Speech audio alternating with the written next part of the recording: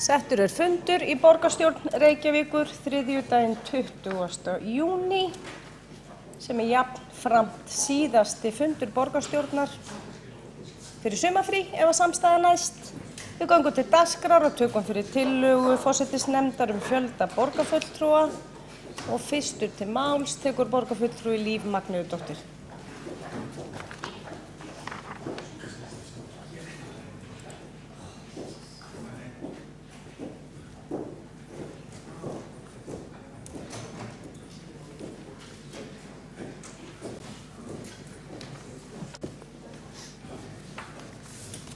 Ágæti forseti og borgarstjórn. Hér liggur fyrir tillaga forsætisnefndar fjölda borgarfulltrúa. Hins vegar langar mig að bera undir borgarstjórn þá málsmeðferðartillögu að vísa þessari tillögu aftur til frekari meðferðar forsætisnefndar og taka hana ekki fyrir að svo stöddu.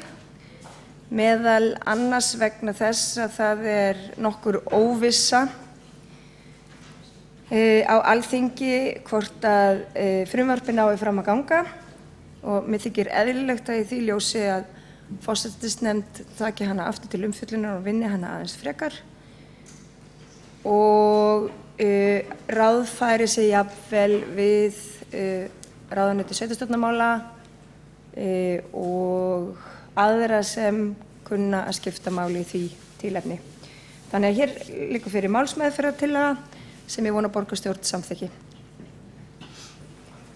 Það borgarfulltrúi Líf Magnúsdóttir lokið máli sínu og þá tekur borgarstjóri næstu til máls. Forseti, ágæta borgarstjórn, ég vil nú bara taka undir með forseta. Þetta mál í nokkuð sérstakri stöðu nú ári fyrir sveitarstjórnarkosningar. Þá lá fyrir Alþingi stjórnarfrumvarp sem fékk ekki framgang á þinginu og raunar heyrðust raddir það væri alls ekki þingmeirihluti fyrir málinu. En leið og Alþingi lauk störfum þá gaf sveitarstjórnarráðherra það út að það yrði endurflutt á næsta hausti og væntanlega fengi þá þinglega meðferð fram eftir hausti.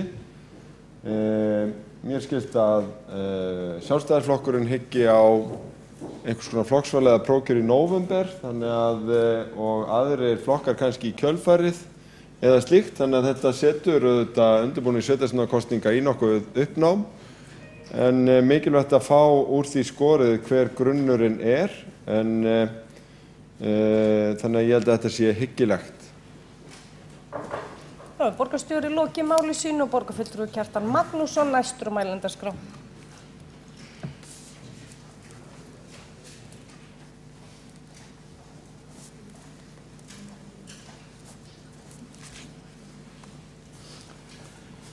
Forseti, góðir borgarfulltrúar. Ég fagna því í sjálfu sér að þetta mál skuli vera komið hingað á dagskrá borgarstjórnar á ný, en eins og borgarfulltrúar rekur eflaust minni til þá höfum við borgarfulltrúar Sjálfstæðisflokksins ítrekað sett máli hér á dagskrá og óska eftir því að borgarstjórn taki skýra afstöðu til þess hvort að Reykjavík eigi að hafa áfram sjálfdæmi það hversu margir borgarfulltrúar eiga að vera eða ekki. Þetta mál á sér auðvitað ákveðna forsögu sem felst í því að þegar ný sveitarstjórnarlög voru sett árið 2011 þá var sett þar inn ákvæði það að fjöldi aðalmanna í sveitarstjórn skyldi vera 23 til 31 í sveitarfélagi með fleiri en 100.000 íbúa. Og það ekki mörgum sveitarfélögum til að dreifa með þann íbúafjölda á landinu, það aðeins eitt, það bara Reykjavík, þannig að það var alveg ljóst leið og þessi tillaga kom fyrir þingi að þetta var sértækt ákvæði Reykjavík. Og þetta mál var í sínum tíma afgreitt í ákveðnum ágreiningi á Alþingi, þetta ákvæði var í sínum tíma afgreitt í ágreiningi á Alþingi fjölgun borgarfulltrúanna. Það voru vinstri flokkarnir sem báru þetta fram, Samfylking og Vinstri grænir og það voru greitt atkvæði þetta og Sjálfstæðisflokkurinn lagðist gegn því að með þessum hætti eru skyldur lagðar á hendur Reykjavíkurborgar að fjölga borgarfulltrúum úr 15 í minnsta kosti 23 eða 53%. Á síðasta kjörtímabili og þessu líka reyndar þá höfum við Sjálfstæðismenn tekið málið hér upp í borgarstjórn og óskað eftir því að Alþingi endurskoði umrætt lagaákvæði í því skyni að borgarstjórn hafi sjálfdæmi það hvort borgarfulltrúum verði fjölgað eða ekki. Svo getum við, eins og núna, við höfum heimild til þess að fjölga okkur en höfum ekki séð ástæðu til þess að gera það. En maður hefur þó orðið var við ákveðin stuðning innan vinstri flokkana við þetta ákvæði að borgarfulltrúum verði fjölgað og til marks það má nefna að þegar að við höfum flutt tillögur hér svona áskorunartillögur á Alþingi að endurskoða þetta lagaákvæði þá hefur meirihlutinn bara tekið á þessu með brögðum, vísa þessu til forsætisnefndar eða borgarráðs, vísa þessu út á suðurkerfið í þeim tilgangi að komast hjá því að taka afstöðu til málsins, til efnisatriðis málsins. Og nú þegar að borgarstjórnarmeirihlutinn á frumkvæði því að koma með þetta mál hingað inn á dagskrá borgarstjórnar, þá það í því skyni að það verði farið að undirbúa þessa fjölgun og ég tel að það sé óþarf að gera það núna. Ég held að það sé, eins og borgarstjóri gefur í skyn, ég held að það sé nauðsynlegt að sjá hvort að Alþingi breyti þessu eins og ráðherra sveitarstjórnarmála hefur boðað að hann vilji gera, en hann auðvitað ræður því ekki heldur Alþingi. En þá finnst mér líka vera mjög mikilvægt að það liggi fyrir skýr viljayfirlýsing frá borgarstjórn hvað hún vilji gera eða ekki. Alþingismenn hafa sagt mér það að á sínum tíma, þegar þessi breyting var gerð á sveitarstjórnarlögunum þessa fjölgun, þá hafi frumkvæði komið úr borgarstjórn. Frumkvæði hafi komið frá borgarfulltrúum vinstri flokkana sem hafi talið að þyrfti að fjölga borgarfulltrúum. Sá grunur minn að hafa rétt, hann styrktist þegar maður sá síðan þegar við höfum lagt þessa tillögu fram og menn hafa þvælt henni út á suður í staðinn fyrir að samþykkja hana bara. Þannig að ég myndi segja að nú þá komið nýtt tækifæri fyrir borgarstjórn að ræða málið og sameinast slíka tillögu að skora á Alþingi að endurskoða þetta ákvæði þannig að við höfum sjálfdæmi það hvort að borgarfulltrúum verði fjölgað eða ekki. Það hlýtur að vera ágætis veganesti vegna þess að við sáum að þetta mál, það var ekki tekið til umræðu á vorþingi, það dagaði uppi.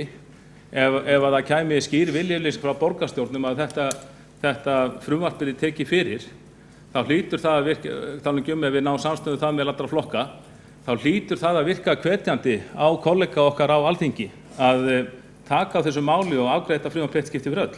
Auðvitað vona ég þetta verði afgreitt þannig að borgarstjórn megi bara meta það sjálf hversu margir borgarfulltrúar eiga að vera.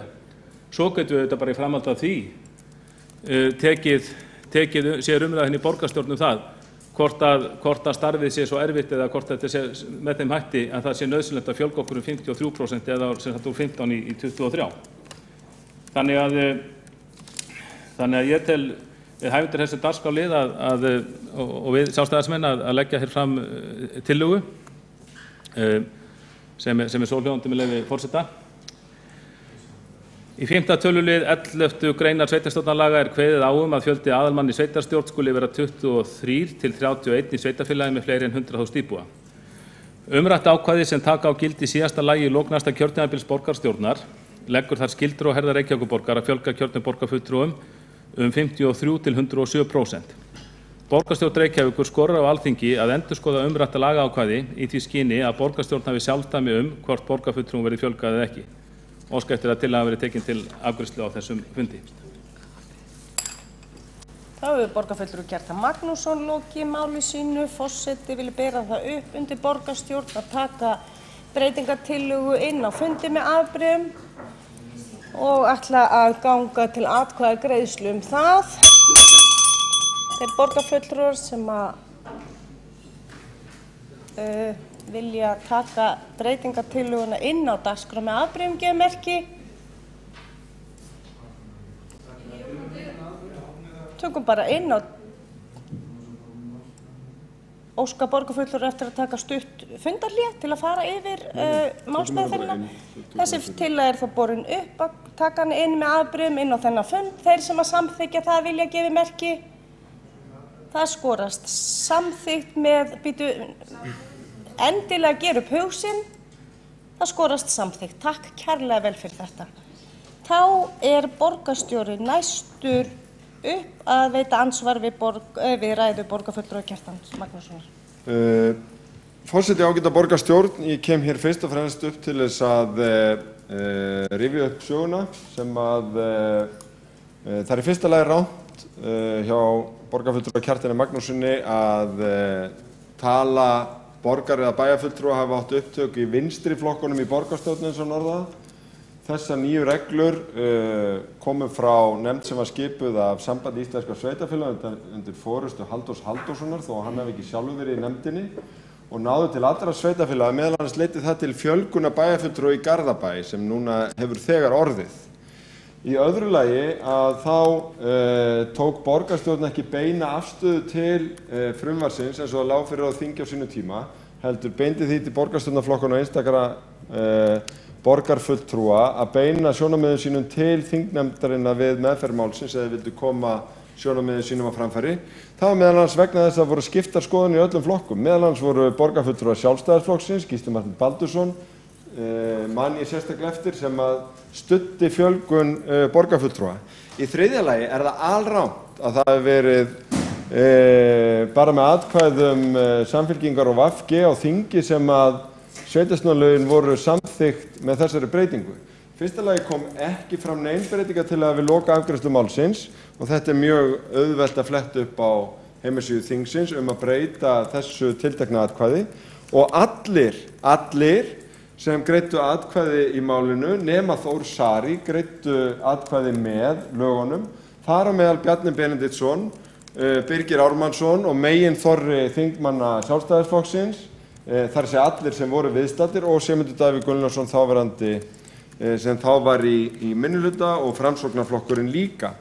Þannig að ég vildi bara aðeins hressa upp á minni fólks hvað þetta varðar. Ég get ekki fundið nein merki þess í gögnum þingsins að þetta hafi verið flokkspólitískt mál. Þvert á móti var það þverpólitískt og borgarstjórn beitti sér ekki. Enda hefur það verið afstaða borgarstjórnar að við eigum ekki að véla með ákvæði laga hvað þetta varðar og leggja því til að tillagan sem hér kemur inn með afbrigðum verði bara einfaldlega að vísa frá. En styð málsmeðferðartillögu forseta. Þá hefur borgarstjóri lokið við það að veita ansvar. Það svarar ansvari borgarfulltrúi Kjartan Magnússon.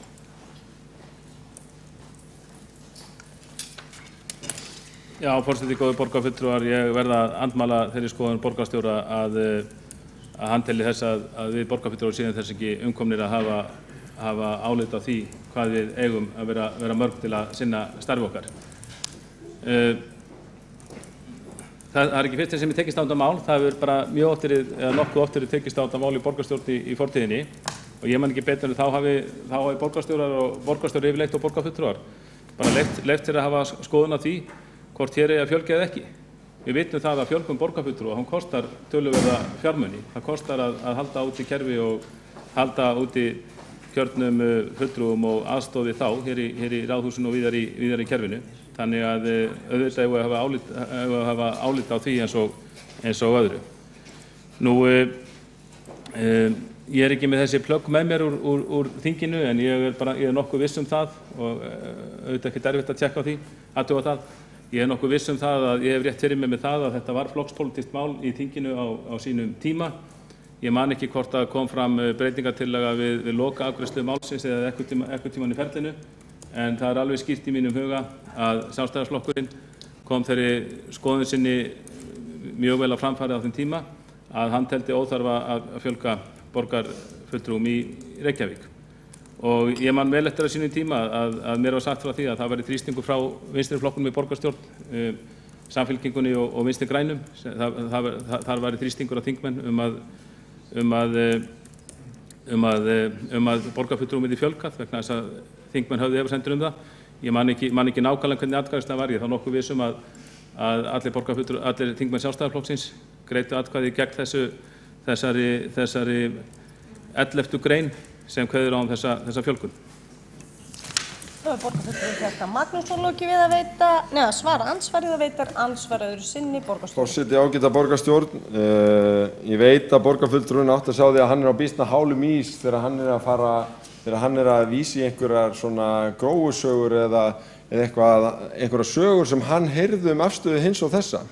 Þetta bara liggur allt saman fyrir og það var Samband íslenskra sveitarfélaga undir forystu Halldórs Halldórssonar sem var leiðandi í því að gera tillögur að breytingum á sveitarstjórnarlögum ásamt þáverandi sveitarstjórnarráðuneyti. Það var Alþingi sem þverpólitískt fjallaði þetta mál. Það leiddi til fjölgunar bæjarfulltrúa í Garðabæ. Það var ekki gert það í Reykjavík af því að við óskuðum hér á síðasta kjörtímabili eftir frestun. Það voru skiptar skoðanir í öllum flokkum hér. Þess vegna tókum við ekki beina afstöðu. Það voru hins vegar ekki skiptar skoðanir að því að ég get best séð á Alþingi þetta. Það greiddu allir atkvæði með nema einn og það var Þór Saari, þáverandi þingmaður. Og þegar ég hraðles hér nefndarálitið sem sameiginlegt nefndarálit meirihluta og minnihluta, að þá ekki að þessum meinta ágreiningi sem borgarfulltrúinn þykist mun eftir fyrir að fara. Þetta sameiginlegt nefndarálit, það engin breytingartillaga. Ég held að þetta sé bara eitthvað sem hafi svona spunnist orð frá orði í huga borgarfulltrúans í svona tilraun til þess að gera þetta einhverju flokkspólitísku máli í aðdraganda næstu borgarstjórnarkosninga. Ég held að það væri miklu nær að athuga hvort að ráðherrar sveitarstjórnarmála núverandi og Alþingi hissi ekki aðeins upp sig og fái þá hreint hver stefna Alþingis hún sama þverpólitíska stefna og var eða hún það ekki, og þá getum við klárað þetta fljótt og vel hér með tillögu að fylgja lágmarkinu. Borgarstjóri lokið við það að veita andsvar öðru sinni, þá svarar andsvari öðru sinni borgarfulltrúi Kjartan Magnússon.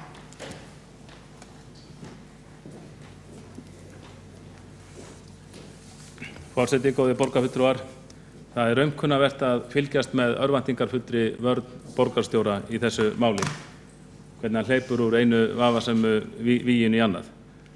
Það vita allir hér sem hafa fylgst með síðustu ár hér í borgarstjórn að minnst kosti hér í borgarstjórn þetta flokkspólitískt.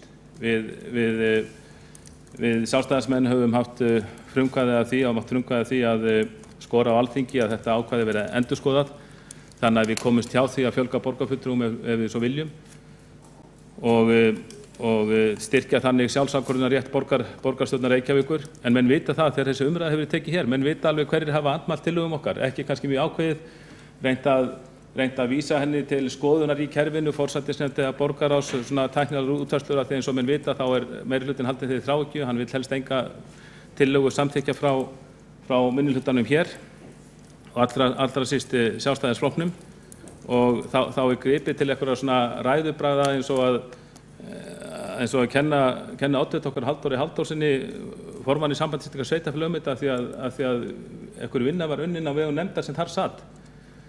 Samband íslenskra sveitarfélaga bara lýðræðislegu vettvangur eins og borgarstjórn og Alþingi, og þá á að kenna forseta borgarstjórnar allt það sem samþykkt hér. Það getur alveg verið að hér sleppi einhverjar tillögur í gegn án þess að forseti borgarstjórnar sé sammála þeim. Þegar kemur atkvæðagreiðslu þá sá ágæti forseti bara eitt atkvæði af 15. Og svo vil ég segja það að lokum að þegar borgarstjóri að segja að við sem að hlaupa eftir gróusögum, að þá segi ég bara margur heldur mig sig, því að sjálfur fór borgarstjórinn að fjalla það áðan hvenær prófkjörið haldið hjá Sjálfstæðisflokknum í Reykjavík og sagði að það í nóvember næstkomandi. Hann segir mér fréttir, ég hef að minnsta kosti ekki heyrt það, og hann virðist þá að vera betur tengdur í Valhöll en ég, nema að hann þá hlaupa eftir gróusögum eins og hann sé von að vísa. Borgarfulltrúi Kjartan Magnússon lokið við það að svara andsvari öðru sinni og telst andsvörum lokið. Þá borgarfulltrúi Sveinbjörg Birna Sveinbjörnsdóttir næst á mælendaskrá.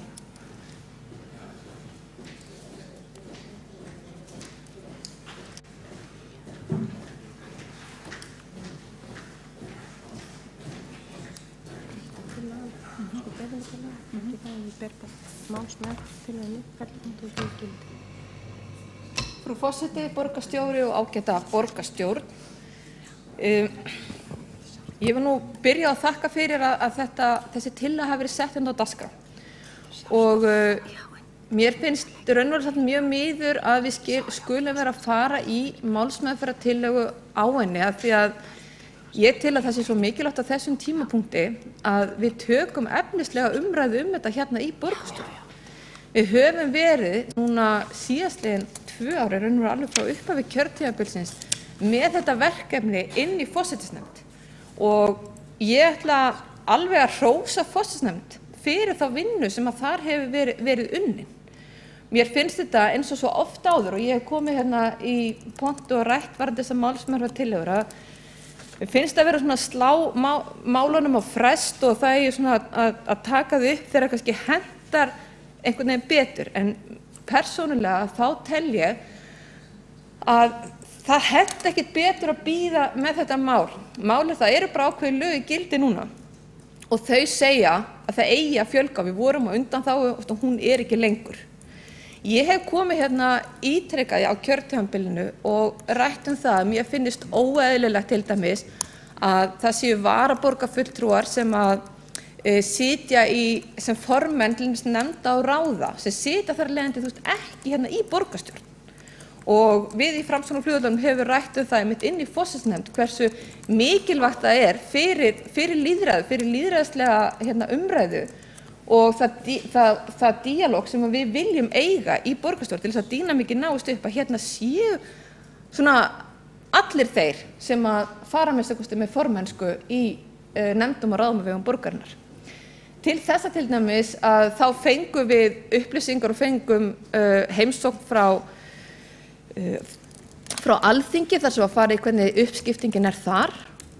Ætlum við að gera þetta svipað, ætlum við að gera þetta öðruvísi. Hérna liggja fyrir þeim skjölum sem eru 3 tillögur, vel útfærðar. Ég var bara erfitt með að skilja af hverju við viljum vera frest því að í forsætisnefnd, bara fyrir þá sem ekki vita, þá sitja, eiga allir áheyrnarfulltrúar þar inni, en það eru 3 sem eru með atkvæði og þar eru við ekki. En varðandi fjölgun borgarfulltrúa, þá snýst þetta kannski ekki að öllu leyti bara fjármuni því að við erum þarna komið fram með tillögur sem sýna fram á þetta kannski kosti ekkert mikið meira. Ég held að það séu fá sveitafélög sem á höfuðborgarsvæðinu eða sem eru með yfir 15–20.000 manns sem íbúa sem að sitja við sama borð og við þegar kemur að því að taka umræðuna, það er að segja í bæjarráðum þessara sveitafélaga þá eru varaborgarfulltrúar sem eru formið ráðum sem eru ekki inn á bæjarráðsfundi. Og þarna ég samt sem maður ekki endilega að taka afstöðu með, við getum ekkert verið að taka afstöðu með eða á móti því sem að Alþingi er búið að ákveða. Þannig að þess vegna bara á ég rosalega erfitt með að skilja þessa nálgun. Af hverju tökum við ekki ákvörðun þetta núna? Þannig að þetta liggi bara fyrir eftir þennan fund hvaða útfærslu við ætlum að velja. Við erum kosin inn til þess að taka ákvarðanir og þetta ekki einhver risastór ákvörðun sem í andstöðu við eitthvað einhverju gráu svæði. Hún bara samkvæmt lögum. Nú kann kannski einhver að segja, já, þið eru lítill flokkur, þið munu mögulega hafa hag af þessu. Ég alls ekkert að segja það eða sjá það þannig.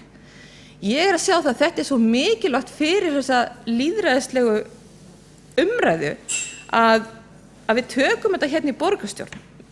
Þetta kannski ekki feluleikur en ég myndi vilja að forseti myndi kannski koma hérna upp og rökstyðja þá betur fyrir okkur af hverju við viljum setja þetta aftur inn í forsætisnefnd.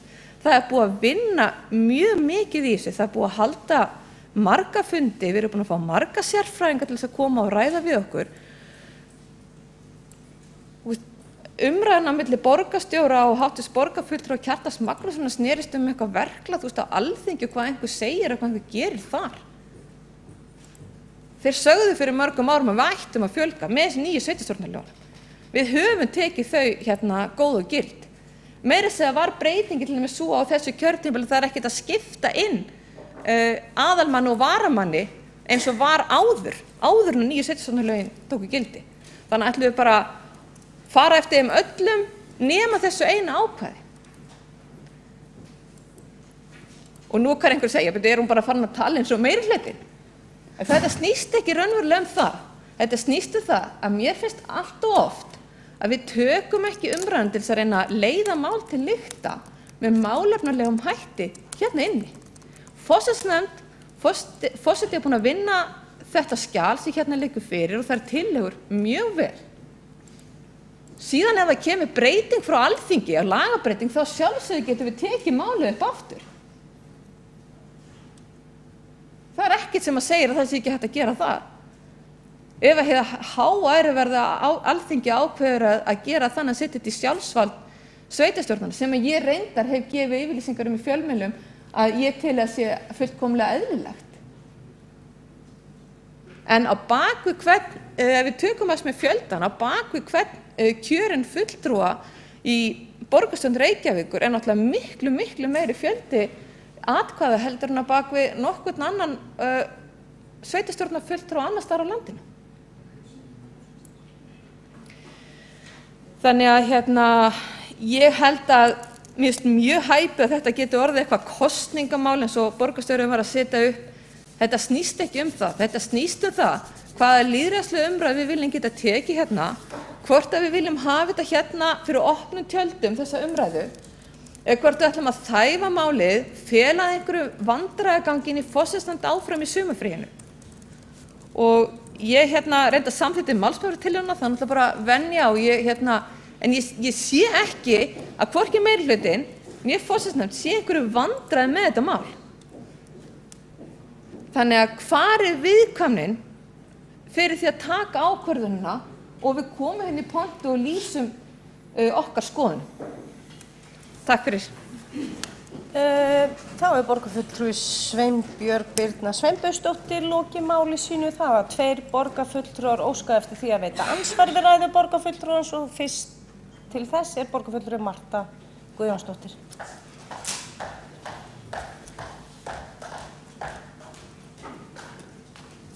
Forseti, góðir borgarfulltrúar, ég tek heilshugar undir með borgarfulltrúanum Sveinbjörgu Birnu Sveinbjörnsdóttur. Við eigum ekki að vera að þæfa þetta mál. Við eigum ekki að vera ýta inn í framtíðina.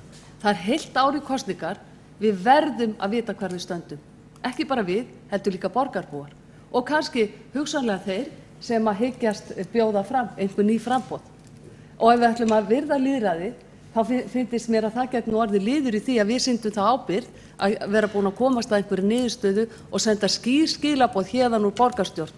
Hversu marga borgarfulltrúa við viljum hafa, hvort við viljum hafa þá 15, 23 eða 31. Það mikilvægt og ég held að allir hérna inni, allir kjörnir fulltrúar hljóta hafa kynnt sér málið það vel að þeir séu til þess bærir að taka ákvörðun hér og nú. Það borgarfulltrúi Marta Guðjónsdóttir lokið við það að veita andsvar. Þá næstur borgarfulltrúi Björn Blöndal upp í andsvar við ræðu Sveinbjargar Birnu Sveinbjörnsdóttir. Já, forseti, ágætu borgarfulltrúar. Prýðileg ræða hjá borgarfulltrúa Sveinbjörgu Birnu Sveinbjörnsdóttir. Og ég held að það sé svona, já, ég held að við þurfum svolítið að beita svona skynsemi. Þetta er ekki stærsta mál í heimi. Ég held að við verðum alveg átt okkur á því og það einn flokkur sérstaklega sem hefur keyrt það mjög hér í borgarstjórn fyrst og fremst og virðist vera einhver Reykjavíkur armur Sjálfstæðisflokksins að borgarfulltrúar verði ekki fleiri en 15. Ég veit ekki af hverju þetta er svona.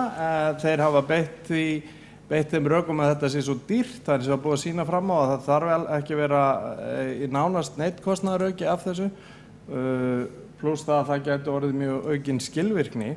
Hins vegar, bara til að svara aðeins borgarfulltrúa Sveinbjörgu Birnu, af hverju tökum við ekki bara ákvörðun hér og nú, þá er það þetta vefjast fyrir okkur, sá hringlanda háttur sem að vissulega stafar af þessu mikla áhuga hluta Sjálfstæðisflokksins á að hafa borgarfulltrúa ekki fleiri en 15, enn á ný, ég veit ekki alveg af hverju það af því að kostnaðurinn er ekkert fyrirsjáanlega umtalsvert meiri og ráðherra sveitarstjórnarmála kemur fram með þetta frumvarp, strandar með það í nefnd í raun og veru og boðar það svo núna þegar þing er lokið að hann ætla að leggja þetta fram aftur, reyna að koma þessu aftur á dagskrá og það setur okkur auðvitað í ákveðin vanda. Hvað er hann að hringla með þetta? Háttvirtur ráðherra. Við hefðum bara séð fyrir okkur hér að að við myndum bara samþykkja þessa tillögu eins og hún liggur fyrir samkvæmt lögum, við myndum fara í lágmarkið. En ef að við getum búist við því að háttvirtur ráðherra sé að koma með tillögum allt annað núna strax í byrjun næsta þings, þá spyr maður sig, ok, til hvers erum við þá að samþykkja þetta? Ég held að við hefum bara ég held að það sé bara skynsamlegt að bíða eftir þeirri niðurstöðu. Við þurfum svo sem ekki að senda inn skýr skilaboð, við getum haft alls konar skoðanir á þessu, en lögin eru svona, það eru 23. Kannski er það bara fínt. Þá borgarfulltrúi Björn Blöndal lokið við það að veita andsvar og telst andsvörin lokið. Forseti að gera örstutt hlé. Borgarstjóri ætlar að koma hingað upp. Já, takk fyrir þessu umræðu. Forseti, ágætu borgarfulltrúar. Ég vildi bara hnykkja því þannig að allir átti sá því að því hér er kallað eftir að taka ákvörðun núna. Eina ákvörðunin sem hægt er að taka núna er að hafa 23. Að lágmarki. Það er ekki þetta ákveð að vera með 15 vegna þess að lög leyfa það ekki. Og það er einmitt þetta að ákveða eitthvað núna og síðan breytir Alþingi lögum og svo framvegis. Við erum í raunarinn að setja, eins og við gerðum reyndar í umsögn okkar núna í vor, þrýsting á ráðherrann og þingið að klára þetta mál fljótt og vel, segja bara strax ef það á ekki að fara að breyta þessu og ef það á að breyta þessu að segja þá skýrt hvernig og hvort það sé þingmeirihluti fyrir því.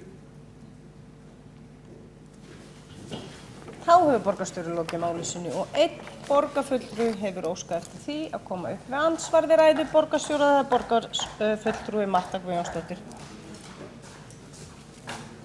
Forseti, góðir borgarfulltrúar, að sjálfsögðu þurfa að fara lögum. Það sem ég var að tala hér áðan í andsvari mínu við Sveinbjörgu Birnu Sveinbjörnsdóttur var það að héðan þarf að koma fram skýr vilji hvernig við viljum hafa hlutina.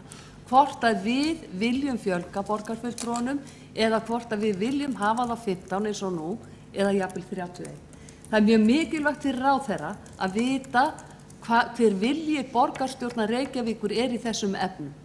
Það er það sem ég var að tala og við getum samþykkt tillögu þess efnis að vísa því til Alþingis og til ráðherra hvað við viljum gera og hvernig við sjáum hlutina fyrir okkur. Við sjálfstæðismenn viljum hafa það 15, þið viljum kannski hafa það einhverja fleiri, en þá verða þau skilaboð líka að liggja fyrir. Þá hefur borgarfulltrúi Marta Guðjónsdóttir lokið við það að veita ansvar, þá svarar borgarstjóri andsvari. Forseti, ágæta borgarstjórn, ég ætla nú bara að ítreka það. Hér var kallað eftir ákvörðun á þessum fundi og svo ákvörðun verður að byggja á lögum. Það er svo sem þetta álykta alls konar, en lögin eru skýr eins og þau eru, en það sem er óskýrt er hvort það eigi að breyta þeim, hvort það sé þingmeirihluti fyrir því og hvort að það sé virkilega hugmyndin eins og var varað við af hálfu borgarfulltrúi Mörtu Guðjónsdóttur og borgarfulltrúi Birnu Sveinbjörnsdóttur að hafa þetta í einhverju óvissu bara fram eftir ári. Þetta gengur ekki. Þannig að hér er bara verið að undirstrika alvöru málsins og það sé óþarf að vera með einhvern leikaraskap að segja það kemur hugsanlega kannski fram eitthvað frumvarp sem breytir þessu. Það þarf að gerast alveg skýrt í upphafi vetrar hvað Alþingi stefnir með þetta, ef eitthvað. Ef Alþingi ætlar ekki að gera neitt með þetta, þá er það líka niðurstaða og þá liggur niðurstaðan hér fyrir í tillögunni sem er komin fram og fer nú til forsætisnefndar. Þá hefur borgarstjóri lokið við það að svara andsvari og telst andsvörum lokið. Forseti gerir örstutt hlé á þessum fundi.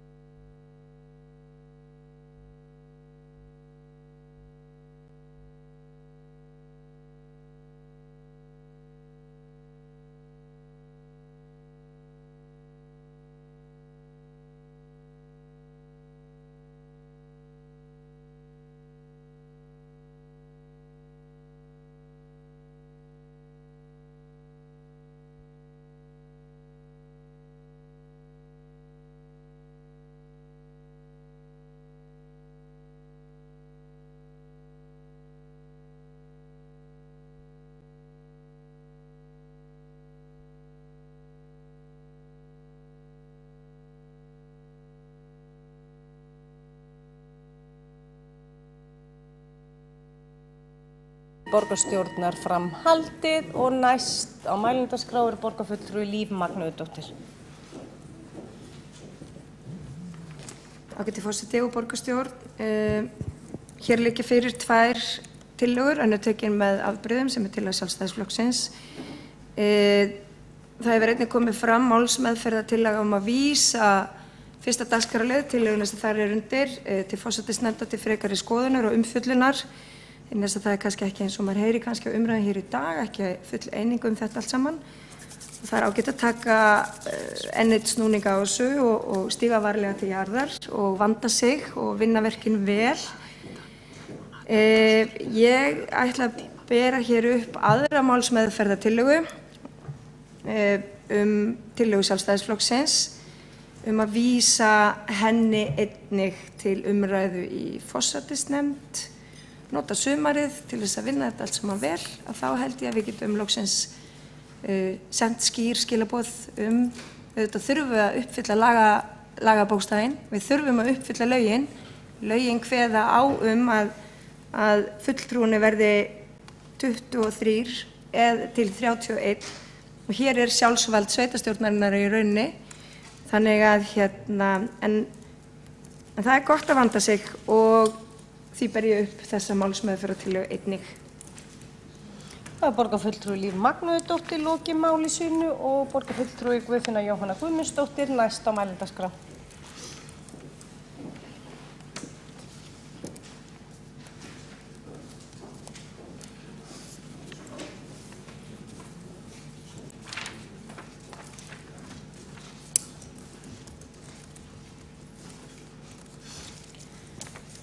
Forseti, borgarfulltrúar, fyrir fundinum liggja þessar tillögur, það að segja þessi sem lá fyrir við upphaf fundarins það að borgarstjórn samþykki að fjöldi borgarfulltrúa verði 23 við næstu kosningar og síðan tillaga frá Sjálfstæðisflokknum að borgarstjórn hafi sjálfdæmi hvort borgarfulltrúum verði fjölgað eða ekki og síðan tillögur þá að vísa þessu til forsætisnefndar.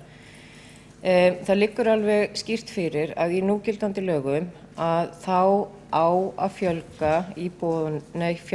borgarfulltrúum í 23 til 31. Þannig að þessi tillaga sem lögð fram, upphaflega tillagan, gerir ráð í rauninni fyrir lágmarkinu eins og þetta í gildandi lögum.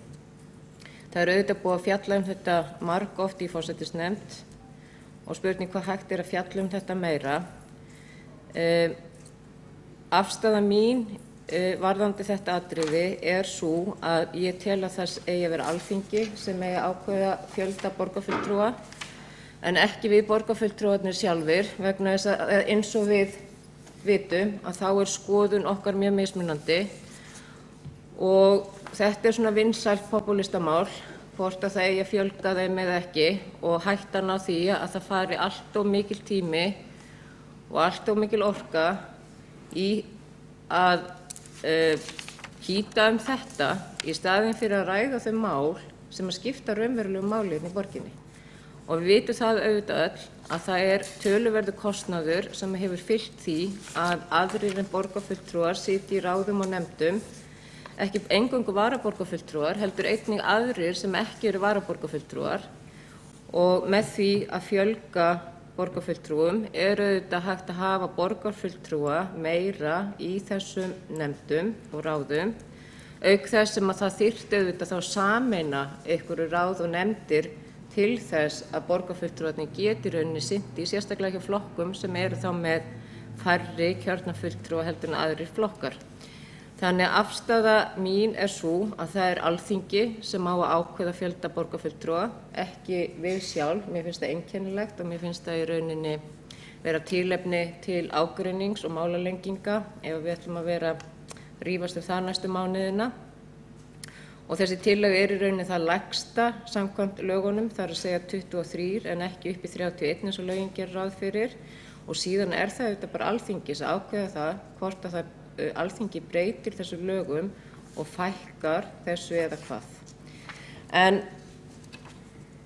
að vísa þessu aftur til forsætisnefndar. Það auðvitað hægt að fjalla málið þar endalaust. Það búið að held ég fjalla alla mögulega fleti á þessu máli forsætisnefnd. Það svo sem alveg hægt að taka eitt hring þar í viðbót.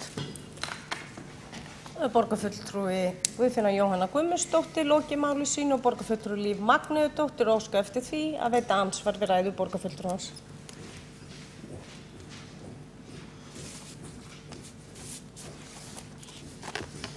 Forseti og ágæta borgarstjórn, ég í sjálfu sér sammála Guðfinnu Jóhannu Guðmundsdóttir borgarfulltrúa að þessi máli, þetta skiptir máli, en Alþingi hefur auðvitað samþykkt þessi sveitarstjórnarlög sem 2011 þar sem kveðið á eins og framkom í ræðu borgarfulltrúans fjölda sveitarstjórnarmanna og það eru bara tafla sem reiknuð niður á öll sveitarfélög. Þannig að þetta frumvarp sem liggur nú fyrir, það bara verið að einblína á Reykjavík sem mjög einkennilegt. Alþingi takir sér slíkt að vera bara að fókusera á eitt sveitarfélag umfram öll önnur. Þetta mikilvægt mál, ég held að þetta sé ekki sitt sýnist hverjum mikilvægi þessa máls, en ég held að þetta sé mikilvægt mál. Þetta ekki kommunistamál, þetta lýðræðismál og þetta gegnsæðismál eins og hefur framkomið hér. Þannig að það sem við erum líka að biðja þetta samtal og þetta samráð. Hingað til hefur Alþingi ekki haft nokkurn áhuga á því að vita hvað okkur finnst.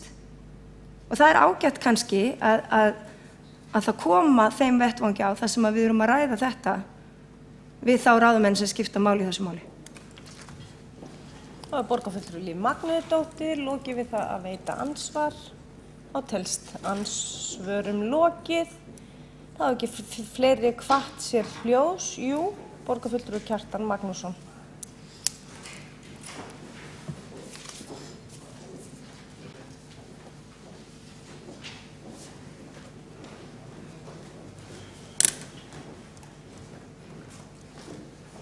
Forseti, góðir borgarfulltrúar.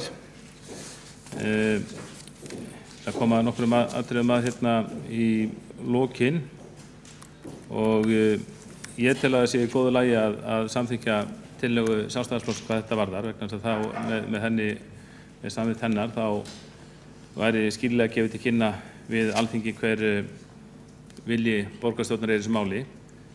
Þá má vel vera að Líf Magnúðardóttir borgarfulltrúi hafi hitt naglann á höfuðið hérna áðan þegar hún sagði að Alþingi hefði hreinlega ekki áhuga á málinu. Annars vegar sagði hún, sem alveg rétt, að það væri mjög sérstakt að Alþingi væri að samþykkja ákvæði sem þetta, sem hefur aðeins áhrif á eitt sveitarfélag, sértakt ákvæði, og þannig skildi ég hana. Sértakt ákvæði, en hins vegar að svo hefði komið í ljós að hún hefði ekki orðið svör að Alþingi hefði ekki lagt sig eftir að vita hvaða borgarstjórninni fyndist máli. Alþingi hefði ekki áhuga eins og hún orðaði það. Og ég einnig bara mörgulegt sammála það.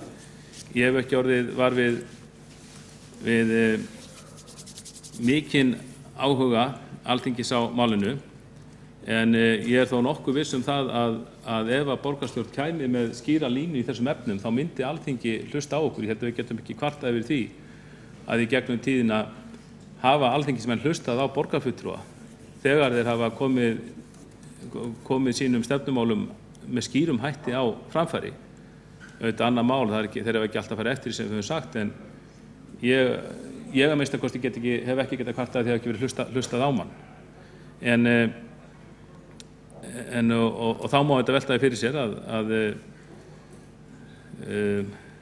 það ekki víst að hafa verið eitthvað metnaðarmál alþingismanna að fjölga borgarfulltrúum Reykjavík úr 15 í 23, og þá kem ég að því að ég heyrði það á sínum tíma, og ég held að það verður bara svona almennt viðurkennt að það voru borgarfulltrúar sem komu þessu á framfæri á sínum tíma. Þeir vildu að þessi fjölgun næði fram að ganga, og ég segi það líka, bara ef minni svíkur mig ekki, þá ég man það þannig að það hefur verið atkvæðagreiðsla um þetta mál sem alþingismenn Sjálfstæðisflokksins tóku afstöðu gegn. En það nægur tími til að athuga það. Það er rétt sem borgarfulltrúar Framsóknarflokksins sögðu. Það er alveg sjálfstætt að taka umræðu þessi mál. Þetta er eitt af þeim málum sem skiptir máli. Það má alveg halda því fram að þessi mörg mál mikilvægari. en við hljótum að ræða það hinn öðru hvori hvernig við höfum að haga okkar starfi og það skiptir auðvitað mjög miklu máli hversu stórt kerfi við vinnum með og við eigum að vaka hér yfir smáu sem stóru borgarfulltrúar og það er alveg ljóst að þessi fjölgun hefur kostnað í för með sér. Björn Blöndal borgarfulltrúi sagði að þetta var ekki stærsta mál í heimi. Það svona, þegar menn taka þannig til orða, þá það rauninni ákveðin aðferð til þess að segja að hér séum lítið mál að ræða. Ég ekki sammála því, ég tel ekki að séum lítið mál að ræða. Nú, hann lét hérna líka í veðri vaka að þetta hefði ekki aukinn kostnað í för með sér, en þetta myndi hins vegar auka skilvirkni. Ég staðnæmist til þessi orð, þetta vissulega rök, ég er ekki sammála þeim. Ég bara hér og nú, ég einfaldlega bara fullyrði að það verður aukinn kostnaður við hið nýja kerfi að fjölga borgarfulltrúum helming. Ég bara meira en helming. Ég fullyrði að það verði meiri kostnaður við það og jafnvel þó mönnum takist með einhverjum útreikningi að finna út að borgarfulltrúar sitji í fleiri nefndum, einhver það skilvirkni, ég veit það ekki, taki þessu verði meira sett að borgarfulltrúana. Nú, ég til dæmis, ég hef ekki farið þessa útreikninga alveg frá tölu til tölu, en mér fannst nokkur atriði í þessum útreikningum frá forsætisnefndinni orka tvímælis, til dæmis það að mér sýndist ekki vera gert ráð fyrir miklum kostnaði við varamenn. Og borgarfulltrúar góðir, haldið þið að innaskiptingum með varamönnum muni fækka við það að borgarfulltrúum fjölgi. Ég held að til dæmis í borgarstjórn, ég held að drægi ekkert úr forföllum í sjálfu sér þó að við förum úr 15 borgarfulltrúum í 23. Ég held að það veri jafn mikið meirum forföll í borgarstjórn og borgarstjórnarfundum og ég held að varamenn okkar ágætir, þeir sætti sig ekki við það að koma hér inn margir saman, hlaupa í skarðið fyrir okkur á þess að fá okkar greitt fyrir það. Ég held að bara vegna þess verði aukinn kostnaður og ég held að veri líka aukinn kostnaður við það að fjölga hér áhugasömu fólki sem fer að vinna í borgarmálum. Við vitum alveg það að það er kostnaður við að hafa okkur í kerfinu. Við göngum hér Völundarhús kerfisins alla daga og látum hér embættismenn og starfsmenn vinna fyrir okkur með margvíslegum hætti. Sitjum hérna fundi með leggjum fram spurningar og óskum eftir útreikningum og hitt og þetta. Það er auðvitað kostnaður af þessu þó að sé ekki skrifaður reikningur fyrir þeim kostnaði í hvert sinn. Og það er kannski ágætt að taka upp þá reglu. En ég auðvitað mun kostnaðurinn aukast við utanumhaldi þegar það er fjölgað úr 15 í 23. Það held ég að hljóta allir að sjá. Og aukinn skilvirkni, já, ég heyri því ekki oft haldið fram að skilvirknin muni aukast eftir því sem verið fjölgað í nefndum og ráðum. Ég held að það veri almenn skoðun hér meðal embættismanna að skilvirknin hefði nú ekki aukist við það þegar það var fjölgað hér í stærstu nefndum borgarinnar úr 5 í 7. Ég held að það verður svona almennt viðurkennt að gæði nefndastarfs og skilvirkni þurfa nú ekki að aukast eftir því sem fjölgar í nefndinni eða ráðinu. Heldur frekar hitt, þó að getur auðvitað verið að það komist fleiri sjónarmið á framfæri svona út frá þessu lýðræðislega. Nú, út frá þessu lýðræðislega, þá mikið sagt það og nefnd sveitarfélög hérna á landinu þar sem eru fáir íbúar og margir kjörnir fulltrúar. Ég veit ekki hvort að við eigum að líta til slíkra sveitarfélaga sem rauninni fyrirmyndar í stjórnsýslu. Er ekki sveitarfélögin út allt land að kvarta yfir of dýrri stjórnsýslu? Höfum við ekki frekar svona líka í lýðræðismálum og svona málum vilja líta til nágrannasveitarfélagana? Við miðum okkur til hans mjög mikið, við erum í mjög góðu sambandi við höfuðborg í Norðurlandana. Þar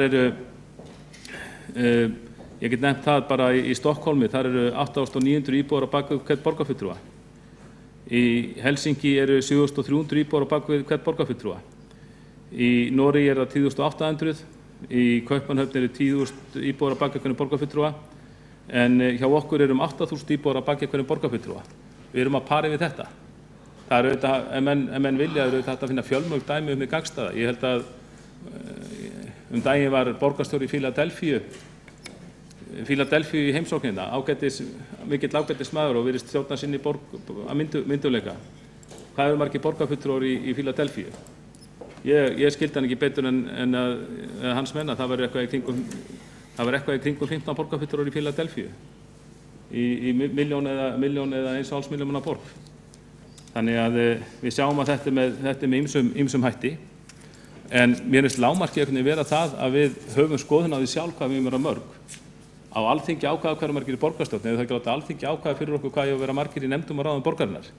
Ég verð að segja að mér finnst það mjög auðmingjaleg afstaða að fulltrúar vinstriflokkarnir í borgarstjórn, þeir virðast vera að styðja það að Alþingi taki ráðin af borgarstjórninni með þessum hætti. Ég skil ekki bara hvernig menn komast þeirri niðurstöðu að borgarfulltrúar í Reykjavík eigi ekki að hafa skoðun á því hvað borgarstjórnin eigi að vera fjölmenn. Auðvitað eigi að hafa skoðun á því. En þar sem að ræða útþenslukerfisins, þá kannski þarf ekki að koma óvart að vinstri flokkarnir líti til fjölgunar borgarfulltrúa með sérstakri velþóknun. En það miskunstir engin ástæða til þess að löggjafinn þvingi borgaryfirvöld til fjölgunar borgarfulltrúa með þessum hætti og að stækka þannig kerfið.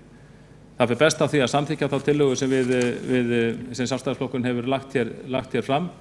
Nú auðvitað finnst manni skárra þá frekar en að samþykkja fjölgunina hér, auðvitað finnst manni skárra þá að málum sé frestað eitthvað fram á haustið og menn sjáu þá hvað verður úr þessu á þinginu. Og ég ætla að vona að það sé ekki þannig að máli sé viljandi tafið í þinginu af þingmönnum vinstri flokkana eins og þeir komu málinu svona á stað á sínum tíma. Þá borgarfulltrúi Kjartan Magnússon lokið máli sínu og borgarfulltrúi Líf Magnúðardóttir hefur óskað eftir því að veita andsvar yfir ræðu borgarfulltrúans.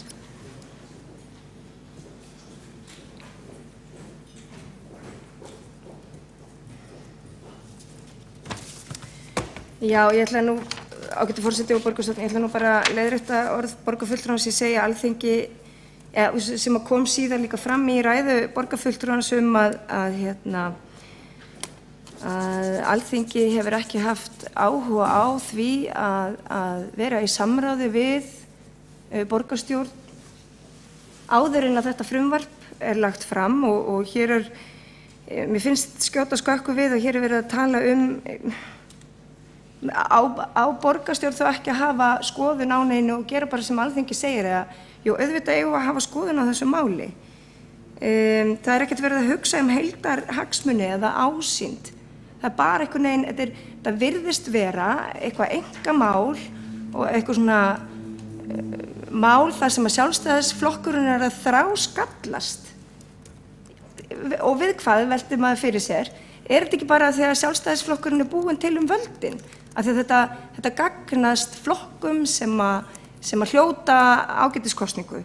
Þannig að það ekkert lýðræðislegt við það og það mikil einsleitni að halda þessu í sama fyrirkomulagi og hefur verið. Ég gæti svo sem farið langt máli þetta. Ég held að við þurfum að fá fram þessa umræðu og hafa þessi skoðanaskipti og það auðvitað mikilvægt að taka hana hér í þessum sal sem okkar lýðræðisvettvangur en í rauninni bara verið að frestunni stíga varlega til jarðar, binda alla lausa enda, vinna máli betur vegna þess að það ekki bara þetta að ákveða fjöldan. Heldur ýmislegt annað sem að þarf að skoða í því samhengi stjórnkerfi Reykjavíkurborgar, launagreiðslur, kostnaðinn og svo fleira og með þessu málsmeðferðartillögum þá tökum við aftur umræðunni í forsætisnefnd og svo kemur hún hingað aftur inn í borgarstjórn. En annars bara áfram lýðræðið. Það borgarfulltrúi Líf Magnúðardóttir lokið við að veita andsvar, þá svarar andsvari borgarfulltrúi Kjartan Magnússon.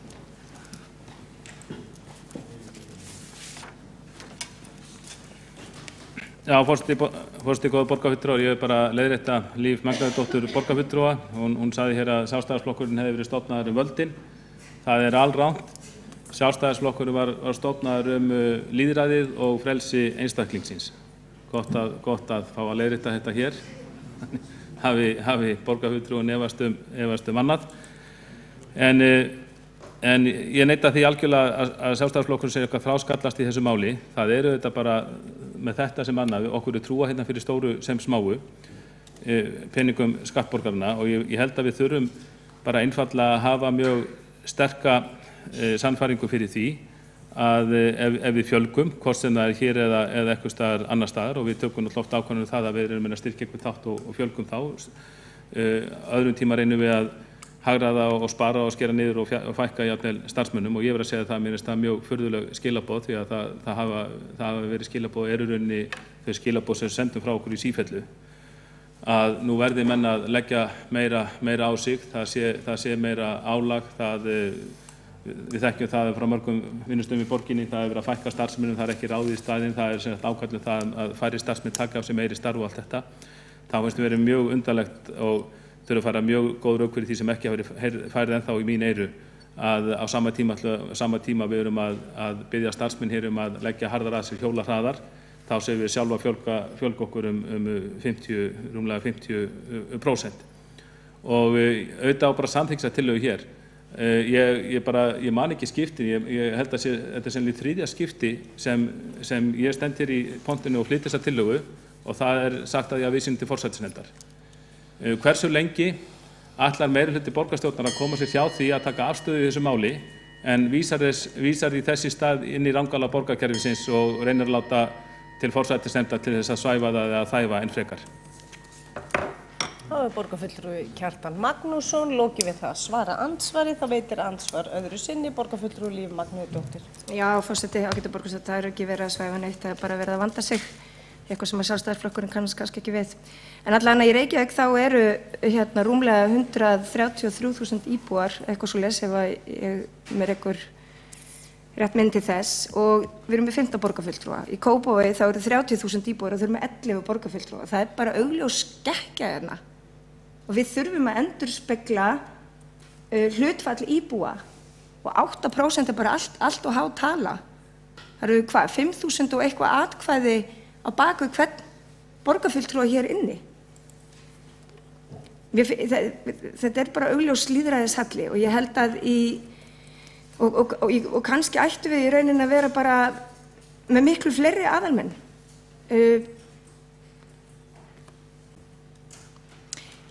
Að minnsta kosti þá þurfum við að ræða þetta. Ég held að það sé gott að taka annan snúning á þessu forsætisnefnd, og ég legg til að þær málsmeðferðartillögur verið báðar samþykktar. Það er borgarfulltrúi Líf Magnúsdóttir, lokið við að veita andsvar öðru sinni, þá svarar andsvar öðru sinni borgarfulltrúi Kjartan Magnússon.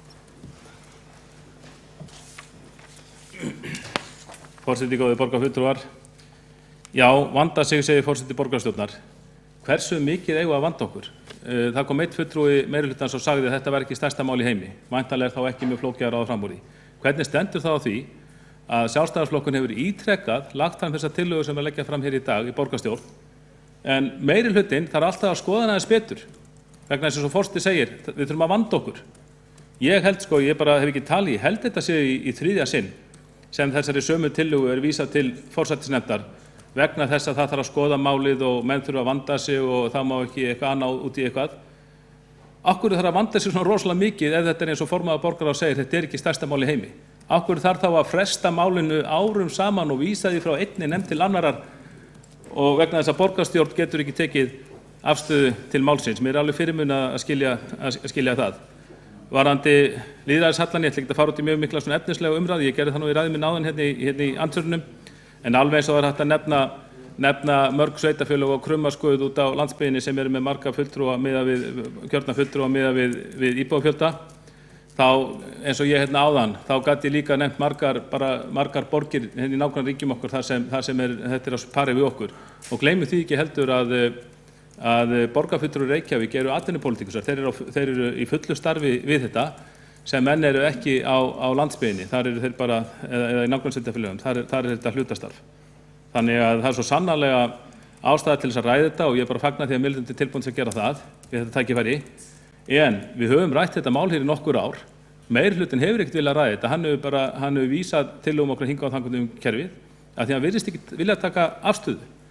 Það er hann sem heldur þessu máli í þrátefli en ekki við í minnihlutanum. Það er borgarfulltrúi Kjartan Magnússon, lokið við það að svara andsvari öðru sinni, þá hefur borgarfulltrúi Líf Magnúsdóttir óskað eftir því að gera stutta athugasemd. Ágæti forseti borgarstjórn, já, þetta rennir nú bara stoðum undir það sem ég sagði áðan, að ef að þessi tillaga hefur verið lögð hérna 3 sinnum fram, að þá hlýtur Sjálfstæðisflokkurinn að vera þráskallast dálítið við hana. hvað sem því líður að þá það ekki við sem að höfum vakið þessa óvissu, það Alþingi sem hefur skapað þessa óvissu. Lögin eru skýr síðan 2011. Heildarlögin voru samþykkt, samhljóða nánast öllin nema Þór Særi sem að satt hjá, og það kann að vera að Sjálfstæðisflokkurinn hafi greitt atkvæði gegn 11. greininni, en hvað sem því líður, þá eru lögin samþykkt, það Alþingi sem hefur skapað óvissuna með Sjálfstæðisflokkinn í fararbroddi. Það borgarfulltrúi Líf Magnúsdóttir lokið við það að gera stutta athugasemd og þá telst andsvörum lokið, þá ekki fleiri hvatt sér hljós. Jú, borgarfulltrúi Sveinbjörg Birna Sveinbjörnsdóttir næst og síðust á mælendaskrá.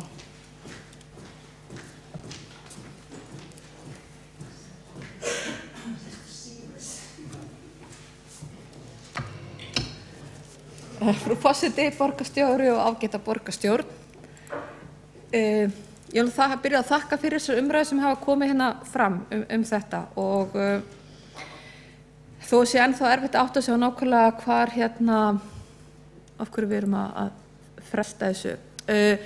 Það sem mér langar að vekja athygli á það að nú hafa borgarfulltrúar komið hérna allir upp og við erum að ræða það hvort að við eigum að fara samkvæmt gildandi lögum og fjölga þá í lágmarki 23 eins og tillagan gerir grein fyrir eða fleiru. En það sem ég ætla að vona að allir borgarfulltrúar átti sig á og þeir sem á okkur hlusta það að þessi umræða bara brota vinnunni. Stærsta vinnan og mestu líklegast lögfræðilegu vinklarnir og mestu átökin snúast breytingar á samþykktum Reykjavíkurborgar sem að óhjákvæmilegt að verði gert í framhaldinu af þessari ákvörðun. Og þar liggur þess vegna það í raunverulega ekki hægt að koma hérna í pontu og fara að tala að því fylgi ákveðin einhver kostnaður að fjölga þess að fara eftir gildandi lögum og hversu mikill hann vegna þess að okkur það í sjálfsvald sett með einmitt breytingum á samþykktum Reykjavíkurborgar. Og það flókna verkefni sem við stöndum frammi fyrir. Það flókna verkefni sem forsætisnefnd þarf að vinna. Og ég spyr bara, forsætisnefnd búin að vera í 3 ár með þetta málin á borði hjá sér. Og svo ætlum við að afgreiða hitt bara einhverjum handarhlaupum sem margfalt flóknar og vand með fornara. Þar átökin og það ætlum við að fjölga í nefndum, ætlum við að hafa 9 manna nefndir eða 7 manna nefndir eða 5 manna nefndir, ætlum við að fara taka kannski tillögu borgarfulltrúa Framsóknar og flugvallavinna frá því hérna í fjárhagsáætlun sameiningu einhverja nefnda, því það staðreynd að það eru fleiri stórar nefndir, það að segja nefndir í fyrsta og öðrum flokki á Reykjavíkurborg heldur en fastanefndir Alþingis. Það kannski mál sem miklu meira virði að skoða þegar við erum að tala kostnað heldur en fjölgun borgarfulltrúa og þannig að tryggja lýðræðislega umræðu, gagnsæi og skilvirkni í stjórnsýslunni. Mér finnst ekkert af því að við sem sitjum hérna í borgarstjórn og erum kjörin til þess að starfa séum á og þetta kemur inn í launaumræðuna líka sem ég tók reyndar upp þegar við vorum að ræða að aftengja laun okkar kjararáði. Það sé krafum að borgarfulltrúi sem aðalborgarfulltrúi siti í fleiri heldur en 1 eða 2 nefndum í fyrsta örnflokki til þess að fá álag á launin sín eða halda venjulegum launum eða fara í 25% álag eða 50% álag. Þarna í þessu kristallast ágreiningurinn okkar borgarfulltrúar. Ekki það hvort við séum að fara eftir lögum, heldur hvernig við ætlum að útfæra þær leikreglur sem eru í samþykktum Reykjavíkurborgar. Og ef við erum búin að vera 3 ár að velkjast með hvort við ætlum að fara eftir lögunum með því að hafa það lágmarki 23 að 31, þá held ég að það verði bara ekkert annað mál sem verði unnið á næsta ári, fram á næstu kosningum heldur en breytingar með þessu samþykktum. Það verður bara ekki dregið upp úr hattinum. Og þar eru líklegast miklu meiri pólitískir hagsmunir. Þar eru miklu meiri hagsmunir það hvort við ætlum að halda áfram að vera með launaða fulltrúa, hvort við ætlum að hafa nefndirnar 5-mannanefndir eða 7-mannanefndir. Borgarfulltrúi Kjartan Magnússon sem hefur nú töluverða reynslu í setu í borgarstjórn fór einmitt hérna inn á hvernig skilvirknin hefði mögulega minnkað með því að fjölga í 7. En með því að fjölga í 7 þá voru hann að gefa fleiri færum á því að vera á fullum launum samkvæmt samþykktum Reykjavíkurborgar. Það þarf að taka þar algjörlega til gagngerðrar endurskoðunar og hætta þessu plástrafyrirkomulagi sem þar er. Og hvernig ætlum við að fara með nefndirnar í 4. og 3. og 4. flokki hjá okkur? Voru komið 5. flokkin líka. Tillögunar sem eru liggja fyrir, þar fara aðeins inn á það. En ég meina, þar eru ekki þar eru ekki endilega launaðir áheyrnarfulltrúar í öllum nefndum. Þannig að það virðist bara vera hipp sem haps hvernig þessum málum er háttað. Þannig að ég ætla bara að biðja borgarfulltrúa að stíga upp úr þessum drullupitti sem við erum komin í, en það hvort ætlum að fylgja þessum lögum eða ekki. Okkur ber að fylgja lögunum, okkur ber að undirbúa málin með þeim í þann farveg að það sé vera að fara eftir gildandi lögum.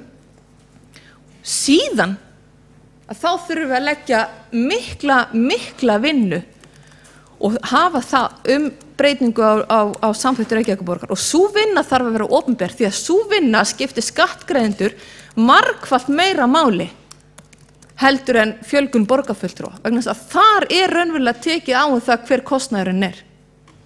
Takk fyrir.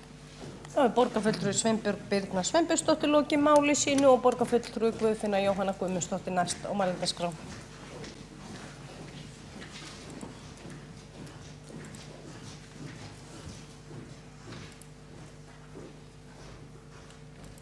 Forseti, borgarfulltrúar, ég sagði í ræðu minni áðan að það væri svo sem hægt að senda þetta aftur í forsætisnefnd. Ég er algjörlega búin að skipta skoðun núna eftir að hafa hlustað á umræðuna. Bara borgarstjórn getur ekki verið með þessa ákvörðunarfælni. Það þarf að fara að taka afstöðu í þessu máli. Það er búið að fjalla þetta núna næstu í 3 ár, endalaust. Lögin er alveg skýr. Lögin kveða á það að það þurfi að fjölga sveitarstjórnarfulltrúum þar sem eru 100.000 íbúar eða fleiri. Það er að segja þá bara við Reykjavík í 23 eða 31. Borgarstjórn setur ekki lög. Við erum bundin af lögum frá Alþingi. Lögin segja þetta. Við erum ekki að breyta lögum. Við getum sent tilmæli til þess að lögum sé breytt, en við breytum þeim ekki. Lögin eru einföld, 23 til 31. Þannig að við getum sagt hvað við viljum á þessu bili. Og það er tillaga það að það sé þá lægsta talan. Það er síðan Alþingis að ákveða það hvort að þessu verið breytt, ekki okkar. Og hvað þarf að ræða þetta frekar þegar við höfum ekki ákvörðunarvaldið yfir þessu?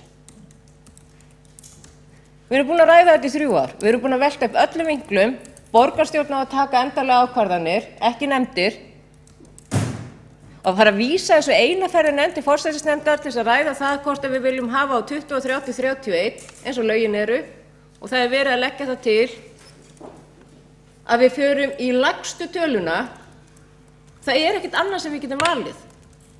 Við setjum ekki lögin. Alþingi getur breytt þessu, við getum það ekki. Sjálfstæðismenn hafa lagt til að ákvörðunarvaldið eigi að vera borgarstjórnar síðan ef lögunum er breytt, að við borgarfulltrúar eigum að ákveða þetta sjálf, hvort við séum miklu færri heldur en lögin kveða á í dag. Það er bara allt annað mál. Það er ekki þetta mál. Lögin eru svona í dag. Hvað á að fara að ræða meira í kringum lög sem búið að samþykkja og eru í gildi? Hvað á að fara að ræða meira? Já, við viljum að orðalagið sé 15. Þá sendum við tilmæli til Alþingis það. En við getum ekki breytt lögunum.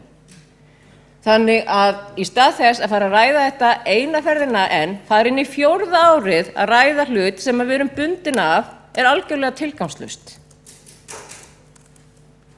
Þannig ég legg til að þessar tillögur verði teknar til afgreiðslu. Það er engin ástæða til þess að vísa þessu eina ferðina enn í forsætisnefnd. Ég mun að minnsta kosti ekki greiða atkvæði með því, þó svo ég hef sagt þetta í fyrri ræðu minni áðan, að það væri svo sem allt í lagi að taka eitt snúningi viðbót, en ég er algjörlega búin að skipta skoðun. Vegna þess að miðað við umræðan í dag, þá verður umræðan í forsætisnefnd ekkert öðruvísi heldur hún hefur verið síðustu 3 árin. Þetta liggur allt fyrir. Ákvörðunin er ekki okkar, það er Alþingis. Og það er borgarfulltrúi Guðfinna Jóhanna Guðmundsdóttir loki máli sínu og þá að 2 borgarfulltrúar óska eftir því að veita ansvar við ræðu borgarfulltrúans og þá er fyrstur borgarfulltrúi Líf Magnúsdóttir. Forseti, ágæta borgarstjórn, ég ætla bara að leyfa mér að taka heilshugar undir orð borgarfulltrúans Guðfinnu Jóhannu Guðmundsdóttir. Mér þætti best ef við gætum afgreitt þetta núna. Hins vegar hafa bara komið upp alls konar álitamál sem að ég held að sé ágætt að við tökum enn eitt snúning á. Ég veit vel, ef að ég mætti ráða, þá myndum við ákveða þetta hér og nú, fjölga upp í 23. Ég held að það sé það svona nokkurn veginn það eina sem að við getum sætt okkur við. Sjálfstæðisflokkurinn er hins vegar annarra skoðunar, eins og hefur komið fram hér í dag. Og auðvitað getum við ekki verið að haga okkur hérna lex ferenda, bara eins og við viljum að lögin séu. Auðvitað eigum við að haga okkur eins og lögin eru og halda okkar striki og fjölga hérna borgarfulltrúum eins og lögin kveða á Og mér finnst þetta bara ótrúlega flokkspólitískt mál og með sjálfstæðisflokkinn í fararbroddi. Og það er ekki einu svona búið að afgreiða út úr nefnd á Alþingi. Þannig að þetta er bara þráskallast í mínum huga. Og það á að gera þetta að einhverju kosningamáli í vor og það eru miklu brýnni hlutir vissulega til þess að ræða þó svo að lýðræðisvinkillinn á þessu máli sé líka áríðandi. En já, ég held samt að málamiðlunartillagan væri sú að taka snúninga á þessu aftur í forsætisnefnd og ég held að við getum alveg sammælst það. Þetta kemur aftur eftir sumarfrí í borgarstjórn og þá erum við kannski búin að melda þetta auk betur og sjálfstæðisflokkurinn búin að skipta skoðun. Það er borgarfulltrúi Líf Magnúsdóttir lokið við það að veita ansvar og þá veitir ansvar Nei, viltu koma á mælendaskrá? Afsakaðu þetta. Þá telst andsvörum lokið og næstur á mælendaskrá er borgarfulltrúi Halldór Halldórsson.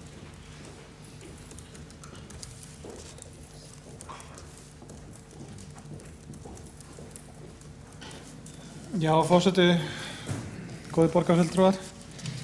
Ég veit ekkert hvort að við erum búin að vera að tala of mikið og of lítið þetta mál. Þetta er bara eitthvað sem að þarfnast umræðu virðist vera og ég verð nú að taka undir með borgarfulltrúa Guðfinnu Jóhannu Guðmundsdóttur að við erum nú búin að fjalla ansi mikið þetta í forsætisnefndinni og þetta væri bara eðlilegast að meirihlutinn myndi bara koma hér með tillögu það hvað meirihlutinn vill hafa marga borgarfulltrúa. Bara afgreiða það. Tillagan yrði þá 23 borgarfulltrúar því að það er innan ramma lagana. Hugsanlega myndi meirihlutinn vilja fleiri en 23 borgarfulltrúar, ég veit það ekki.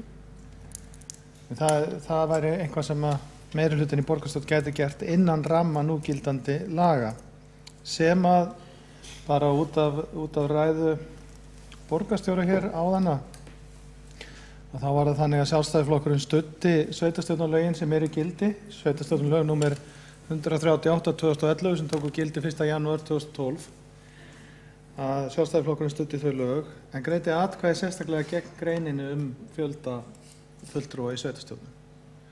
Þannig að afstaða sjálfstæðisflokksins í þessu máli hefur ekkert breyst. Og þegar við erum að bera okkur saman við önnur sveitarfélög það er ansi erfitt að gera það hér á Íslandi eins og borgarfulltrúi Líf Magnúsdóttir gerði áðan.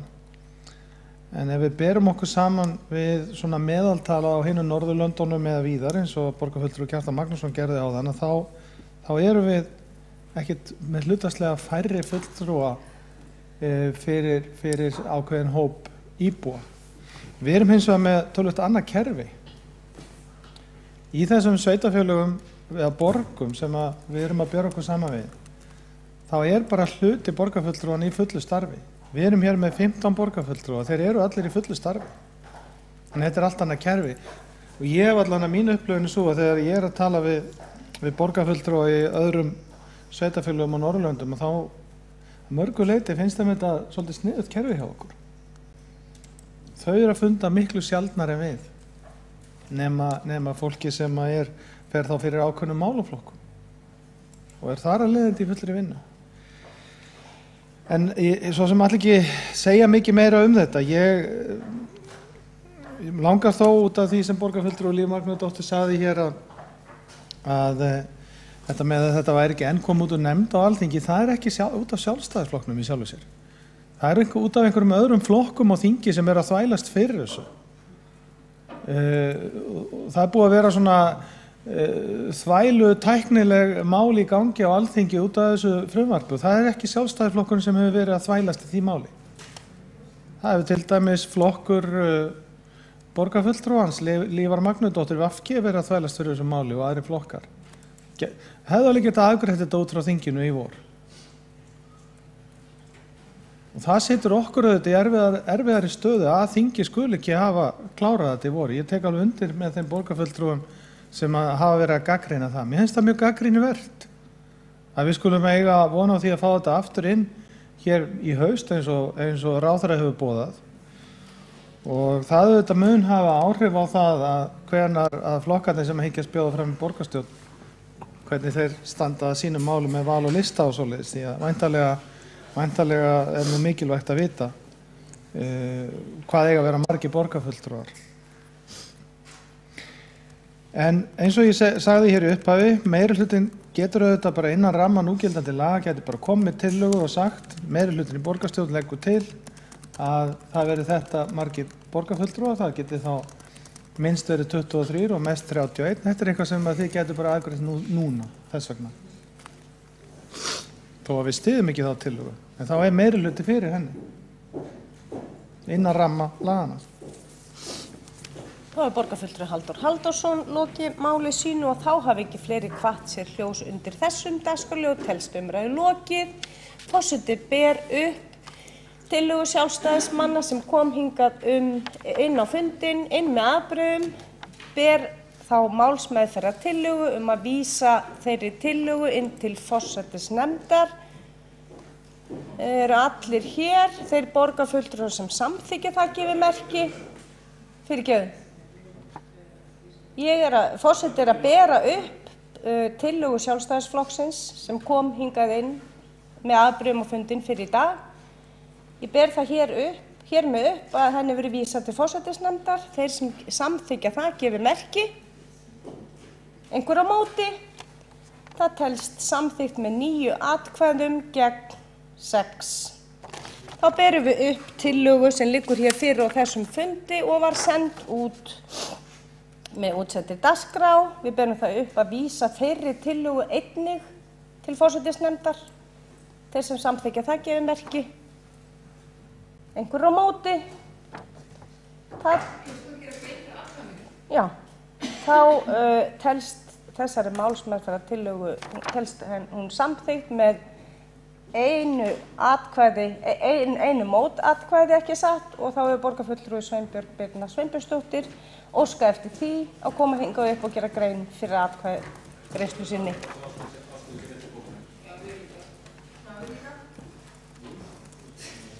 Frú forseti, borgarstjóri, ágæta borgarstjórn.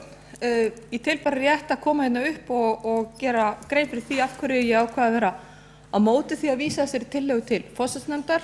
Ég hef gert grein fyrir því í löngu máli tvisvar sinnum í ræðustól í dag, en ég tel enn og aftur að við getum ekki skorast undan lagaábyrgðinni sem á okkur hvílir eins og lögin í dag. Forsætisnefnd búin að vinna málinu 3 ár, búin að gera það ágætlega og þess vegna á borgarstjórn að taka ákvörðun málið en ekki að vísa því áfram í í sumarleyfi. Takk fyrir. Þá hefur borgarfulltrúi Sveinbjörg Birna Sveinbjörnsdóttir lokið máli sínu. Endurtaka varðandi tillöguna sem senda útsendi dagskrá.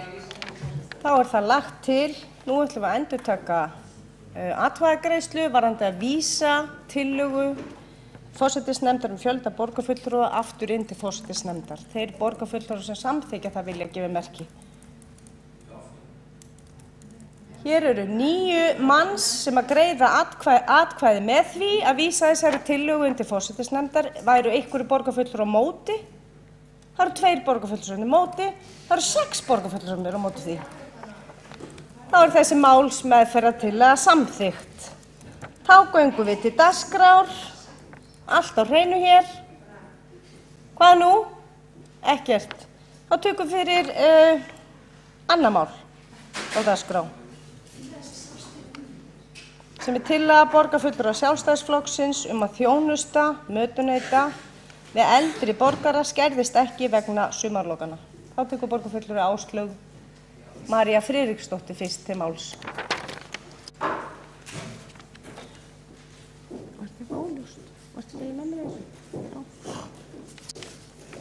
Forseti, borgarfulltrúar,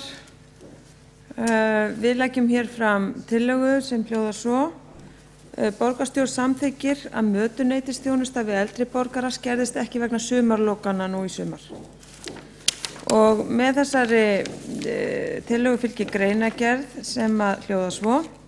Tilkynning hefur borist öldruðum einstaklingum sem borða í mötuneyti félagsmiðstöðvarinnar í Hæðagarði að mötuneytinu verði lokað í júlí vegna sparnaðar Reykjavíkurborgar. Mikilvægt að borgarstjórn leggist gegn sumarlokunum á grunnþjónustu sem þessari í ljósi þess að afleiðingarnar geta verið alvarlegar.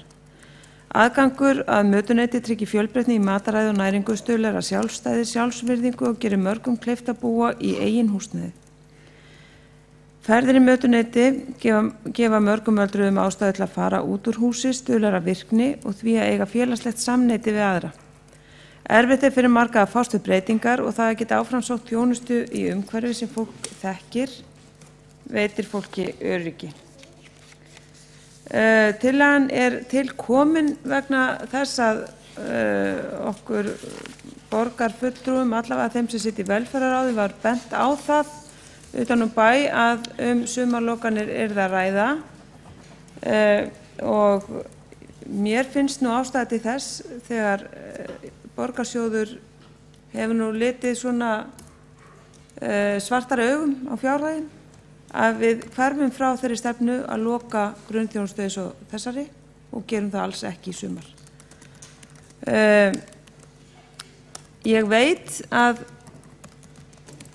allavega formaður velferðarráðs hefur áhuga á að ræða málin nánar, allavega sýndist mér það og hef heyrt að henni hún vilji ræða þetta nánar en það liggur ekkit fyrir það og var ekki rætt á síðasta fundi velferðarráðs en verður rætt á næsta og mér fannst bara ástæða til þess að taka þetta enga síður hér til afgreiðslu því að það hér sem að ákvörðunarvaldið liggur hvort að hægt að tryggja þessari þjónustu fjármuni í sumar eða ekki. Ég býst ekki endilega við að það sé hægt inn að ramma velferðarsviðs.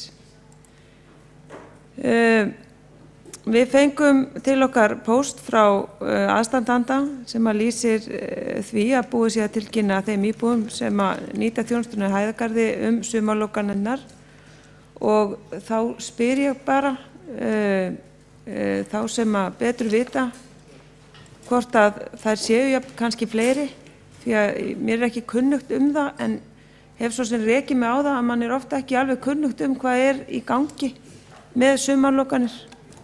Þannig að þess vegna leggjum við tillöguna fram líka, ekki bara ágætt að við hér ákveðum að þetta sé bara grunnþjónusta sem eðlilegt að halda úti allt árið kring. Við leggjum mikla áherslu á þá stefnu okkar að fólk geti búið heima eins lengi og hægt sé og þurfi ekki að flytja inn á sér útbúin heimili, heldur geti verið sjálfstætt eins lengi og frekast unnt.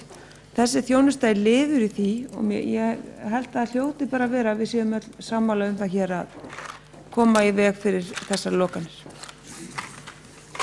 Þá Áslaug María Friðriksdóttir borgarfulltrúi lokið máli sínu og næst tekur til máls Heiða Björk Hilmisdóttir borgarfulltrúi.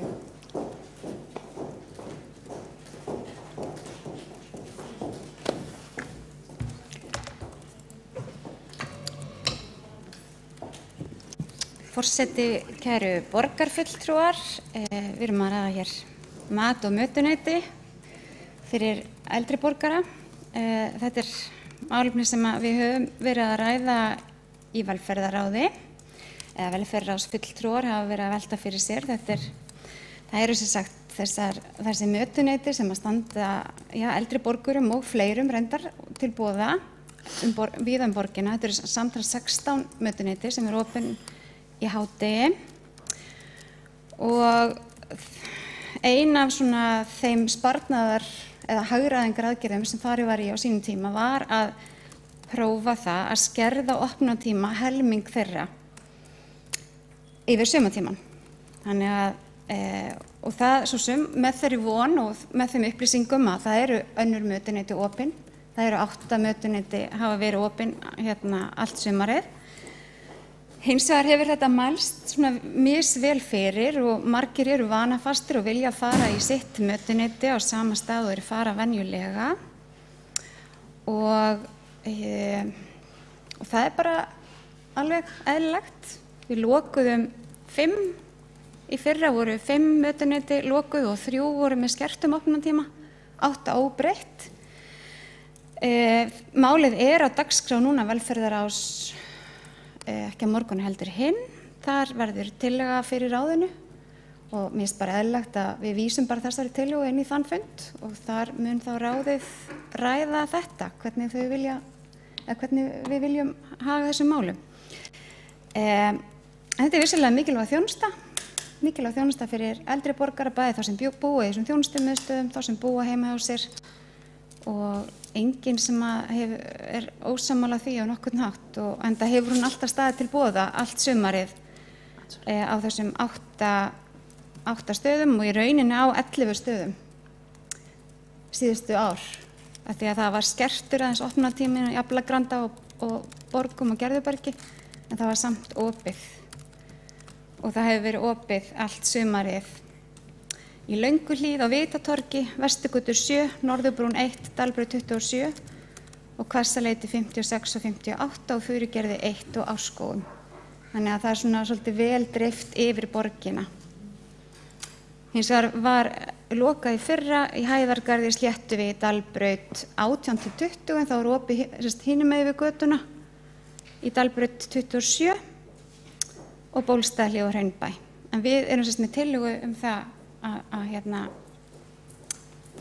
að halda þessu opnu og við munum taka afstöðu til þess á velferðarráðsfundi og þar fáum við líka upplýsingar þá það hvað það kostar og við getum þá metið hvort að við þurfum að senda þá beiðni til borgarráðs þá fjármuni eða hvort þeir eru til á sviðinu.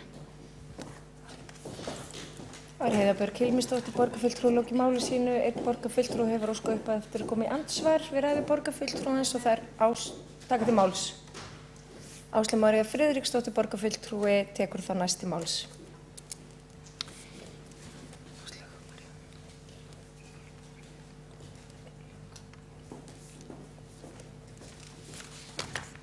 Forseti, borgarfulltrúar, ég þakka borgarfulltrúa Heiðu Björgu Hilmisdóttur fyrir hennar innlegg og mér finnst það bara sjálfsagt að velferðarráð ræði málið og ég meina ef það eru til fjármunir þar inn í ramma þá auðvitað finnst mér það sjálfsagt, annars finnst mér bara að það ákveða að þetta er bara stefnumótandi ákvörðun sem við erum að fara fram á að verði tekin hér og það bara kemur þá bara til viðbótar þá ákvörðun eða útreikningar velferðarráðsins til í raun og veru borgarstjórnar eða borgarráðs sem fer þá í málið. Mér finnst engin ástæða til að fara að vísa þessu til velferðarráðs. Þetta er stefnumótandi ákvörðun, menn annarkvort eru þið til í þetta eða ekki. Það er bara spurningi sem liggur fyrir hér. Menn eru þið til í þetta eða ekki. Þú veist, mér finnst algjörlega óþarfa að vera að fara í feluleik.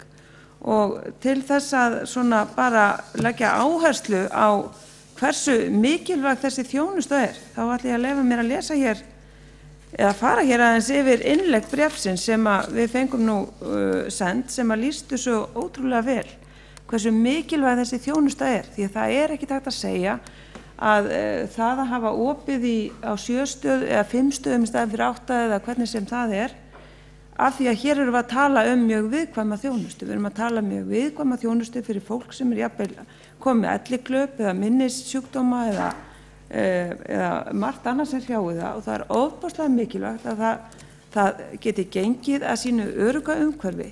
Þetta bara snýst að við styðjum við þá stefnu sem borgin hafi tekið að aðstoða fólk við að búa heima og það komist áfram í það umhverfi sem það þekkir best. Og ég ætla að tæpa aðeins á þeim atriðum sem hér komið fram í bréfinu og urðu til þess að við leggjum einmitt fram þessa tillögu núna. En þar það rakið að einstaklingur sem borða í mötuneytinu í Hæðagarði hafi verið tilkynnt lokanirnar.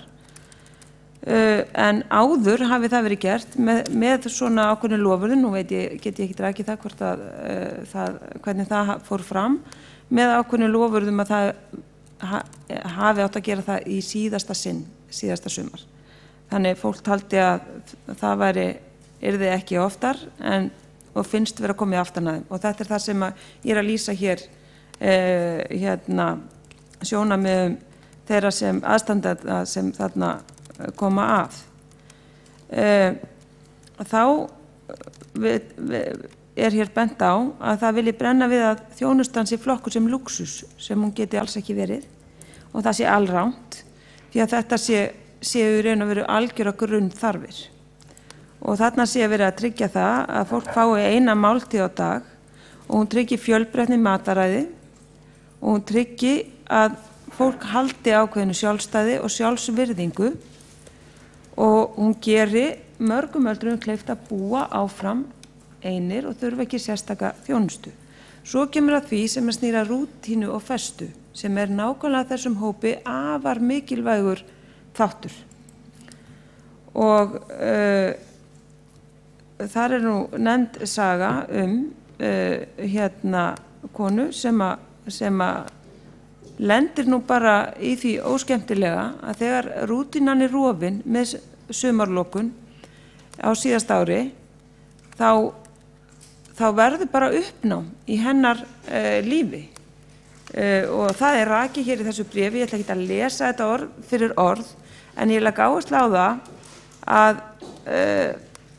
þetta skiptir verulegu máli. Þarna til dæmis verður rof í rútínu sem verður að listarstóli og verður að miklum erfiðleikum sem urðu langvarandi og bara alvarlegir. Þannig að ég segi, hér stefnumótandi mál að ræða, það liggur hérna fyrir, það engin þörf á að vísa þessu til velferðarráðs, það hins vegar þörf á að borgarstjórn tali bara uppátt það, á hvað hún leggur áherslu. Og menn til í að samþykkja það að sumarlokunum verði frestað eða þær verði bara teknar tilbaka. Það ekki þörf á þeim. Það? Ég get ekki heyrt annað en fólk hafi lýst því yfir að hér væru bjart í fjármálum. Þannig að ég held að þetta nú einmitt að vera sú þjónusta sem fær þá að njóta þess. Þannig ég algjörlega á móti því að vísa þessu til velferðarráðs. Mér sjálfsagt að ræða þetta mál þar líka. En hér stefnu borgarstjórnar að ræða. Ég bara legg áherslu á það. Áslaug María Friðriksdóttir, borgarfulltrúi lokið máli sínu. 2 borgarfulltrúar hafa óskað eftir því að koma upp í andsvöruræðu borgarfulltrúans og fyrst til þess Heiða Björg Hilmisdóttir, borgarfulltrúi.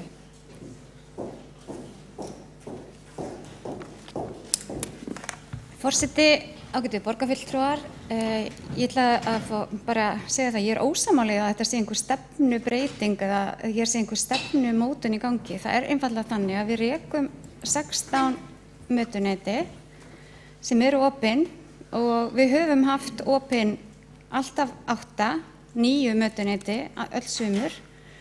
Það eðlilegt að sviði fá að taka til þess og þeir sem ekki komast í þau mötuneyti, þeir geta alltaf fengið heimsendan mat. Það ekki verið að taka mat af neinum.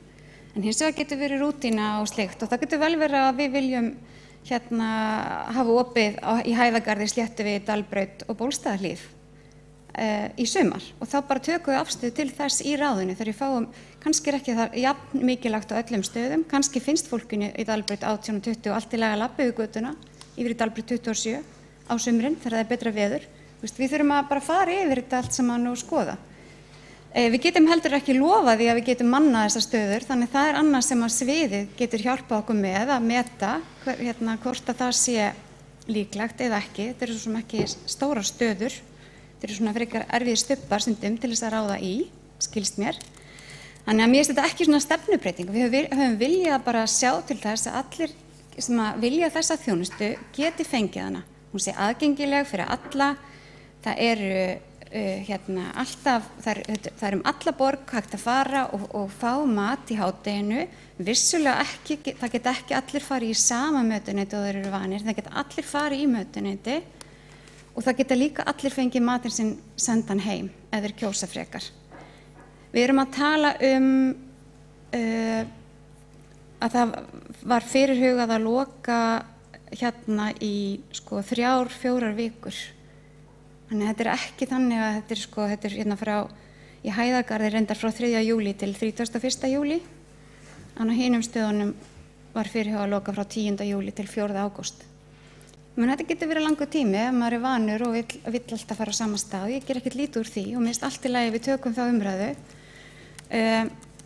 Sviðið sló á það fyrir okkur að þetta gæti kostað einhverja 2 milljónir og það má vel vera að við getum bara fundið það út eða þá við óskum eftir þeim fjármunum frá borgarráði. En mér finnst ekki hér einhverja stórkostlega stefnubreytingu að ræða. Við viljum að fólk geti gengið að matnum sínum og það er bara þannig, við viljum áfram. Þá hefur Heiðbjörg Hilmisdóttir borgarfulltrúi lokið við að veita andsvar og andsvari svara Áslaug María Friðriksdóttir borgarfulltrúi.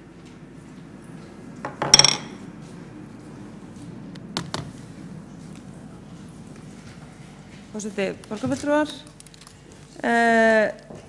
ég bara, ef þetta er ekki stefnubreyting, þá er þetta allavega eitthvað sem að flokkast undir að vera bara flótta undan þeirri stefnu sem mörkuð hefur verið.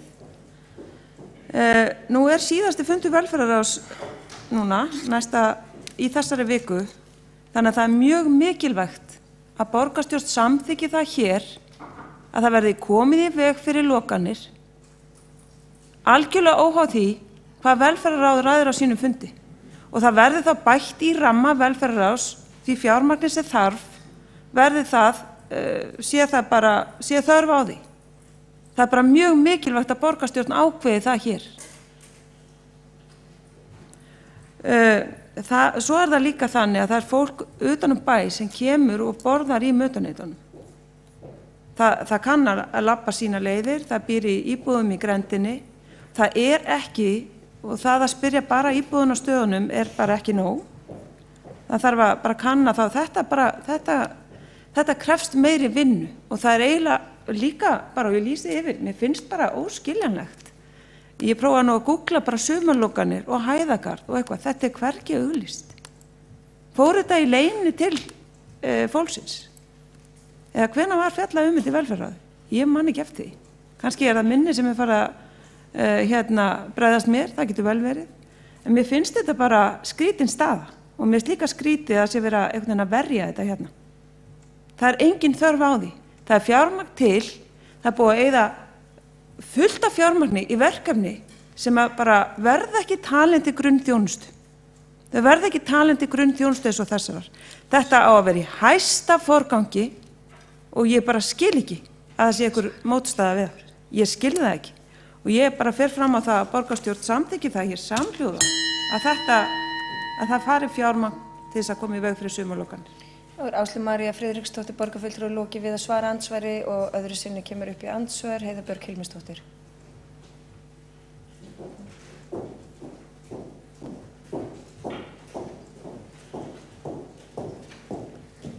Forseti, kæru borgarfulltrúar, bara þannig að það sé á hreinu að þá er ekki búið að auglýsa af því það er ekki búið að ákveða þetta. Þetta er á dagskrá velferðarráðsfundar ekki á morgun heldur hinn.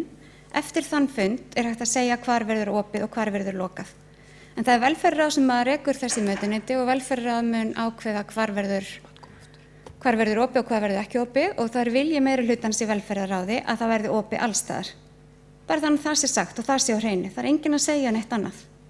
Þannig það er bara fínt að vita það þá, minni hlutin mun samþykkja það að það verði opið í öllum mötuneytunum því það verður tillaga meiri hlutans á velferðarráðsfundinum á 50-daginn.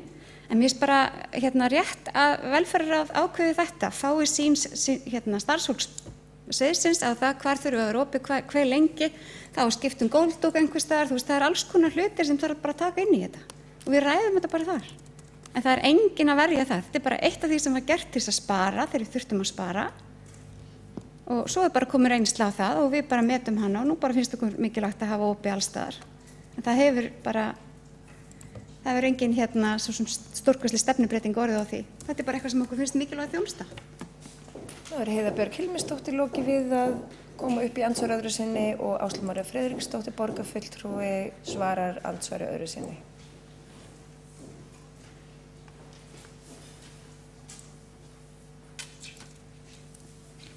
Ég bara átta mig ekki alveg á þessu.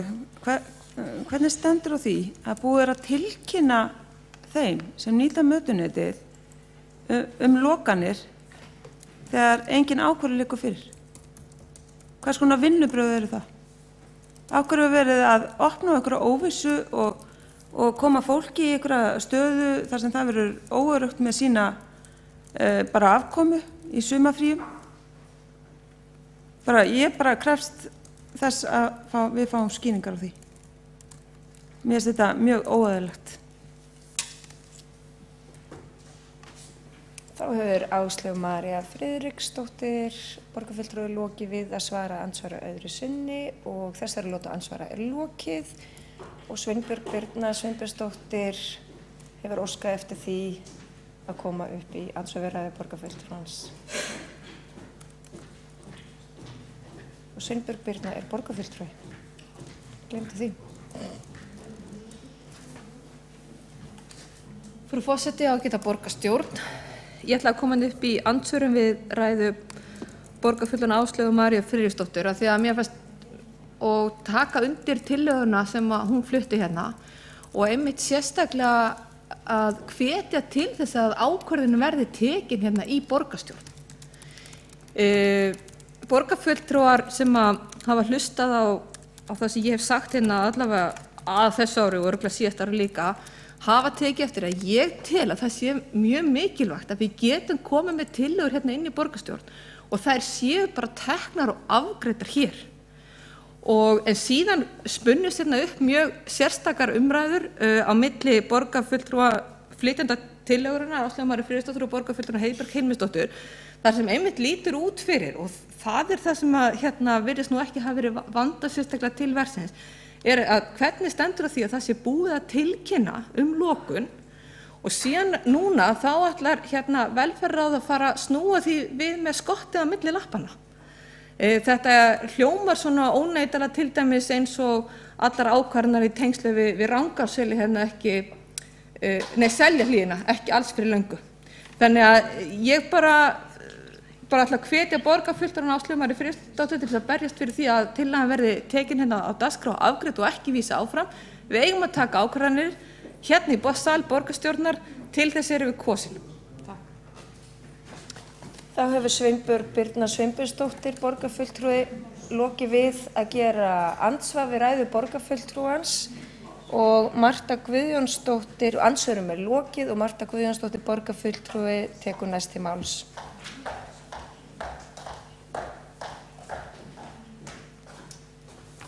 Forseti, góðir borgarfulltrúar, þetta er afar mikilvæg tillaga sem að borgarfulltrúi Áslaug Friðriksdóttir mælti hér fyrir hönd okkar sjálfstæðismanna áðan. Við verðum að tryggja það að gamla fólkið, eldra fólkið hér í borginni búi við öryggi. Að það eigi ekki að þurfa að vera í einhverju óvissu það, hvort að það geti gengið að sínu mötuneyti eins og það er vant að gera og að það þurfi að jafnvel að fá heimsenda mat. Heimsendur matur hefur ekkert sérstaklega vinsæll hjá eldra fólki, hjá mörgu eldra fólki. Enda vitum við það líka að það að fara út á félagsmiðstöð og snæða með öðru fólki, það ýtir undir félagsvirkni. Það dregur úr einangrun þessa aldurshóps og það er líka mjög mikilvægt. Og svo er þetta ekki síður mikilvægt fyrir aðstandendur þessa fólks.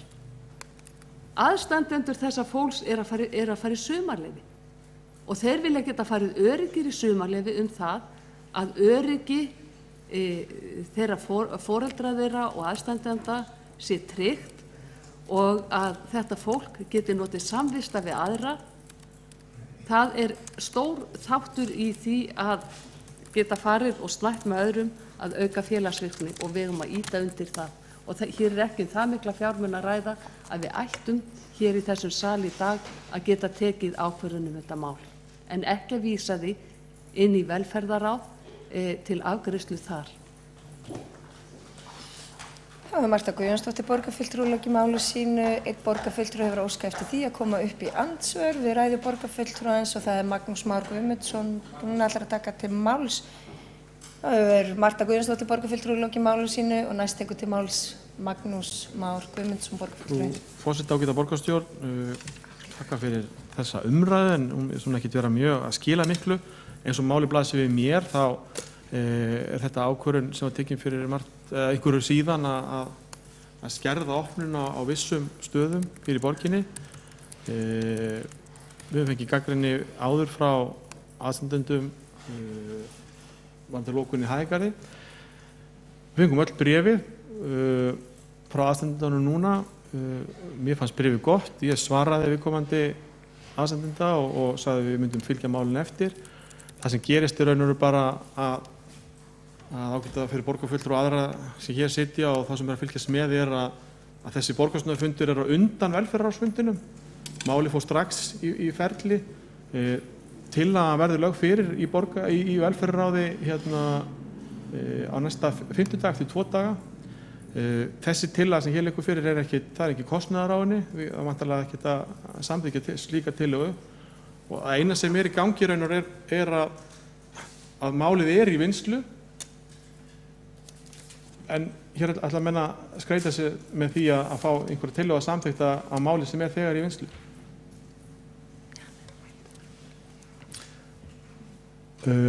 Varðandi það sem kom áðan fram í máli borgarfulltrúa Mörtu Guðjónsdóttur að heimsóknarmatur var ekki vinsæll. Þetta er ekki rétt. Þetta er vantarlega einhver tilfinning og hugsanlega eitthvað sem hún hefur heyrt einhvers staðar. Þetta er kannað, við fáum kannanir í velferðarráð sem er spurt út í þjónustuna og út í matinn. Þetta er sami matur og er á boði í mötunautunum sem er tendur heim til fólks, þannig að þetta stenst ekki það sem þarna kom fram. Ákvörðun styttri opnunartíma var tekin í velferðarráð og er eðlilegt að rýmri tími, opnunartími ákvörðun þessi tekin þar. Ég held að sé klárlega meirihluti fyrir því í ráðunni að reyna að hafa málum þannig að þessum stöðum verði opið í sumar. Það er skammur tími til stefnu og mögulega verður það ekki hægt og næsta ári, ef við setjum það inn í ramma fyrir næsta ár, þessi þjónusta verði í boði allt árið kring. Það er vilji og við höfum rætt í meirihluta velferðarráðs, við höfum rætt á undirbúningsfundi í gær, það sem fulltrúar minnihlutans áttu kost á að sitja, þar sem var verið að leggja upp plan fyrir þennan fund.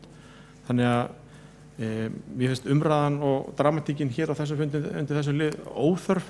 Málið er í vinnslu og rétt að taka ákvörðun á vettvangi velferðarráðs þar sem við verðum þá komið meiri gögn og vitum nákvæmlega hvað þetta kostar og mögulega hvað þetta er raunhæft. Eins og kom fram í máli borgarfulltrúa Heiðu Bjargar Hilmarsdóttur áðan að þá liggur fyrir að einhvers staðar er þetta ekki hægt bara þeim ástæðum að þá að ráðast í framkvæmdir á sal og svo framvegis, sinna viðhaldi og svo er að koma í ljós hvort það sé hægt að manna og hversu útsjónarsamir forstöðumenn þessara staða eru. En ég hef fulla trú á að þeir muni kappkosta að ná þessu núna og eins og sem ég leiði mér að fullyrða þetta við göngum frá þessu með bros og vör á næsta fundi velferðarráðs. Hörru, fleira það ekki í bili. Þá hefur Magnús Már Guðmundsson borgarfulltrúi lokið máli sínu og 3 borgarfulltrúar hafa óskað eftir því að koma upp í andsvör við ræðu borgarfulltrúans og fyrst til þess er Áslaug María Friðriksdóttir borgarfulltrúi.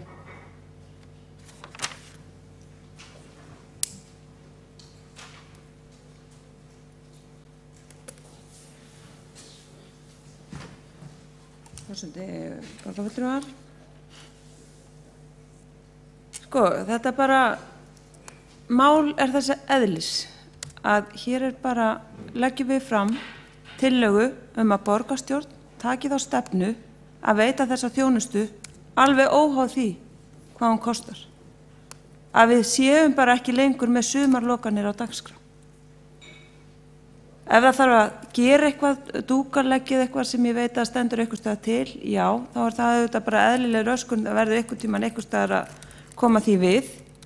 þá verður því bara komið við, eins og bara þarf að gera allstaðar, með eins litlu raski og mögulegt En hér bara algjört stefnumál að ræða og það að vera með þetta yfirklór hérna bara ekki, ég bara skil ekki að borgarfulltrúar Samfylkingarinnar fari í þessa vörn. Ég bara skil það ekki. Af hverju geta þeir ekki bara tekið þá stefnu sem að þeir meðal annars boða, að fólk geti búið sem lengst heima og haldið sjálfstæði sínu sem lengst og tekið bara þá afstöðu sem að við viljum og leggjum hér til að borgarstjórn taki núna áður en það of seint og hefði helst auðvitað átt að gera fyrr. Við hefðum viljað ræða málið á síðasta velferðarráðsfundi en ekki gafst tími til og okkur var sagt að yrði rætt þá eftir viku. Það bara ótrúlega mikilvæg vika sem hefur þá farið í súginn. Þannig að ég bara skil ekki þessa vörn og ég skil ekki að geta bara ekki samþykkt þá tillögu að vilja hverfa frá því að verði sumarlokanir. Ég skil ekki hvað annað býr að baki, annað en að bara vera að tefja málið ennþá frekar. Mér sama hvað þessi þjónusta kostar. Þetta grunn þjónusta sem borgin á að veita, bara hún kostar ákveðið og það að halda henni opin í sumar setur borgarsjóð ekki á hausinn. Þetta grunn þjónusta sem borgin á bara að sinna. Við skulum frekar sleppa því að sigla yfir til Akraness nokkru sinnum. Hvernig væri það? Ef að þeir eru í vandræðum með að finna fé. Það var Áslaug María Friðriksdóttir borgarfulltrúi lokið við að veita ansvarið borgarfulltrúi og ansvarið svara borgarfulltrúi Magnús. Ekki í vandræðum með að finna fé eins og kom fram í máli borgarfulltrúi sjálfs áðan, borgarfulltrúi Áslaug María Friðriksdóttir, að þá líta fjármál borgarinnar allt öðruvísi út en þau gerði hér fyrir á kjörtímabilinu, upp á kjörtímabilsins. Ég veit ekki hversu maður á að eldast við þetta en fundi var lokið þegar borgarfulltrúi vildi setja málið á dagskrá í velferðarráði seinasta fundi. Fyrir lá að málið væri til skoðunar, í vinnslu á sviðinu. Borgarfulltrúi var full kunnugt það þegar hún setur síðan málið á dagskrá hér. Það verið að vinna á þessu sviðinu, það verið að ræða við forstöðumenn þessara mötunum og svo framvegis. Þannig að það engin tími að fara, það bara verið að vanda til verka, þannig að þetta sé að gera þetta vel. Og ef þetta hefur verið svo mikið hjartansmál og það vantar bara tónlistin undir dramatíkina, að þá borgarfulltrúi náttúrulega verið löngu búin að leggja fram tillöguna,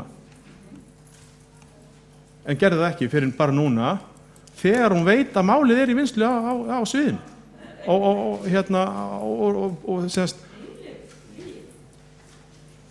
Borgarfulltrúi kalla lygi, ætti að fara að gæta orða sinna borgarfulltrúin, að tjá sig með þessum hætti, að bara populismi, að beita fyrir þessu gömlu fólki og eins og borgarfulltrúar Sjálfstæðisflokksins hafa gert áður hér í þessum sal, populismi, vitandi að málið á dagskrá og í vinnslu. Það bara víst rétt, borgarfulltrúi.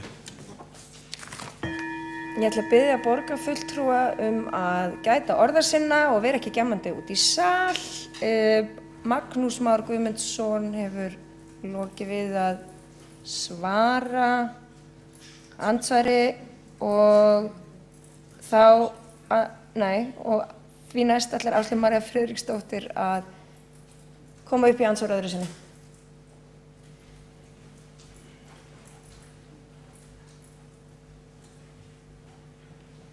Borgarfulltrúar, ég hef bara ekki orð yfir þessari fáránlegu ræðu hér. Það að segja að mér hafi verið fullkunnugt okkur þetta ekki rétt. Það ekki rétt. Við fáum fáum upplýsingur það í þessu bréfi. Og eins og kom fram hérna í ræðu borgarfulltrúa Heiðu Björgu Hilmisdóttur, þá þetta ekki einu svona ákvörðun, segir hún. Þannig ég skil nú ekki alveg hvað verið að tala. Hvernig áttu mér þá að vera fullkunnugt eitthvað sem var ekki einu svona ákveðið? Nú skil ég bara hvorki upp né niður í vinnubrögum meirihlutas. Hvorki upp né niður. Hvort að tala ákvörðun eða ekki og hvað áttu mér að vera fullkunnugt ef þetta var aldrei ákveðið eins og Heiða Björg Hilmisdóttir sagði hérna í ræðu sinni. Það að vera að gera mér upp hér eitthvað, bara einhverjar hugsanir að ég hefi vitað hitt af þetta er bara lygi. Þannig er það. Þannig að ég ætla bara að biðja borgarfulltrúa Magnús Má Guðmundsson að koma hér og draga bara þetta tilbaka. Svo finnst mér bara, ég ætla bara aftur að segja það, mér finnst svo furðulegt að borgarfulltrúar Samfylkingarinnar geti ekki tekið undir mikilvægi þess að borgarstjórn samþykki það að koma í veg fyrir sumarlokanir á grunnþjónustu sem þetta er. Á þeirri grunnþjónustu sem þetta er, nema með í ykkur svona yfirklóri. Að þetta þurfi fyrst að fara í ykkur umræðu. Þetta þarf bara ekki neitt fyrst að fara þangað. Tryggjum bara fjármagni héðan með því að samþykkja tillöguna hér. Síðan fer hún í afgreiðslu til velferðarráðs. Þannig er málinu best borgið. Þá hefur Áslaug María Friðriksdóttir lokið við að svara andsvari öðru sinni og stutta athugasemd gerir Magnús Már Guðmundsson, borgarfulltrúi. Borgarfulltrúin var fullkunnugt það að máli væri í vinnslu þegar að borgarfulltrúin reyndi eftir að fundi velferðarráðs lauk að setja máli á dagskrá. Það væri vika í næsta fund velferðarráðs, máli væri í vinnslu á sviðinu og það sett á dagskrá þess fundar. Þannig að ég bið borgarfulltrúan að fara gætilega að saka mig lygar.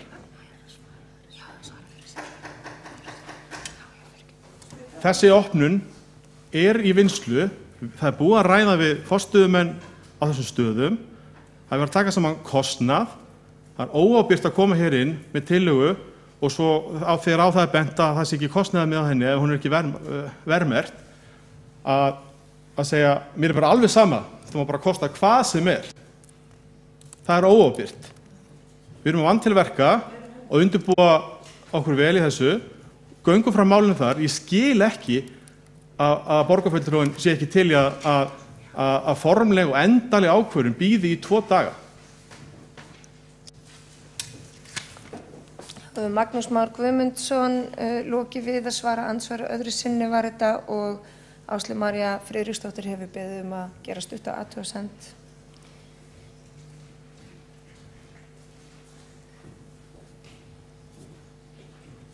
Forseti borgarfulltrúar, ég ætla nú að gera það athugasemd að það er ekki hægt að segja það að þó að það sé nefnt að ræða skuli máli á næsta fundi að mér skuli þá hafi verið það fullljóst að máli væri í ferli. Bara það er bara ekki hægt að draga svona ályktun. En ég ætla bara að við skulum hætta að vera svona leiðileg, kæri Magnús. Og mér langar alls ekki að vera það. Og hins vegar er mér bara smá ofboðið. Mér finnst svo skrítið að ég vil ekki bara, þetta getur ekki kosta meira en það kosta hvort þið er á mánuði. Þetta er grunnþjónusta sem okkur ber að veita. Hún er miklu mikilvægari en svo margt annað sem þið samþykkið. Með annarri hendinni. Þannig ég bið ykkur, samþykkið þetta bara. Það er borginni fyrir bestu. Þetta er þjónusta við eldri borgara. Af hverju viljið þið vera svona stirð? Ég skil það ekki. Það var Áslaug María Friðriksdóttir lokið við að gera stutta athugasemd og þá er þessari lotu andsvara lokið en við vindum okkur strax í aðra lotu andsvara og þar hefur Marta Guðjónsdóttir borgarfulltrúi beðið að koma upp í andsvar við ræðu borgarfulltrúans Magnúsar Más Guðmundssonar. Forseti, góðir borgarfulltrúar, já, ég tek undir með borgarfulltrúa Áslaugu Friðriksdóttur að maður er dálítið hissa á því að það sé ekki hægt að samþykkja þessa tillögu þegar hér er að ræða grunnþjónustu við eldri borgara. Borgarfulltrúi Magnús Már talaði að það veri óábyrgt að flytja þessa tillögu hér núna. Mér finnst það hins vegar óábyrgt að meirihlutanum og að velferðarráði að hafi ekki verið búið að ganga frá þessu máli fyrir sumarfrí. Núna er orðið töluvert liðið á sumarið og stutt í jólsmessu og af hverju ósköpunum af því að þeir sýna svona mikla ábyrgð þeir ekki búnir að ganga frá þessu máli og afgreiða það og hafa hér fulla þjónustu við þann hóp samfélagsins sem við eigum öll að bera virðingu fyrir og við höfum að þakka fyrir það að hafa skilað því samfélagi sem að við búum í svo góðu sem það er. Marta Guðjónsdóttir, lokið við að koma upp í andsvör og þessum andsvörum telst því lokið, en næst upp í andsvör Guðfinna Jóhanna Guðmundsdóttir, borgarfulltrúi.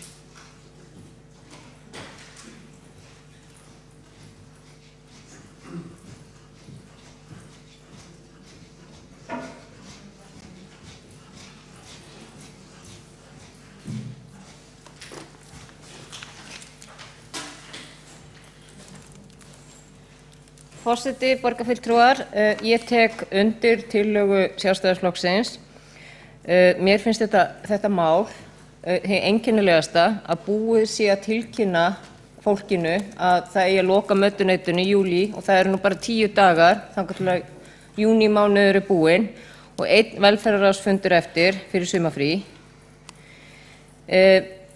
Þessar skýringar sem hafa verið gefnar hérna af hálfu Magnúsar Már Guðmundssonar finnst mér mjög einkennilegar. Auðvitað á að taka afstöðu til þessara tillögu á þessum borgarstjórnarfundi. Ég fékk sent skilaboð frá einum sem er að hlusta á fundinn sem sagði það varla hægt að kalla þetta borgarstjórn, þið stjórnið engu og takið engar ákvarðanir. Þið ættu frekar að kalla þetta málfundafélag borgarinnar. Mér finnst þetta nokkuð góð lýsing, því að þessi borgarstjórnarfundir eru meira og minna bara málfundir. Þetta eru svolítið eins og morfísfundir vegna þess að hér eru yfirleitt aldrei teknar neinar ákvarðanir. Það eru öllu vísað fram og tilbaka og yfirleitt í einhverjar nefndir og líka þó þessi búa að vera í nefndum. Og það, í því sambandi nú bara hægt að minnast á fyrstu tillögun á dagskrá hér í dag, þar sem er tillaga forsætisnefndar, að henni vísað síðan aftur til forsætisnefndar. Og það er meiri hluti sem situr í forsætisnefnd. Minni hlutin hefur bara áheyrnarfulltrúa þar. Þannig að þetta eru auðvitað bara orðið skrípaleikur. Það eru 10 dagar í júlí og borgarstjórn verður að fara að taka ákvarðanir tillögur sem eru lagðar hérna fram í staðinn þess að vera að svæfa málið í einhverjum nefndum og ráðum endalaust.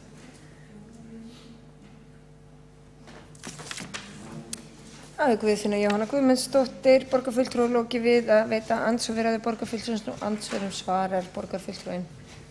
Frú forseti, ágæta borgarstjórn. Borgarfulltrúin Guðfinna Jóhanna Guðmundsdóttir hefur þetta talsvert það að segja sjálf hvernig fundir borgarstjórnar fara fram og hvernig hver afgreiðsla mála og hvernig hér gengur og að gjaldfella borgarstjórn með þessum hætti eins og borgarfulltrúin gerði, ég skil ekki tilganginn með því. Borgarfulltrúin veit væntanlega betur. Í þessu tilviki er málið í vinnslu á dagskrá velferðarráðs eftir heila 2 daga. Innan við 2 sólarhringa verðum við farin að ræða málið í velferðarráði með gögn sem þurfa fyrir niðurstaðan að stefna að því. Ég ætla að biðja borgarfulltrúum að vera ekki að gjamma út í sal, heldur frekar að biðja orðið að koma hingað upp og eiga í orðaskiptum hér. Hér var talað að þetta var í morfístíl, fundirnir hérna.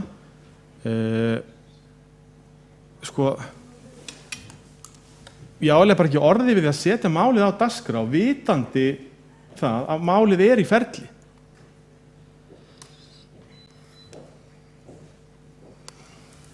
En til að klára þetta varðandi borgarfulltrúana sem hér talaði rétt áðan Guðfinna Jóhanna Guðmundsdóttir að rétti farvegurinn þarna ekkert verið að vísa málinu út og suður og borgarfulltrúin hefur vonandi verið að hlusta á mál þeirra úr meirihlutanum sem hér hafa talað að það er vilji okkar til þess að þessar opnanir þessar skerðingar gangi tilbaka. Og ég veit ekki hvað borgarfulltrúarnir þurfa meira að fá að heyra meira og meiri staðfestu en það. Þá hefur Magnús Már Guðmundsson lokið við að svara andsvari og Guðfinna Jóhanna Guðmundsdóttir veitir andsvar öðru sinni með ræðu borgarfulltrúans. Eru ekki allir kátir annars? Forseti, borgarfulltrúar, við erum stödd á borgarstjórnarfundi. Borgarstjórn ennþá æðsta valdið hér í málefnum borgarinnar, ekki ráðin sem að heyra undir. Þess vegna mjög eðlilegt að þetta mál sé afgreitt hér í dag á síðasta borgarstjórnarfundi fyrir sumarfrí í stað þess að það eigi að afgreiða þetta eftir 2 daga á fundi velferðarráðs. Og það sem einkennilegast við þetta, eins og ég sagði hér áðan, að það búið að tilkynna þetta til fólksins, en svo kemur í ljós að það hefur engin ákvörðun verið tekin. Hvers slags vinnubrögð eru þetta? Auðvitað að vinda ofan á slíkum vinnubrögðum strax hér á þessum fundi og taka ákvörðun þetta hér og nú. Það Guðfinna Jóhanna Guðmundsdóttir lokið við að veita andsvar öðru sinni, andsvörum telst lokið. Og næst tekur til máls Heiða Björk Hilmisdóttir, borgarfulltrúi.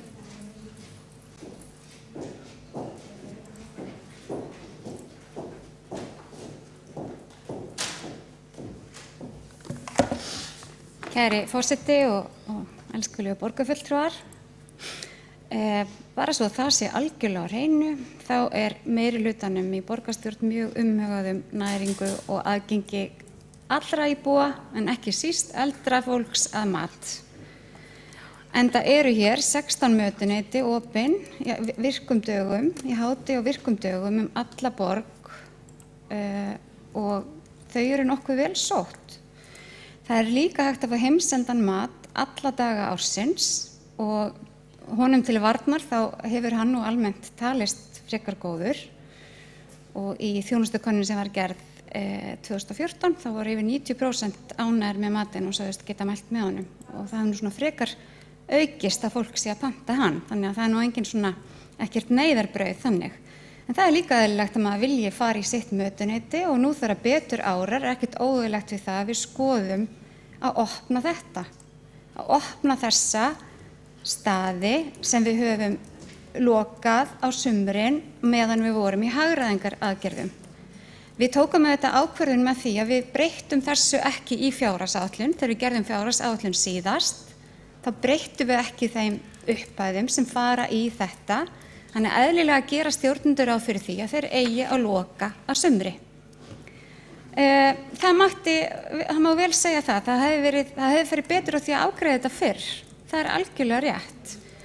En við ætlum hins vegar að afgreiða þetta og á 311. fundi velferðarráðs sem verður á fimmtudaginn 5. liður á dagskrá lögð fram tillaga að afnema sumarlokanir vegna matarþjónustu á félagsmiðstöðvum velferðarsviðs ásamt bréfi frá hverfisráði Háaleitis og bústaðahverfis dagsett 22. maí 2017. Ég held að það sé algjörlega öruggt að allir sem eru í velferðarráði og eru búin að lesa dagskrá fundarins sem ekki á morgun heldur hinn, vita að málið í vinnslu. Það hreinlega tillaga á dagskrá fundarins að afnema þetta. Starfsfólki okkar þar að undirbúa þessa tillögu og reikna út nákvæmlega hvað það kostar. Og til þess að við gætum afgreitt þessa tillögu hér í dag, þá hefði ég vilja hafa bara nákvæmlega hvaða fjármunir eru þetta og þarf að bæta þeim inn í ramma eða þarf ekki að bæta þeim inn í ramma. Það má vel vera að eitthvað finnist það óþarfi í minnihlutanum að vanda svo vinnubrögðin, en mér finnst það mikilvægt. Við viljum fara vel með fé og við viljum vita nákvæmlega hvað hlutirnir kosta og setja réttar upphæðir í rétt verkefni. En það þýðir ekki að, það hefði alveg mátt gera það við síðustu fjárhagsáætlun og það hefði farið betur á því. Það mín skoðun, það hefði farið betur á því að við hefðum gert það við síðustu fjárhagsáætlun, en við gerum það ekki. En við þurfum þá bara að passa þetta að fara inn í ramma næst. Það hefði líka farið betur á því að við hefum gert þetta fyrr, en við gerum það ekki. En við erum samt komið með þetta á dagskrá núna og við ætlum að gera þetta. Og það eru allir sammála það þessi mötuneyti eiga að vera opin. En okkur finnst bara, þar sem við erum búin að setja okkur fólki að undirbúa þetta, það verið að undirbúa þetta, við munum fá nákvæmar upplýsingar og tillögur inn á velferðarráðsfundinn. Það finnst okkur bara rétt að velferðarráð fá að taka þessa ákvörðun. Ég held að ég hafi bara ekki alltaf að segja neitt fleira, en það finnst mér þetta orðið svo kýrskýrt og við erum búin að ræða þetta í rauninni miklu meira heldur en að þörf, ég held að þörf væri á. Þannig að En mér finnst svo sem alltaf gaman að tala um mat og líka mat á eldri borgara, þannig að ég svo sem hvert ekki. Það er Heiða Björg Hilmisdóttir borgarfulltrúi lokið ræðu sinni. 2 borgarfulltrúar hafa óskað eftir því að koma upp í andsvör við ræðu borgarfulltrúans og Halldór Halldórsson borgarfulltrúi er þar fyrstur.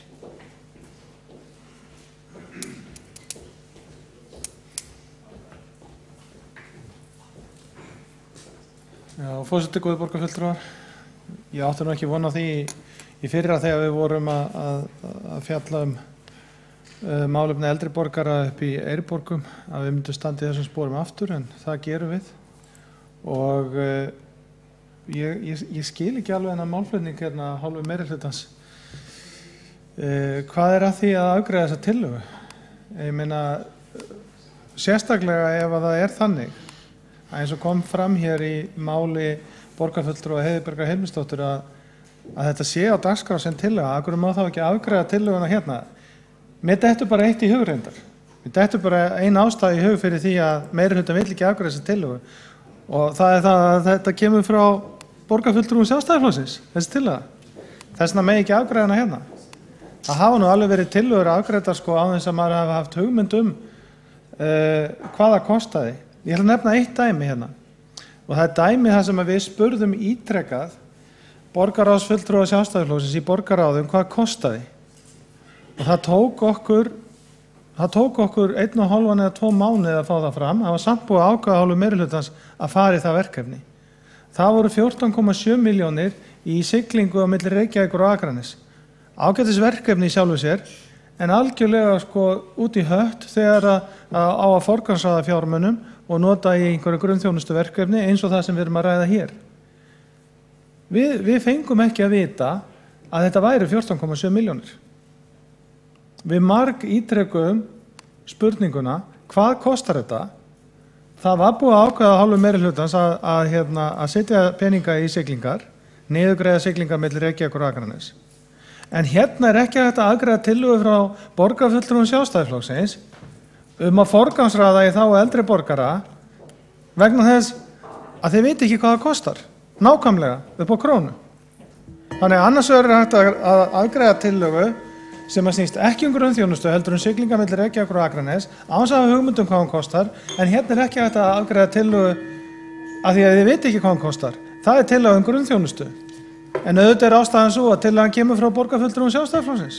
Það er Halldór Halldórsson borgarfulltrúi lokið við að veita andsvör við ræðu borgarfulltrúans og andsvörum telst lokið, en Áslaug María Friðriksdóttir hefur einnig óskað eftir því að veita andsvör við ræðu borgarfulltrúans.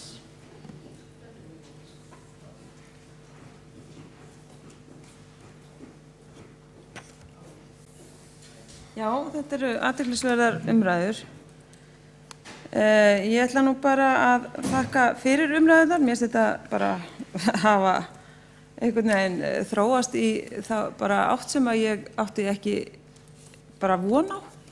Kom mér verulega óvart þessi mótstaða borgarfulltrúa Samfylkingarinnar að vilja bara ekki verja þessa grunnþjónustu hvað sem það kostar, heldur að vera í einhverjum svona leikjum.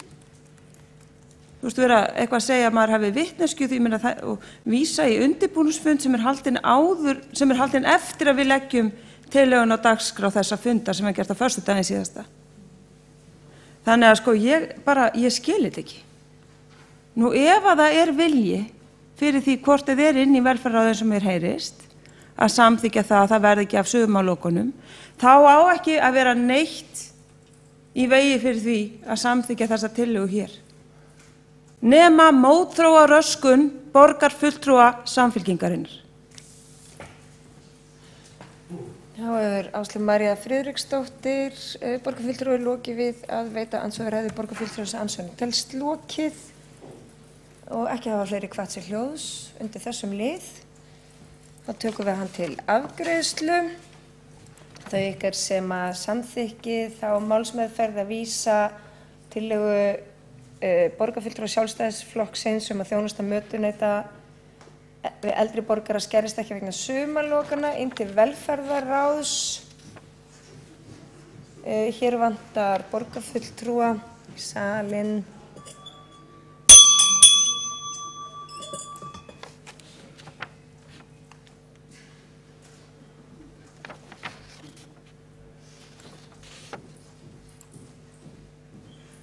Eru borgarfulltrúar að koma?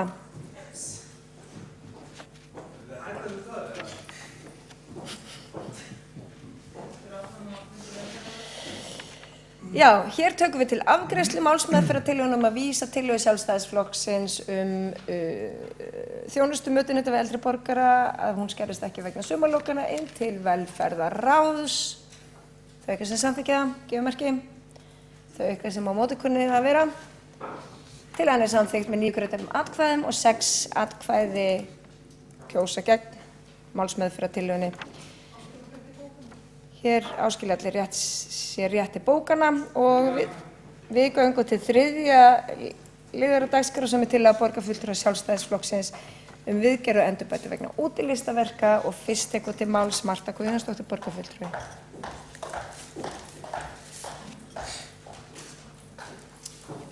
Já, forseti góðu borgarfulltrúar, hér liggur fyrir þessi tillaga okkar sjálfstæðismanna viðgerð og endurbætur útilistaverka. Mér langaði svona til upplýsingar fyrir borgarstjórn að vera með smá svona glærusýningu ef að ritari geti komið því í kring fyrir okkur vegna þess að sjón er söguríkari og kannski að þessi glærusýning fái bara að renna hér yfir meðan að ég hef mál mitt. Er hún tilbúin? Já, hún var tilbúin. Já. Bara að setja, já, búin undirbúin. Sjálf var ég mjög undrandi þegar ég sá hversu slæmt ástand þessara verka var og mér finnst rétt að kjörnir fulltrúar hér í borgarstjórn sé vel upplýstir og fái að sjá myndir af þessum verkum.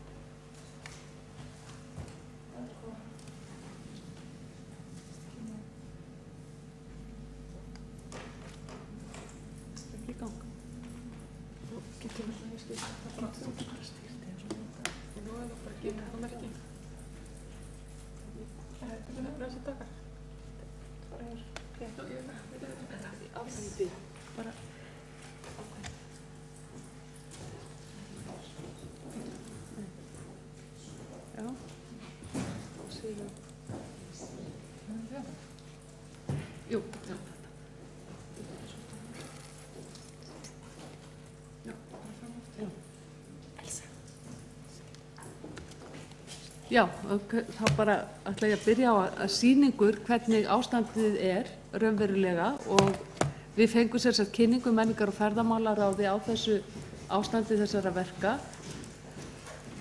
og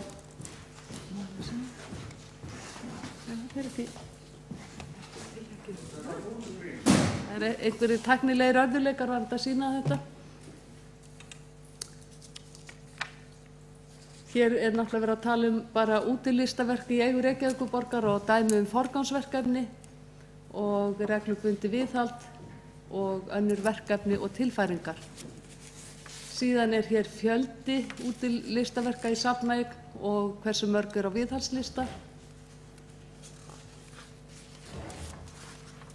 Og hér koma forgangsverkefnin. Hérna er Hallsteinsverki sem er staðsett við Álfheima og við sjáum hversu illa það er útileikið og sjáum þessar skemmdir á því verki. Hér er annað forgangsverkefni sem er verkefni sem er upp í Mjódd sem er Sólarauga eftir Jón Gunnar Árnason og sem er mjög illa farið. Sömuleiðis Ásmundur Sveinsson Járnsmiðurinn á Snorrabrautinni. Og þetta verk, Hallsteinsverk upp í Grafarvogi, það er hreinlega farið að bara losna af undirstöðunum sínum og er orðið hættulegt. Þetta verk er eftir Huldu Hákon sem heitir 20 logar sem er reyndar orðni bara 10 logar og er orðið mjög illa farið og stendur við Bændahöllina, við Hótel Sögu við Hagatorg. Hér er verk eftir Sigurjón Ólafsson, Íslandsmerki á Hagatorgi sem er mjög illa farið líka og lýsingin orðin ónýtt á því auk þess sem að undirstöðurnar eru farnar svona grotna niður. Þetta er eftir Kristinn Hrafnsson, héðan hingað og þangað, orðið mjög illa farið og þarna slagfæringar. Og sömuleiðis þetta verk eftir Björgvin Sigurgeir Haraldsson, Landnám við Háaleiti og það er í mjög slæmu ásigkomulagi. Og þá verkið Piltur og stúlka eftir Ásmund Sveinsson sem reyndar staðsett í geymslu en það orðið verulega illa farið eins og þið sjáuð á næstu mynd. Það farið að brotna upp úr verkinu. Og hérna Ragnar Kjartansson, minnismerki Eirík Kjartansson. Og hér svona heildarmynd af verkunum. Þetta eru fleiri verk, til dæmis líka Berlínarmúrinn sem við Reykjavíkurborg fekk að gjöf fyrir nokkurum árum. Það farið að láta verulega á sjá. En ástand útilistaverkanna í borginni orðið það slæmt og reglubundni viðhaldi hefur ekki verið sinnt árabil. Þess vegna ástandið eins og það Og eins og ég sagði, mörg þessara verka eru hreinlega að hruni komin og eru bara grotna niður og sum þeirra eru bara orðin hættulegum vegfarendum. Eins og verkið þarna upp í Mjódd, Sólaraugat, það farið að rifna og gliðna. Sömuleiðis verkið eftir hann Hallstein upp í Grafavogi og það nauðsynlegt að við ráðumst sem fyrsti viðgerðir á þessum verkum og komum í veg fyrir enn frekari skemmdir þeirra. Og þetta eru 148 verk á viðhalslista en þau eru talin vera 20-30 sem þarfnast bráða viðgerða. Og ef það verður ekki ráðist í þessa bráða viðgerðir þá eigum við hættu af því að þarna muni verðmæti glatast og mikið menningarlegt gildi þessara verka. Og það alveg deginu ljósara að 1 milljón á ári dugar ekki í viðhald á útilistaverkum í borginni. Okkur skilst að það sé svona 6,3 milljónir sem vanti núna til þess að geta farið í bráðaviðgerðir og til þess að tryggja það að þau skemmist ekki frekar þessi verk og eyðileggist kannski endanlega sem verulega hætta á. Og ég vona svo sannarlega að borgarstjórn taki vel í þessa tillögu okkar sjálfstæðismanna að það verði ráðist strax í þessa bráðaviðgerðir og í framhaldinu verði gert ráð fyrir því í fjárhagsáætlun að tryggja fé til viðhaldsverkefna. Því við vitum það að ef við drögum það að halda þessum verkum við, þá verður kostnaðurinn bara meiri, viðgerðirnar verða meiri og ég ítreka það að það þessi hætta á því að þessi verk skemmist og grotni endanlega niður og með þeim fer það mikið menningarlegt gildi og verðmæti sem alveg augljóst mál. En tillagan hljóðar svo: borgarstjórn samþykkir að hafist verið handa sem fyrst við viðgerð og endurbætur á útilistaverkum í eigu borgarinnar. Mörg verkanna í mjög slæmu ásigkomulagi, afar illa farin og liggja undir skemmdum. Veruleg hætta á að menningarleg verðmæti þeirra glatist. Listasafni Reykjavíkur verði falið að forgangsraða endurbótum og viðgerðum þeirra eftir ásigkomulagi og ástandi verkana. Með tillögunni fylgir greinargerð sem ég ger ráð fyrir að borgarfulltrúar hafi kynnt sér og eins og ég segi, ég vona að það taki allir vel í þessa tillögu og hún fái hér góðar umræður. Já, Marta Guðjónsdóttir, borgarfulltrúi, lokið máli sínu og næst til máls Elsa Hrafnhildur Jómann, borgarfulltrúi.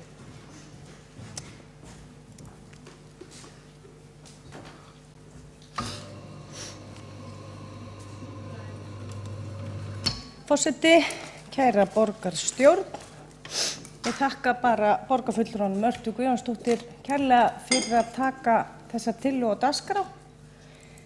Ég held að við getum öll hér inn í þessu herbergi sammælst það að þetta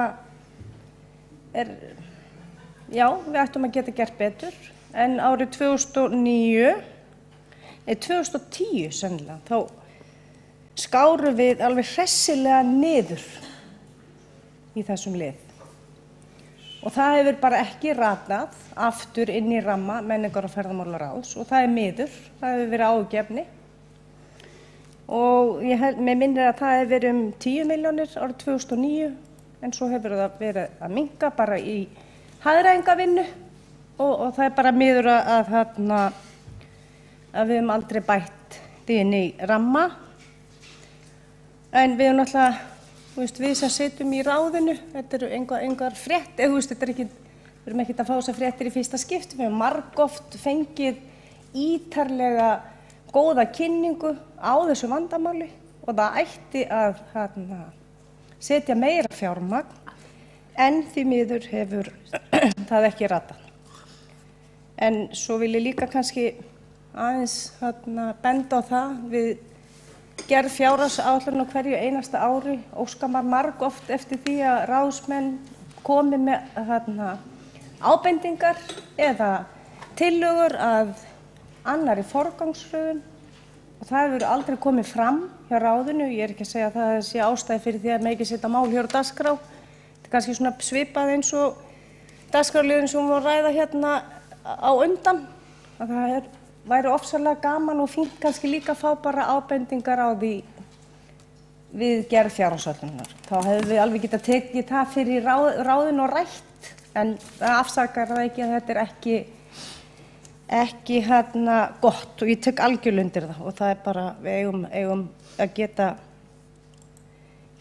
geta gert betur og ætlum að gera það. Eftir síðasta fund menningar og ferðamálaráðs, við fengum þessa yfirferð og kynningu, tók ég þetta upp í meirihlutunum og við erum öll sammála það að koma inn með auka fjármagn og erum að vinna tillögu að þeim verkum sem við ætlum að reyna að fara í strax í sumar og erum við þá bara að vinna bara mjög nána kostnaðaráætlun og ég er að vonast til þess að við getum sett það fyrir borgarráð í næstu viku, en það er alveg klárt að það er allavega 11 verk og ég ætla ekki að renna yfir hvert og eitt verk núna, þetta er svolítið svipað eins og borgarfulltrúi Marta Guðjónsdóttir var með góða yfirferð áðan og myndir af þeim verkum sem við bara, getum ekki látið bíða, það er bara þannig, en við erum svona að bara vinna að tillögu þess efnis að ráðast í sem helst í sumar, allavega 11 verk og það er búið að gera svona gróflega kostnaðaráætlun, það er kannski svona milli 15 og 20 milljónir sem við munum þurfa að fara í bara 1, 2 og bingo og þaraf er Fyssa inn í Laugardalnum, það eru bara hún, kostnaður við hana eru 8 milljónir, þannig að þetta er svona mjög mismunandi hvað verk þarf að fá mikið fjármagn en það er vilji til þess að gera betur og erum við að vinna að tillögu þess efnis. Þess vegna myndi ég vera ykkur þakklát ef þið væru til í að vísa þessari tillögu til borgarráðs og við myndum þá bara, eins og ég segi, næstu viku vonandi taka hana fyrir þar og meðan við erum ekki komna með allar tölurnar nákvæmar núna á þessum fundi og þá getum við líka séð hvað við getum farið í sumar. Þannig að mér þætti bara vænt það ef þið væru til í að fara í þann leiðangur með mér. Takk. Marta, þá hefur Elsa Hrafnhildur Jómann lokið máli sínu, hún er borgarfulltrúi og einn borgarfulltrúi hefur óskað eftir því að veita andsvar við ræðu borgarfulltrúans og það er Marta Guðjónsdóttir.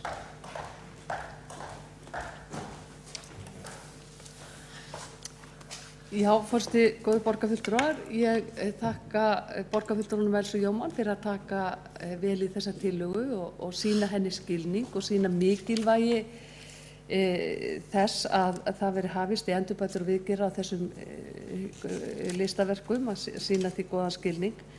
En varðandi það að við höfum ekki bent á að það þyrfti að fara í viðhald á þessum listaverkum, þá er það ekki alls kostar rétt, því að ég man eftir því að sjálf hef ég oftar en einu sinni komið tillögu þess efnis að Íslandsmerkið við Hagatorg verði lagfært og lýsingin við það verði lagfært. Þannig að við höfum svo sem verið að benda á það að það þurfi að huga betur að listaverkunum.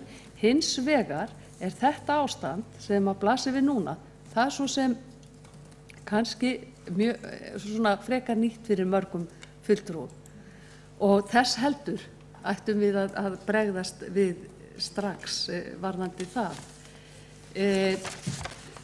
Ég get alveg fallist á það að þessi tillaga verði hér samþykkt í borgarstjórn og henni vísað í borgarráð. Tillögunni fylgir ekki kostnaðaráætlun, þannig að það er mér að meina lausu þó henni yrði vísað þangað. Við höfum svona grófar hugmyndir það, hvað þetta kostar. Við fengum þar upplýsingar á síðasta fundi menningar- og ferðamálaráði að forgangsverkefni væri kringu 6,3 milljónir, heildarkostnaður með viðhaldi væri í svona það bil 14 milljónir, en sjálfsagt mál að vísa tillögunni til frekari umræðu og ákvörðunar í borgarstjórn og hún verði kostnaðargreind í millitíðinni. Það hefur Marta Guðjónsdóttir borgarfulltrúi lokið við að veita andsvarið borgarfulltrúans og andsvari svarar Elsa Hrafnhildur Jómann borgarfulltrúi. Forseti, kæra borgarstjórn, ég beðist bara afsökunar á því að ég var þá ekki að segja að kannski einstaka verk hafi fólk ekki bent á, en bara þegar maður gerir svona, bara með tillögu að forgangsröðun í fjárhagsáætlun, maður með 80 milljónir sem maður þarf að skera niður. Ég var bara að benda á það að maður hefði þótt vænt einhver hefði sagt, heyrðu nei, þurfum við ekki að taka þá viðhald útilistaverka fram fyrir einhvers staðar og þá skera niður einhvers staðar annars staðar. Það var bara það sem ég var að reyna að benda á, en að sjálfsögðu eigum við bara að vera með þetta á hreinu og eigum við bara að gera betur. Það er bara algjörlega vilji til þess. En bara þannig að allir séu með á því, þá er ég að leggja til að þessari tillögu verði vísað til borgarráðs meðan við erum ekki með nákvæma krónutölu. Þannig að, og svo líka langar mig að taka það fram að það er bara algjörlega á hreinu að við þurfum þá að gera ráð fyrir þessu í ramma. Við þurfum að fá aukið fjármagn til að halda þessu betur við. Og það er vilji til þess. Takk fyrir góða ferð og takk fyrir að kjósa Reykjavík. Það er Elsa Hrafnhildur Jómann lokið við að svara andsvari og andsvari telst lokið, ekki hafa fleiri hvatt sér hljóðs undir þessum lið. Við göngum til atkvæðagreiðslu þá málsmeðferðartillögu við tillögu borgarfulltrúa Sjálfstæðisflokksins sem viðgerðir og endurbætur vegna útilistaverka, að vísa henni inn til borgarráðs til frekari afgreiðslu, þau eitthvað sem samþykkir þá málsmeðferð. Hún telst samhljóða samþykkt. Þá göngum við til 4. liður á dagskrá sem er tillaga borgarfulltrúa Sjálfstæðisflokksins aðgerðir til að stemma stigu við óþrifnaði í Reykjavík og málshefjandi er Kjartan Magnússon borgarfulltrúi.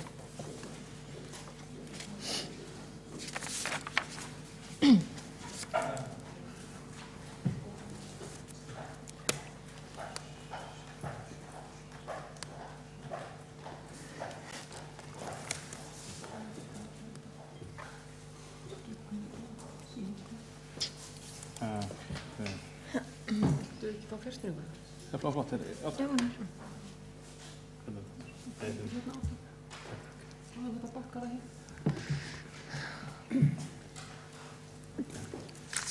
Já, forseti, góðir borgarfulltrúar.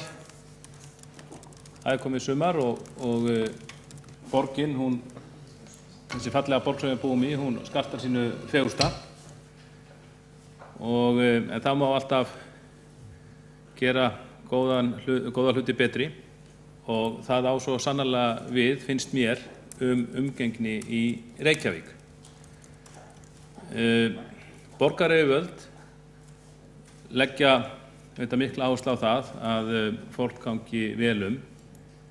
Það er mikið fé sett í að hirða borgina, hirða götur og tína rusl. Það eru fjölmenni vinnuflokkar unglinga núna í óða önn að lagfæra gróður og gera borgina snyrtilegri. En við heyrum örugglega allir borgarfulltrúar kvartanir það að borgin sé of ósnyrtileg.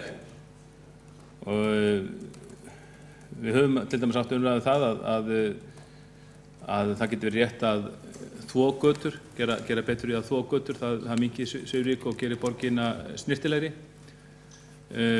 Og stór hluti af þeim óþrifnaði kannski sem sjáum borginni, það er ekki viljaverk, þetta kemur óviljandi en við þurfum að sjálfsögðu að standa okkur við að þrífa það. eða þeim óþrifnaði, en svo hluti sem af þeim óþrifnaði sem í borginni sem tilkomin beinlínis vegna þess að fólk hendir rusli eða krotar á veggi og veldur óþrifnaði viljandi. Og þess vegna flytjum við þessa tillögu. Við teljum að þarna sé hægt að gera betur við borgarfulltrúa Sjálfstæðisflokksins og hún hljóðar svo með leyfi forseta. Borgarstjórn samþykkir að ráðist verði í átak til að stemma stigu við veggjakróti og öðrum óþrifnaði í Reykjavík. Sérstök athygli verði vakin á því að samkvæmt lögreglusamþykkt Reykjavíkur sé veggjakrót bannað af viðlögðum sektum sem og að fleygja rusli á almannafæri nema í þar til gerð ílát. Leitast verði við að virkja sektarákvæði lögreglusamþykktarinnar gagnvart slíkum óþrifnaði og gera þannig þá sem slík umhverfisspjöll vinna ábyrga gerða sinna. Og já, það semst ástæða til að fara yfir þennan þátt. Það lögreglusamþykktin, hún er, ég held að við búum við góða lögreglusamþykkt. Hún skýr að mörgu leyti og hún veitir mjög skýrar leiðbeiningar það hvernig við að ganga borgina. Við getum sagt að það sé ákveðið kristilegt hugafar sem skín í gegnum þessa lögreglusamþykkt, að það skín í gegn þetta hugafar að það sem þú vilt að aðrir menn gjöri yður, það skalt þú og þeim gjöra, að ganga snyrtilega borgina í hvívetna. Og flestir borgarbúar, þeir ganga vel borgina, ég alveg viss það, allflestir gera það. En það þarf auðvitað svo fáa til þess að ganga illa til þess að valda verulegum spjöllum. Og hér sjáum við sýnisorn af rusl í Reykjavík. Þetta myndir sem teknar af áhugasömum borgurum sem senda okkur borgarfulltrúum reglulega ábendingur það að þurfa að taka betur á þessum málum. Þarna bara sýnisorn af því sem við sjáum bara út á víðavangi, á götum og gangstéttum og líka bara grænum svæðum. Og þarna sjáum við þetta dósir, það er skilagjald á þeim, þannig að svona dósum á flöskum, þannig að þær eru nú finnst mér ekki eftir langan tíma, þær hirtar af góðu fólki sem kemur þessu síðan í verð. En svo þetta megin hlutin af ruslinu ekki skilgjaldsskyldur og þá erum við að tala bara eins og fernur, pappafernir sem við sjáum þarna, bananahýði, kekspakka, sígarettustubba og svo framvegis. Og þetta safnast fyrir. Ég held að sé rétt við þetta tækifæri að koma á framfæri þökkum til borgarstarfsmanna sem ég held að standi sig mjög vel við að gera það sem þeir geta. Það mjög víða, ég hef svona tilfinningunni að ruslastömpum, ruslakörfum, almannafæri hafi fjölgað og ég nokkuð viss að á síðustu árum þá hefur staðið betur að verki við að losa þessa ruslastampa. Það var fyrir ekki mörgum árum, þá var kvartað yfir því að þeir eru allt og sjaldnar losaðir þannig að ruslastamparnir fylltust og það flæddi upp úr þeim. En mér finnst ég sjá minna af þessu, ég hef á tilfinninguna að þarna sé staðið betur að verki okkur borgarstarfsmönnum en kannski var. Þarna hafa menn bætt sig. En borgarstarfsmenn geta ekki verið allstaðar og þeir geta ekki alltaf bara hirt upp leið og fólk fleygir frá sér.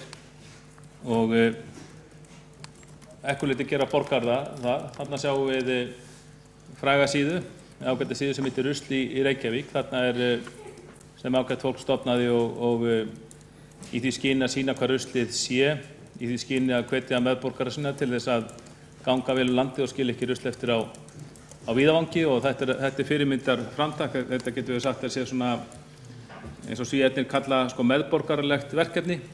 Þarna hópur borgara, ég held að sé ekki borgarstarfsmaður eða borgarfulltrúi sem stóð undir þessari síðu.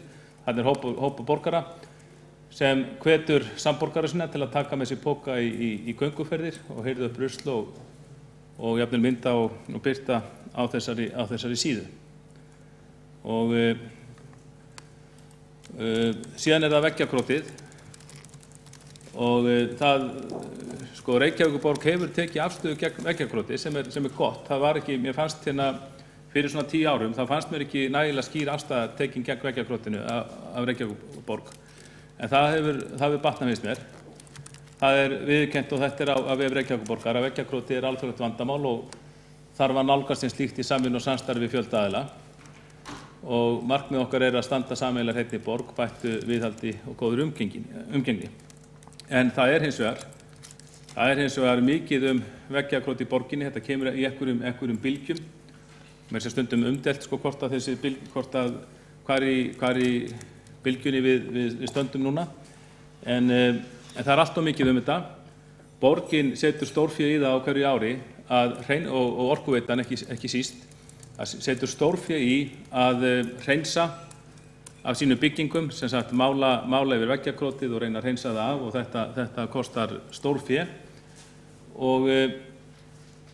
En svo má færa rök fyrir því að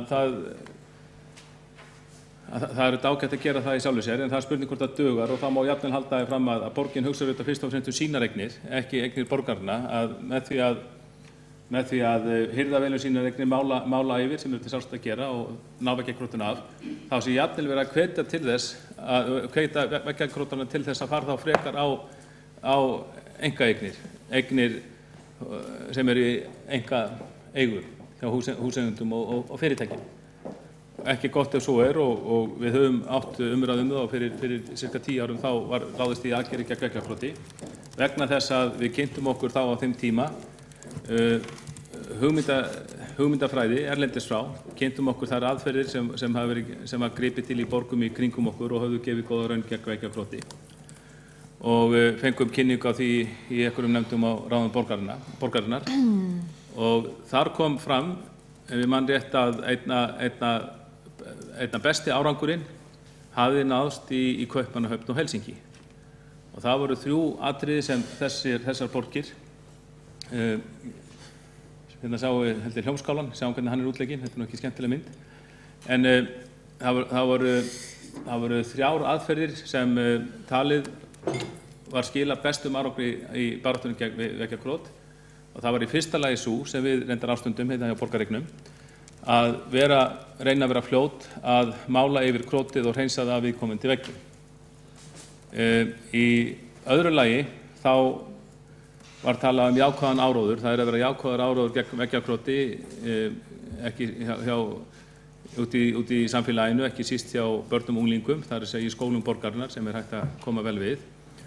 En í þriðja lagi þá yrði að vera einhvers konar eftirfylgni. Það yrði að fylgja þessum málum eftir með einhverjum hætti með lögregluaðgerðum með aðgerðum yfirvalds sem dregur hina seku til ábyrgðar. Því að það kom í ljós, þegar skoðum þetta sínum tíma og það var samræði við lögregluna og erlendis kom í ljós og lögregluþjónar hér sögðust hafa nákvæmlega sömu tilfinningu að það sé eins og með ýmsa glæpi, til dæmis líkamsárásir, að það séu ótrúlega fáir sem standi á bakvið ótrúlega hátt hlutfall þessara glæpa, til dæmis veggjakrótsins. Að það séu fáir einstaklingar, man ekki hvaða tölu að nota, en kannski 20% eða kannski 20 einstaklingar sem kannski standa á bakvið 80% af veggjakrótinu. Það jafnvel vita hverjir þetta eru, en það ekki hægt að grípa til neitt aðgerða. Og það var farið að fyrir 10 árum eitthvað slíkt að þá var ráðinn maður til borgarinnar sem var lögregluþjónn eftirlaun við mann rétt sem fór í það að finna viðkomandi. Það var erfitt að fá lögreglu í þetta, lögreglan sagði það við okkur að hún hefði svo mikið að gera. Þetta ekki, veggjakrót ekki skilgreint sem forgangsútkall hjá lögreglunni, þannig að það var erfitt einhvern veginn að fá lögreglu í þetta en borgin fór í sérstaka aðgerð og fekk einn mann og til að gera langa sögu stutt þá náði það mjög góðum árangri á stuttum tíma. Var í þessu, ég man ekki eitthvað tíma, 1 ár, 1,5 ár og svo rann verkefnið út eða samningur við hann og ég held að þá verið komið kreppa og þá var féskorið niður til þessara hluta. En einhver eftirfylgni þarf að vera og ég tel æskilegt að fara yfir þessi mál og skoða þau með þessi eftirfylgni í huga. Það verið gripið til einhverja slíkra aðgerða, ekki bara mála yfir hjá borgareignum, heldur að vera með jákvæðan áróður í skólum og vera með einhvers konar eftirfylgni í hvaða formi sem það vegna þess að eins og ég segi, það alveg skýrt í lögreglusamþykktinni að það hægt að draga viðkomandi til ábyrgðar og láta hann borga það tjón sem hann veldur og borga sektir. Þessi mynd held ég úr miðbænum til dæmis og tók þetta nú bara svona á netinu af handahófi og þarna sjáum við þannig að þessi tillaga okkar gengur út að það sé skoðað í fullri alvöru og að grípa beinlínis til aðgerða til þess að gera tjónvaldana eða sóðana eða krotvargana eða hvað sem kallar þetta gera þá ábyrga. Það auðvitað vita allir sem krota veggi, það þarf ekki að hafa sérstöku skilt það, menn bara vita, ég held að menn viti það allir að ef þeir nást þá þurfa þeir að borga tjónið, jafnvel einhverja sektir, en hins vegar þá með tjá það að í þeim fáu tilvikum sem næst í krotvarga þá þeir látnir hreins uppbyttis í borga það tjón en yfirleitt færið mál þeirra það sé yfirleitt færið ekki í sektarmeðferð og sem þetta slæmt þá bara verið að nánast verið að hvetja á þess að halda áfram eða þeir þurfi ekki að bera ábyrgðina þá að hreins uppbytti sig og ég segi það bara sjálfur að ég hef nokkrum sinnum séð krotvarga að störfum. Ég bara sem svona oft gangandi hérna bæinn á kvöldin og jafnvel í kringum miðnætti. Maður sér, ég hef nokkrum sinnum, bara náttúrulega á nokkur ára fresti, þá hefur maður séð þessa menn að störfum sko. Þeir eru ekkert beinlínis að fela sig og það sem kom mér á óvart, ég sé þetta nokkrum sinnum að þetta í einhverjum tilvikum þá bara fullorðna menn að ræða. Ekki einhverja litla strákpjakka eins og maður getur kannski ímyndað sér sko. En þetta þarf að herða og síðan sjáum við þetta erlendis frá, við sjáum það, mér finnst sóðaskapur vera allt og mikill í miðbænum.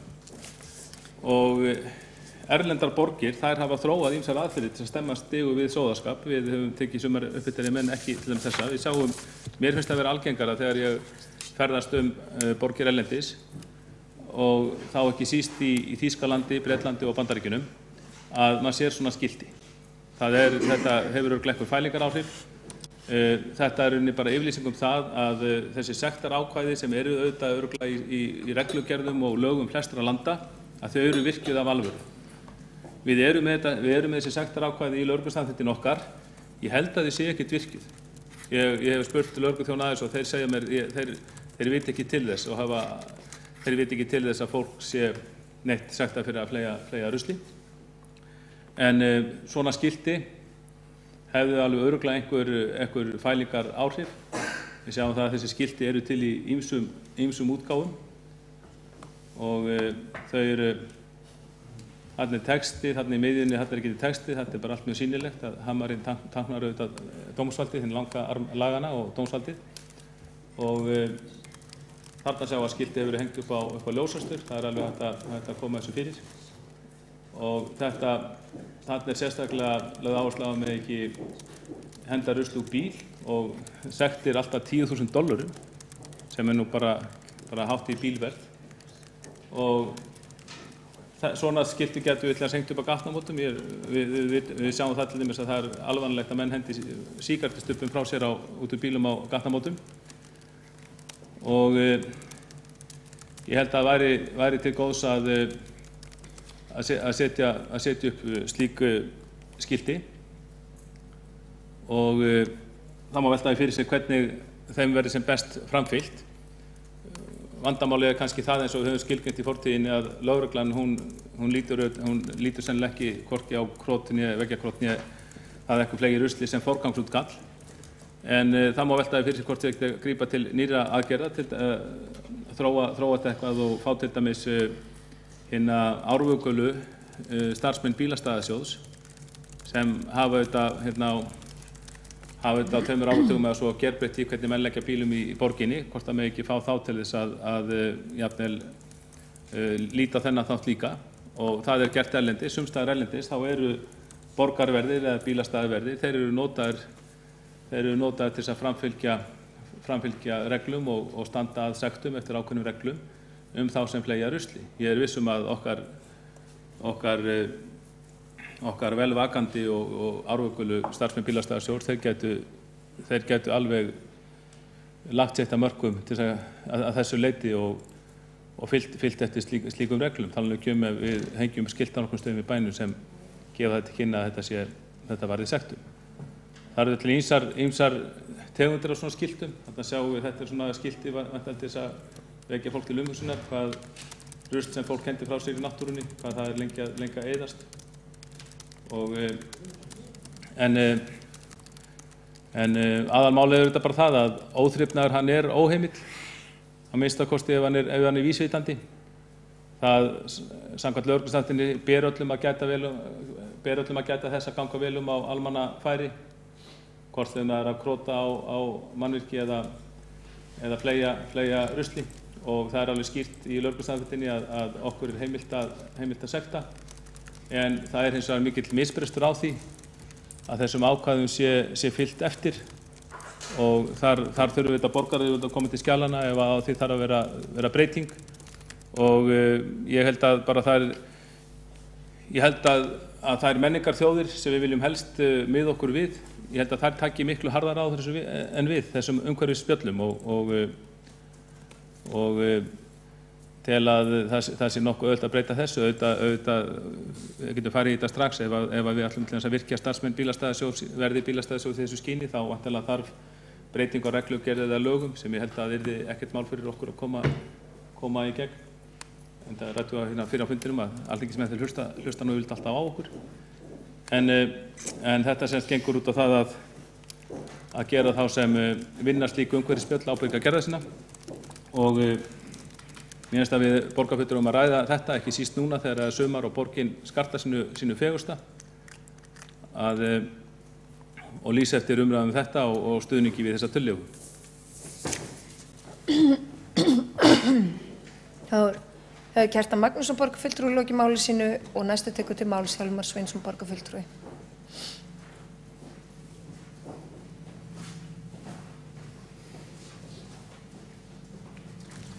Forseti, ágæta borgarstjórn, ég þakka borgarfulltrúa Kjartani Magnúsinni fyrir ágæta tölu og þarft framtak í eilífðarverkefni, af því að ég held að það sé nú orða sönnu að svona þrif á borgum eru bókstaflega eilífðarverkefni og við búum ekki svo vel eins og Parísarbúar sem eða yfirstjórnin þar hafði vit á því 1850 að koma upp svona vatnshreinsikerfi, tvöföldu vatnskerfi, þannig að nokkru sinnum á dag að það spúlast vatn sjálfkrafa eftir öllum götuköntum.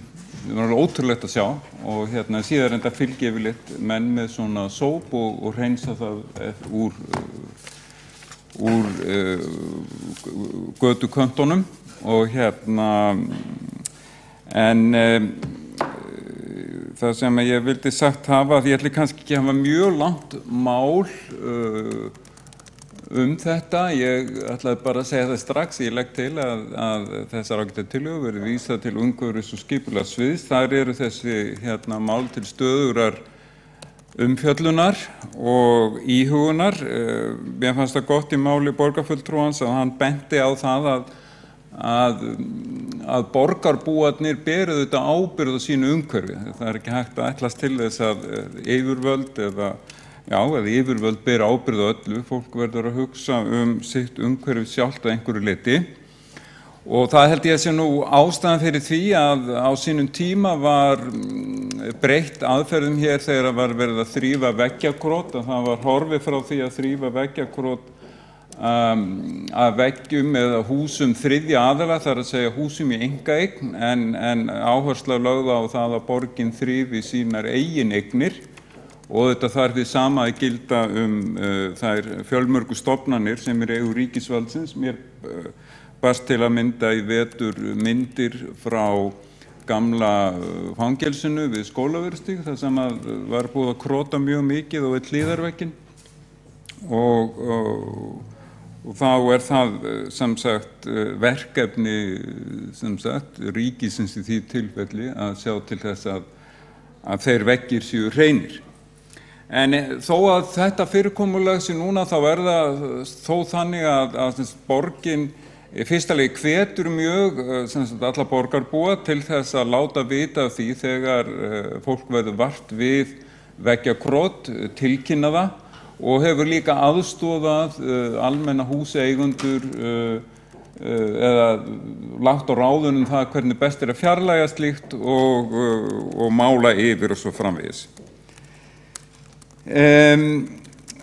Mér langaði líka að nefna það sem að kannski koma þess inn á að því að borgarfulltrúinn talaði talsvert hvernig þetta í ýmsum öðrum löndum þar sem að liggja við háar sektir. Við búum reyndar við nokkuð sérstaka menningu, lögreglumenningu að því að þar hefur verið fundið upp í þeim menningargeira lögreglunar hugtakið löggæsluvandi og það einhvers konar afsökun fyrir því að það sé ekki hægt að sekta menn eða fylgja eftir sem sagt ákveðum það að sekta fólk sem að gerir eitthvað sem ekki löglegt að gera vegna þess að sönnunarbyrðin sé erfið, margt sé óljóst og þetta kemur manni satt að segja talsvert mikið á óvart hvernig þarna staðið að málum. Þetta á til dæmis við umferðarmál, rútumál, sem sagt þegar verið að keyra ferðamönnum borgina og marga slíka þætti. Mér langaði að nefna fleiri þætti óhreininda og óþrifnaðar og það ekki til þess að leiðrétta borgarfulltrúa heldur einfaldlega til þess að benda á að þetta víðtækara. Eitt til dæmis tyggjugúmmí sem að eru hent á göturnar. Við sjáum það til dæmis við Klapparstíga sem borgin lagði verulegan kostnað við að setja nýjar og fallegar gangstéttahellu fyrir nokkrum árum að það allt útatað í tyggjugúmmíklessum og frekar svona dapurlegt upp á að horfa. Ég veit að í sumum löndum það ekki gúterað og maður sér þetta rauninni eiginlega hvergi nema hér á landi en við höfum einhvern veginn látið að viðgangast að það sé einhvern veginn ekkert að gera í þessu, það kannski löggæsluvandi. Annað dæmi síðan að því að það sem að við sáum myndir af bílum þar sem verður henda rusl út sem náttúrulega ekki gott en annað dæmi mikinn óþrifnað í rauninni óþrifnaður eins og bílaumferðin veldur í borginni og við höfum fengið fyrirlestur það frá sérfræðingi og umhverfisstofnun að bílar og nagladekkjum spæna upp 60 til 100 sinnum meira malbiki yfir borgarbúana heldur en bílar og venjulegum dekkjum. Rykið sem að þeir spæna upp sest síðan á göturnar, það safnast mjög oft saman við gangstéttarkantana og myndar þar svona leirkennt lag sem oft getur orðið mjög þykkt og verður dálítið sóðilegt þegar síðan fer að rigna. Þetta að mínum mati dæmi óþrifnað, mengun og það var nú þess vegna sem að umhverfis- og skipulagssvið samþykkti það á fundi daginn að hvetja ráðherra samgöngumála til þess og Alþingi til þess að breyta lögum þannig að sveitarfélögum sé sjálfsagt sett hvort að þau setji gjald á nagladekk eða ekki, það snýrist aldrei með banna nagladekk heldur setja gjald og þá samkvæmt þessari frægu mengunarbótareglu og sá gjaldur sem veldur. Þannig að ég sé nú ég bara að lesa mínu skoðunum, mér finnst þetta allt vera ein heild. Við erum að tala hversu þrifalegt og heilsusamlegt auðvitað leið umhverfið okkar er. Það reyndar að því ég að tala kantsteinana, ég hef sjálfur sem sagt séð það að maður sér til dæmis það sem þetta ekki hreinsað nógu vel og nógu reglulega, þá svona gróður frekar fljótur að finna sér þar bólfestu eða rótfestu og það reyndar verið núna átak í Vesturbænum á nokkrum götum að þrífa það bæði verið að þrífa sem sagt frá kantsteinunum en það líka þegar við kannski sérstakt efni ofan á gangstéttir svona fróðukennt efni sem að drepur niður grasið sem að kemur upp á milli gangstéttahellana en ég alveg sammála því að þetta Það mjög nauðsynlegt að í rauninni að taka sig á í þessum efnum, en það svona kannski auðveldara að tala það heldur en í að komast. Eitt það að við lifum á þenslutímum og það hreinlega mjög erfitt fyrir borgina að ráða fólk eða að fá fólk í vinnu við slík þrif, vegna þess að því býðist önnur vinna sem það kýs frekar annar staðar. En ég ætlaði að nefna líka það að það er alveg klárt að Íslendingar eða Reykvíkingar sjálfar mættu gjarnan ganga miklu betur borgina, skilja eftir minna rusl á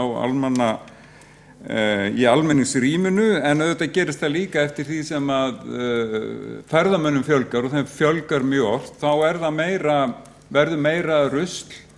Og það verið, veit ég, að þróa nýtt verklag við losun á ruslastömpum, og það líka verið að þróa svona smart ruslastampa, eins sniðugt að það hljóma nú, en það sem sagt eru rauninni stampar sem að gefa merki þegar þeir eru fullir, blindfullir. En það hvað verið fleira sem ég ætlaði að nefna? Jú, það örugglega full ástæða til þess að skoða það að vera með allsherjarhreinsun á götunum oftar en nú og það hefur komið í ljós af fyrrgreindum ástæðum, þenslu ástæðum, að það getur oft verið núna og okkar tímum erfitt að fá verktaka sem eru tilbúnir að setja vélarnar sínar í slík verka, því að þeir eru í öðrum verkum í borginni. Þess vegna getur komið til greina fyrir borgina og það einhverju leyti í gangi að borgin fjárfesti sjálf í ákveðnum tækjum og tólum sem að hægt að nota á dálítið skilvirkan hátt í svona hreinsunum. Það mætti tala lengi þetta, og okkar ágæta fólk hefur á umhverfis- og skipulagssviði sem sagt hefur hugsað mikið þetta, að það hefur verið pælt í að setja upp svona ákveðið vaktafyrirkomulag, vaktakerfi, þar sem sagt fólk eða starfsmenn væri sendir út á örkina eftir ákveðnu fyrirkomulagi. Það stendur til að byrja ákveðnu vaktafyrirkomulagi í miðborginni, og eitt og annað sem mætti telja upp hér en kannski ástæðulaust. Þannig að ég ætla að ljúka máli mínu með því að endurtaka það að þetta ágæt umræða, þörf áminning, þörf hvatning skulum við segja, og sem sagt tillaga mín sú að við vísum þessari tillögu til umhverfis- og skipulagssviðs. Þar eru allir okkar helstu sérfræðingar, og þeir munu þá leggja fram einhvers konar áætlun það hvernig má bæta þessi mál. Það borgarfulltrúi Hjálmar Sveinsson lokið máli sínu og einn borgarfulltrúi hefur óskað eftir því að veita andsvari við ræðu borgarfulltrúans, og það borgarfulltrúi Marta Guðjónsdóttir.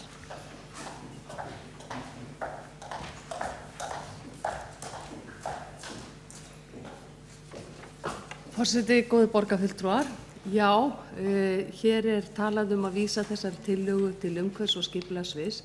Það var líka ekki síðast þegar við fluttum sams konar tillögu að það yrði brugðist við veggjakroti og reynt að draga úr því. Ég hef ekki séð neitt gerast síðan sú tillaga var send upp í Borgartún til umhverfis- og skipulagssviðsins. En borgarfulltrúi Hjálmar nefndi hér áðan að það væri erfitt að fá fólk í almennt þrif á götum. Já, það kann vel að vera rétt. En hér var lögð fram tillaga í borgarstjórn 16. maí síðastliðinn það að við myndum veita 8. bekkingum í grunnskólum Reykjavíkur vinnu hjá Vinnuskóla Reykjavíkur í sumar. Og þar var nefnt sérstaklega til sögunar að það veitti sennilega ekkert af þeim liðsauka og þeim starfskrafti sem í þeim aldurshópi býr. Þannig að mér finnst þessi rök það að það vanti fólk til þess að sinna þrifum hér, mér finnst þau ansi hald lítil. Það hefði jafnrætt verið hægt að fá þennan aldurshóp til þess að máli við veggjakrot og í því hefði verið fólkið mikil forvörn ef að krakkarnir sjálfur hefðu haft atvinnu af því og að mála yfir þetta veggjakrot. En ég vona svo sannarlega að fari þessi tillaga til umhverfis- og skipulagssviðsins að henni verði tekið betur en þeirri tillögu sem að umræddur borgarfulltrúi Hjálmar Sveinsson lagði til á fundinum í Hagaskóla í vetur þegar borgarstjórnarfundur var þar að vísa samskonar tillögu þangað sem ég hef ekki séð hvorki tangur né tetur af að hafi verið gert eitthvað með. Þá er borgarfulltrúi Marta Guðjónsdóttir lokið við að veita andsvar, þá svarar andsvari borgarfulltrúi Hjálmar Sveinsson. Já, ágæta borgarstjórn og forseti, ég bara endurtek það að þetta allar áminningar, allar hvatningar eru teknar alvarlega hjá umhverfis- og skipulagssviði og það unnið samkvæmt því, en ég ætlaði eiginlega að gera athugasemd og orðalag, ég veit að maður á ekki að vera með hártónir en að þeir talað að áttundu bekkingar eigi sjálfir að fjarlægja veggjakrot, þá finnst mér einhvern veginn liggja í þeirri hugsun að þeir sjálfir hafi staðið að krotun, ég held að það sé alls ekki sjálfgefið. Það er borgarfulltrúi Hjálmar Sveinsson lokið við að svara andsvari, þá veitir andsvariður sinni borgarfulltrúi Marta Guðjónsdóttir.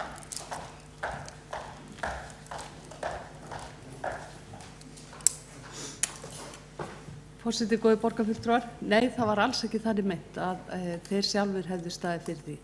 En hins vegar getur það haft forvarnagildi ef að þau þurfa að mála yfir veggjakrot.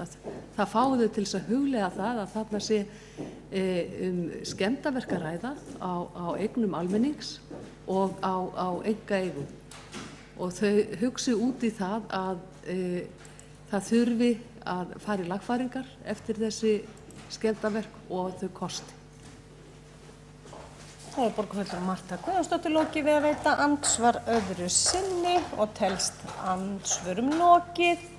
Þá eru ekki fleiri á mælendaskrá. Jú, borgarfulltrúi Kjartan Magnússon.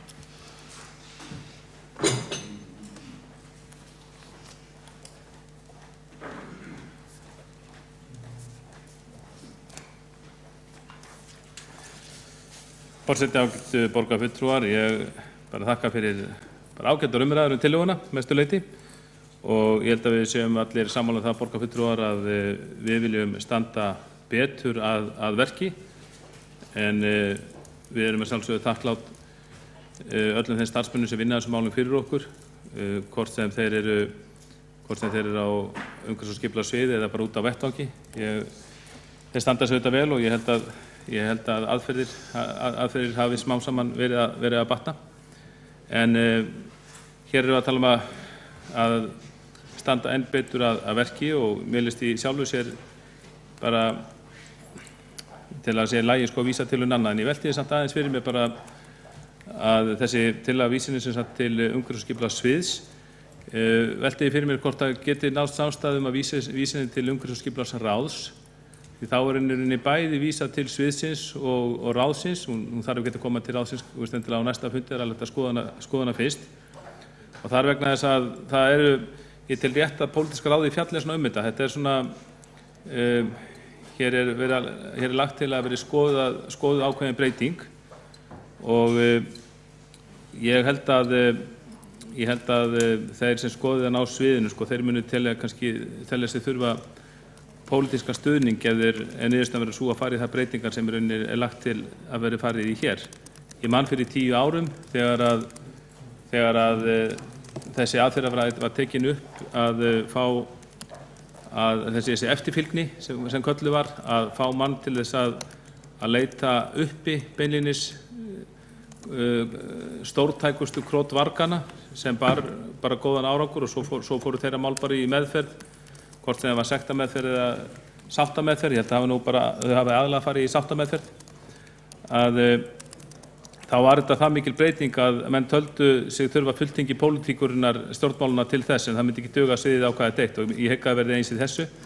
Tala ekki ef það verið niðurstaðan að menn vilji fara að virkja þessi sektarákvæði lögreglusamþykktarinnar Þannig að mér finnst bara sjálfstætt sviðið skoði málið og þar höfum við gott fólk sem getur farið yfir þetta, en ég teldi líka æskilegt að ráðið fjallaði þetta. Og svo er alveg sammála Hjálmari Sveinssyni í því að þetta er bara víðtækur vandi. Þetta er allt hluti af víðtækara vanda. Tek alveg undir honum þetta með tyggigúmmí eða jórturleður, að það er allt og víða hér í borginni. Mjög erfitt það að eiga og auðvitað er það von mín að ef að við færum að virkja sektarákvæðin betur, þá myndu nú menn hugsa sig tvisvar áður eða hentu slíku gúmmíi frá sér. Og get til dæmis bara minnst á það þessu sambandi að fyrir 2 eða 3 áratugum þá voru bílastæðamál í Reykjavík í miklum ólestri. Menn lögðu ólöglega í stórum stílum alla borg vegna þess að menn vissu að eftirfylgninni var ekki mikil. Það liðu mánuður jafnvel ár þangað til að löggan náði í skottið af viðkomandi og þá var hægt að með ýmsum ráðum hægt að semja sig frá sektunum eða jafnvel neita borgarstóran hluta þeirra út af alls konar ástæðum, kannski vegna þess að lög og reglugerðir voru ekki nógu skýr og það tók tíma að koma sér lag en lögum og reglugerðum var breytt, þannig að þetta var alveg skýrt hvernig þetta yrði. Það var alveg skýrt að bílastæðasjóður Reykjavíkur, hann hefði heimild til þess að bjóða upp bíla þeirra sem borguðu ekki sektirnar og mér var sagt að bara frá mönnum sem voru í svo sínum tíma, ég var reyndar ekki, mér var sagt að menn áttuðu sig ekki á breytingunum sem var orðin þegar bílastæðasjóður tók til starfa, en þegar hann hafði starfað í nokkra mánuði þá fóru þeir í fyrsta fjárnámið og tóku þá held ég, fóru heim til einhvers mann sem skuldaði mjög mikið og tóku með dráttarbíl og drógu í burt Mercedes-Benz bifreið viðkomandi. Viðkomandi hafði bara lagði út allt og borgaði aldrei neitt. Og þeir létu Ríkissjónvarpið vita, þannig að sjónvarpið tók mynd af því að bíllinn var dreginn í burt og þetta kom í aðalfréttatíma sjónvarps. Og mér skilst að bara á næstu 2-3 dögum þá hafi bara hátt í helmingur af öllum skuldum bílastæðasjóðs verið greiddur. Þannig að sjáum við svart á hvítu hvaða áhrif það hafði þegar að reglum sem var lítið framfylgt var allt í einu framfylgt af ákveðnu hörku. Menn gerðu þá skuldisinn og það hafði mikið fælingar áhrif og smám saman komst til lag. Þannig að sjálfsögðu vonast maður til þess að menn hætti að henda frá sér tyggigúmmí ef það verði alveg ljóst að maður geti átt að hættu að fá sekt. En þakka fyrir umræðan og vonast þess að við getum vísast til ráðsins í staðinn fyrir sviðsins. Það var borgarfulltrúi Kjartan Magnússon lokið máli sínu og borgarfulltrúi Hjálmar Sveinsson óska eftir að veita andsvari við ræðu borgarfulltrúans. Já, ég þakka sömuleiðis og ég heyri þá borgarfulltrúi Kjartan Magnússyni að hann mikið á gangi borgina og tekur því eftir ýmsu og ég held að það sé hérna að við Kjartan erum báðir unnendur borgarinnar. Og ég ætlaði að segja eitt og annað, man ekki allt, en þó það að það var líka borgarstjórinn sem hér var einu sinni, Jón Gnarr, að hann fekk það alveg á heilan að hann þyldi ekki það þegar menn voru að leggja upp á gangstéttar, sem var mjög mikið tíðkað hérna ekki alls fyrir löngu og þá var farið í það að draga bíl í burtu og sekta og það hafði veruleg áhrif. Ég læt líka í ljós þá ósk og vona að þeim hefur stundum þeirra sagt já það þarf að sekta síðan þegar það gerist þá hefjast upp mikil óp í fjölmiðlum, það talað sósíalfasisma og forræðishyggju og þá reynir stundum á stjórnmálamenn að standa við það sem þeir hafa ákveðið. Og að þessum formála loknum ætla ég að segja að ég legg til að tillagan verði þá við þeim hætti að við vísum þessu þá bæði til umhverfis- og skipulagsráðs og umhverfis- og skipulagssviðs. Það er borgarfulltrúi Hjálmar Sveinsson lokið við það að veita andsvar. Fleiri hafi ekki hvatt sér hljóðs undir þessum dagskrárlið og telst umræðu lokið. Forseti ber þá upp þá málsmeðferðartillögu sem hefur komið fram hér á fundinum að vísa tillögunni inn til umhverfis- og skipulagsráðs og umhverfis- og skipulagssviðs. Þeir borgarfulltrúar sem samþykkja það, mér vantar ennþá einn borgarfulltrúa inn í borgarstjórnarsal svo við getum klárað þetta.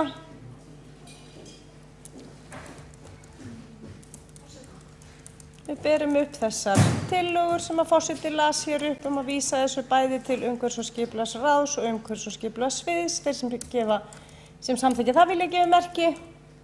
Það telst samþykkt samhljóma. Við göngum til dagskrár, tökum fyrir 5. dagskrárlið, en það er umræðum lóðar úthlutanir Reykjavíkurborgar á fyrstu 3 árum kjörtímabilsins á lóðum fyrir fjöleignarhús með fleiri en 5 íbúðum. Vá. Það tökur fyrstu til máls borgarfulltrúi Guðfinna Jóhanna Guðmundsdóttir.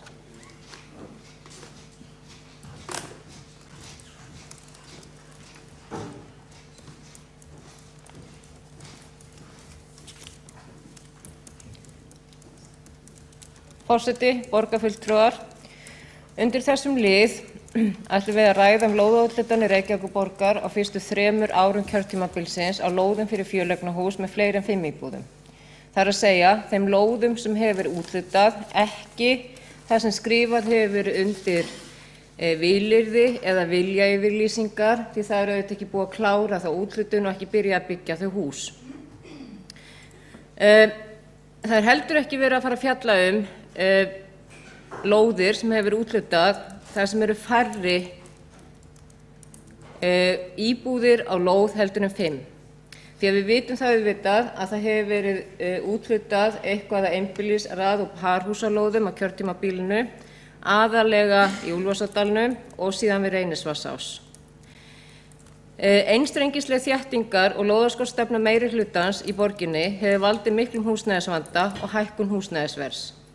Fasteignafélögin og bankarnir hafa ráðið ferðinni í borginni á lóðum sem hafa verið höndum þessara aðila í mörg ár, enda hefur stefna meirihlutans verið sú að úthluta helst ekki fjölbýlishúsalóðum. Þrátt fyrir það að aðalskipulag Reykjavíkur byggi á þéttingu byggðar og þar með að það sé byggt aðallega í fjölbýlishúsum. Frá því að meirihlutinn tók við í júní 2014 var einungis úthlutað lóð undir 1 fjöleignarhús á árinu 2014 til áramóta. Það er að segja að ef hægt er að telja Mýrargötu 2731 og Seljaveg 1A og 1B sem í rauninni fleiri lóðir, en með því að taka þessar lóðir saman að þá er 1 fjöleignarhús á þessum lóðum fyrir samtals 8 íbúða fjöleignarhús. Ef að þetta er ekki tekið saman, þessar lóðir, fyrir þetta eina hús, að þá væri ekki hægt að tala neina lóð sem hefur úthlutað á árinu 2014. En þar sem húsið nær yfir nokkra lóðir, að þá er hægt að fella þetta þar undir og það eru bara 8 íbúðir í þessu húsi.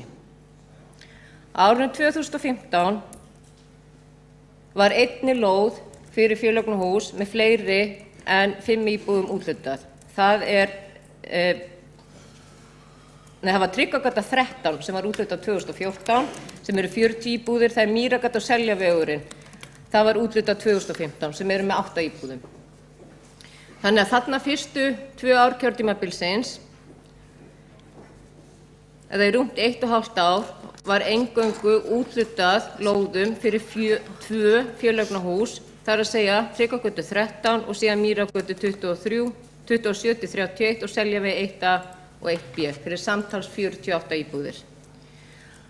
Á árinu 2016 þá var 4 slíkum lóðum úthlutað, það er að segja Kampavað 5 sem er sambýli fyrir félagsbústaði, 6 íbúða sambýli, Suðurlandsbraut 68-70 sem eru íbúðir fyrir eldri borgara, 74 íbúðir, Skógavegur 16 sem eru 20 íbúðir og Ásskógar 1-3 sem eru 52 íbúðir.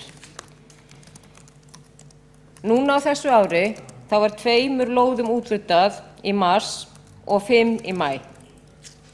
Og ef við skoðum byggingastig þessara húsa, því við vitum það tekur tíma að byggja, að samkvæmt upplýsingum frá byggingafulltrúanum í Reykjavík er ekkert þessara húsa á þessum lóðum sem hefur úthlutað á þessum 3 árum komið lengra heldur en á byggingastig 4, það er fokhældistig. Tryggvagata 13 sem var úthlutað á árinu 2014 er á byggingarstigi 3, Mýrargatan og Seljavegurinn er á byggingarstigi 2-4, Kambavaðið sem er sambýli fyrir félagsbústaði er á byggingarstigi 1, Suðurlandsbraut 68-70 er á byggingarstigi 2, Skógarvegur 16, byggingarleyfi er óútgefið, Ásskógar 1-3, það er á byggingarstigi 1 og restin var úthlutað í mars og maí á þessu ári.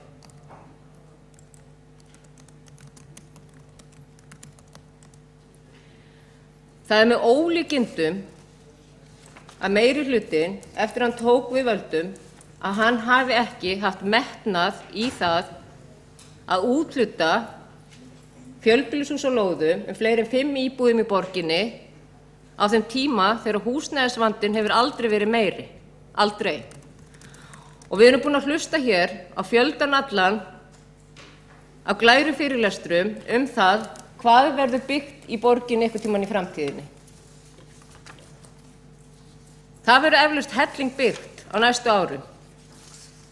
En húsnæðisverðið er komið í hæstu hæðir vegna þessarar röngu stefnu meirihlutans það að fjölga ekki hér fjölbýlishúsalóðum.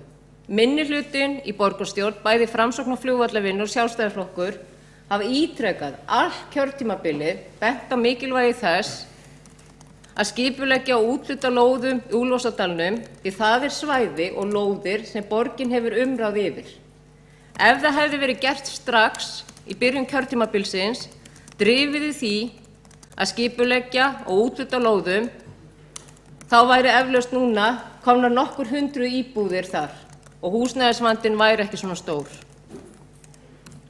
En í stað þess, þá er búið að taka núna tæp 2 ár í að útbúa skipulagðar fyrir rúmlega 400 íbúðir sem verður þá ekki byrja að úthluta fyrir í fyrsta lagi næsta vetur. Þannig það er meira og minna allt búið að vera á stopp nema það sem fasteignafélögin og bankarnir hafa haft umráð yfir og þau ráða ferðin í borginni og hafa gert það og afleiðingarnar eru einn mesti húsnæðisvandi í Reykjavík frá seinni heimsstyrjöld og það þekkist varla í heiminum jafn mikil hækkun á húsnæðisverði eins og hér. Það er hlutverk borgarinnar að skipuleggja borgina svo að sé hægt að byggja og úthluta lóðum. Skipulagsvinna hefur verið í fullum gangi en því miður þá hefur lítið verið lóðaúthlutanir. Við höfum hins vegar ítrekað séð borgarstjóri í fjölmiðlum sitjandi út á túni við borð eða standandi þar sem er verið að skrifa undir vilyrði jafnvel 10 ár fram í tímann á úthluta lóðum. En það er ekki verið að úthluta þeim. Það er verið að lofa því að það verið gert einhvern tímann seinna.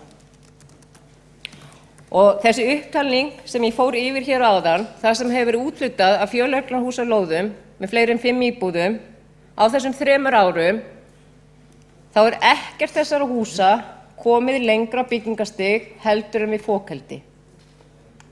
Við vitum hins vegar það að Mýragata Seljavegur og Tryggvagata fara að klárast, en allt annað er mjög skammt á veg komið. Við þekkjum það líka að það hefur gengið illa að fjölga félagslegum leiguíbúðum í Reykjavík. Við höfum rætt það ítrekað og áætlanir engan veginn gengið upp. Og af þessum lóðum sem úthlutað var á þessum 3 árum er eingöngu 1 til félagsbústaða.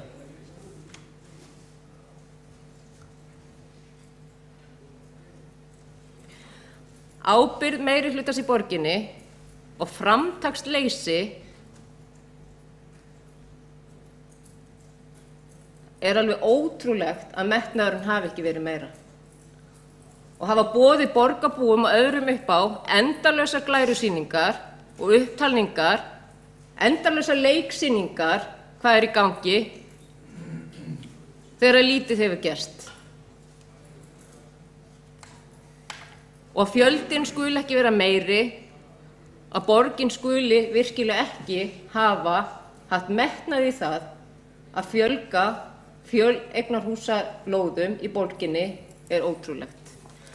Og við vitum það að það hefur tekið langan tíma að vinna með þessum aðilum sem hafa umráð þessara lóða.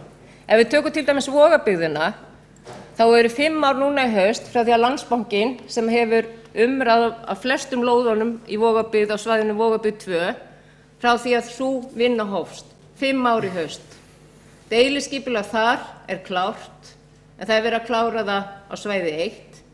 Þannig að það er þá í fyrsta lagi næsta vetur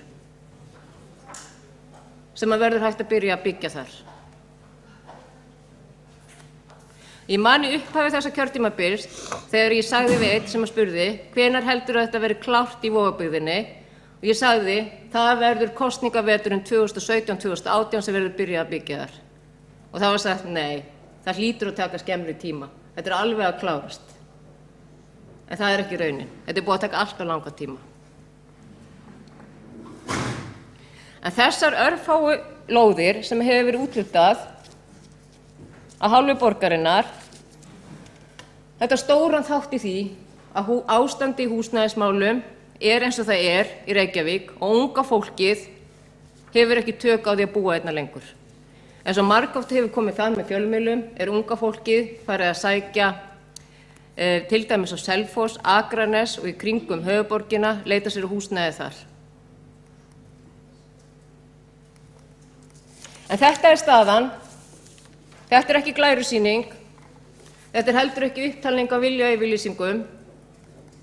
Það er nóg komið af þeim síðustu 3 árin og það er spurning hvernig þetta verður þegar allur þessi fjöldi fer inn á markaðinn eftir 3-4 ár í staðinn fyrir að láta þetta koma jafnt og þétt inn á markaðinn sem hefði verið hægt að gera ef meirihlutinn hefði brotið odda oflæti sínu og skipulagt meira í Úlfarsárdalnum.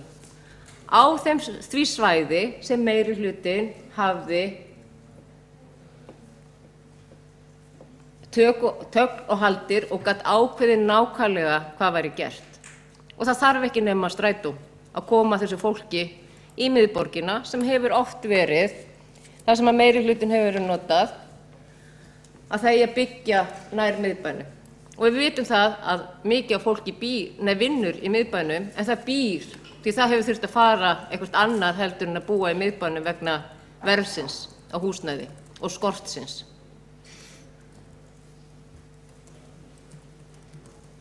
En þetta er staðan sem við stöndum frammi fyrir vegna framtaksleysis meirihluta borgarstjórnar í að úthluta lóðum á þessu kjörtímabili. Þá verður borgarfulltrúi Guðfinna Jóhanna Guðmundsdóttir lokið máli sínu og borgarstjóri næstur á mælendaskrá. Forseti, ágæta borgarstjórn, ég vil þakka borgarfulltrúunum fyrir að taka þessi mál hér upp. Lóðaúthlutanir sem er einn hluti, mikilvægur hluti, en einungis einn hluti af því sem að verið er að vinna að uppbyggingu í íbúðar- og húsnæðismálum. Og okkur tvítekið það að þetta sé bara einn hluti, jú vegna þess að upplegg borgarfulltrúans er svolítið glúrið.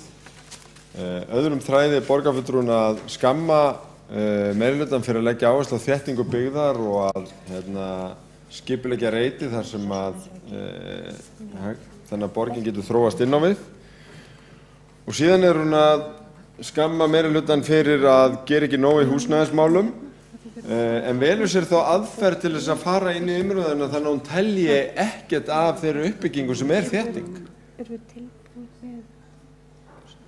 Það er svona svipað eins og að skamma meirihlutann fyrir aðgerðaleysi í skólamálum og taka ekkert með af því sem framfer inn í skólunum. Heldur fjallum hvað er lítið kennt utan veggja skólans.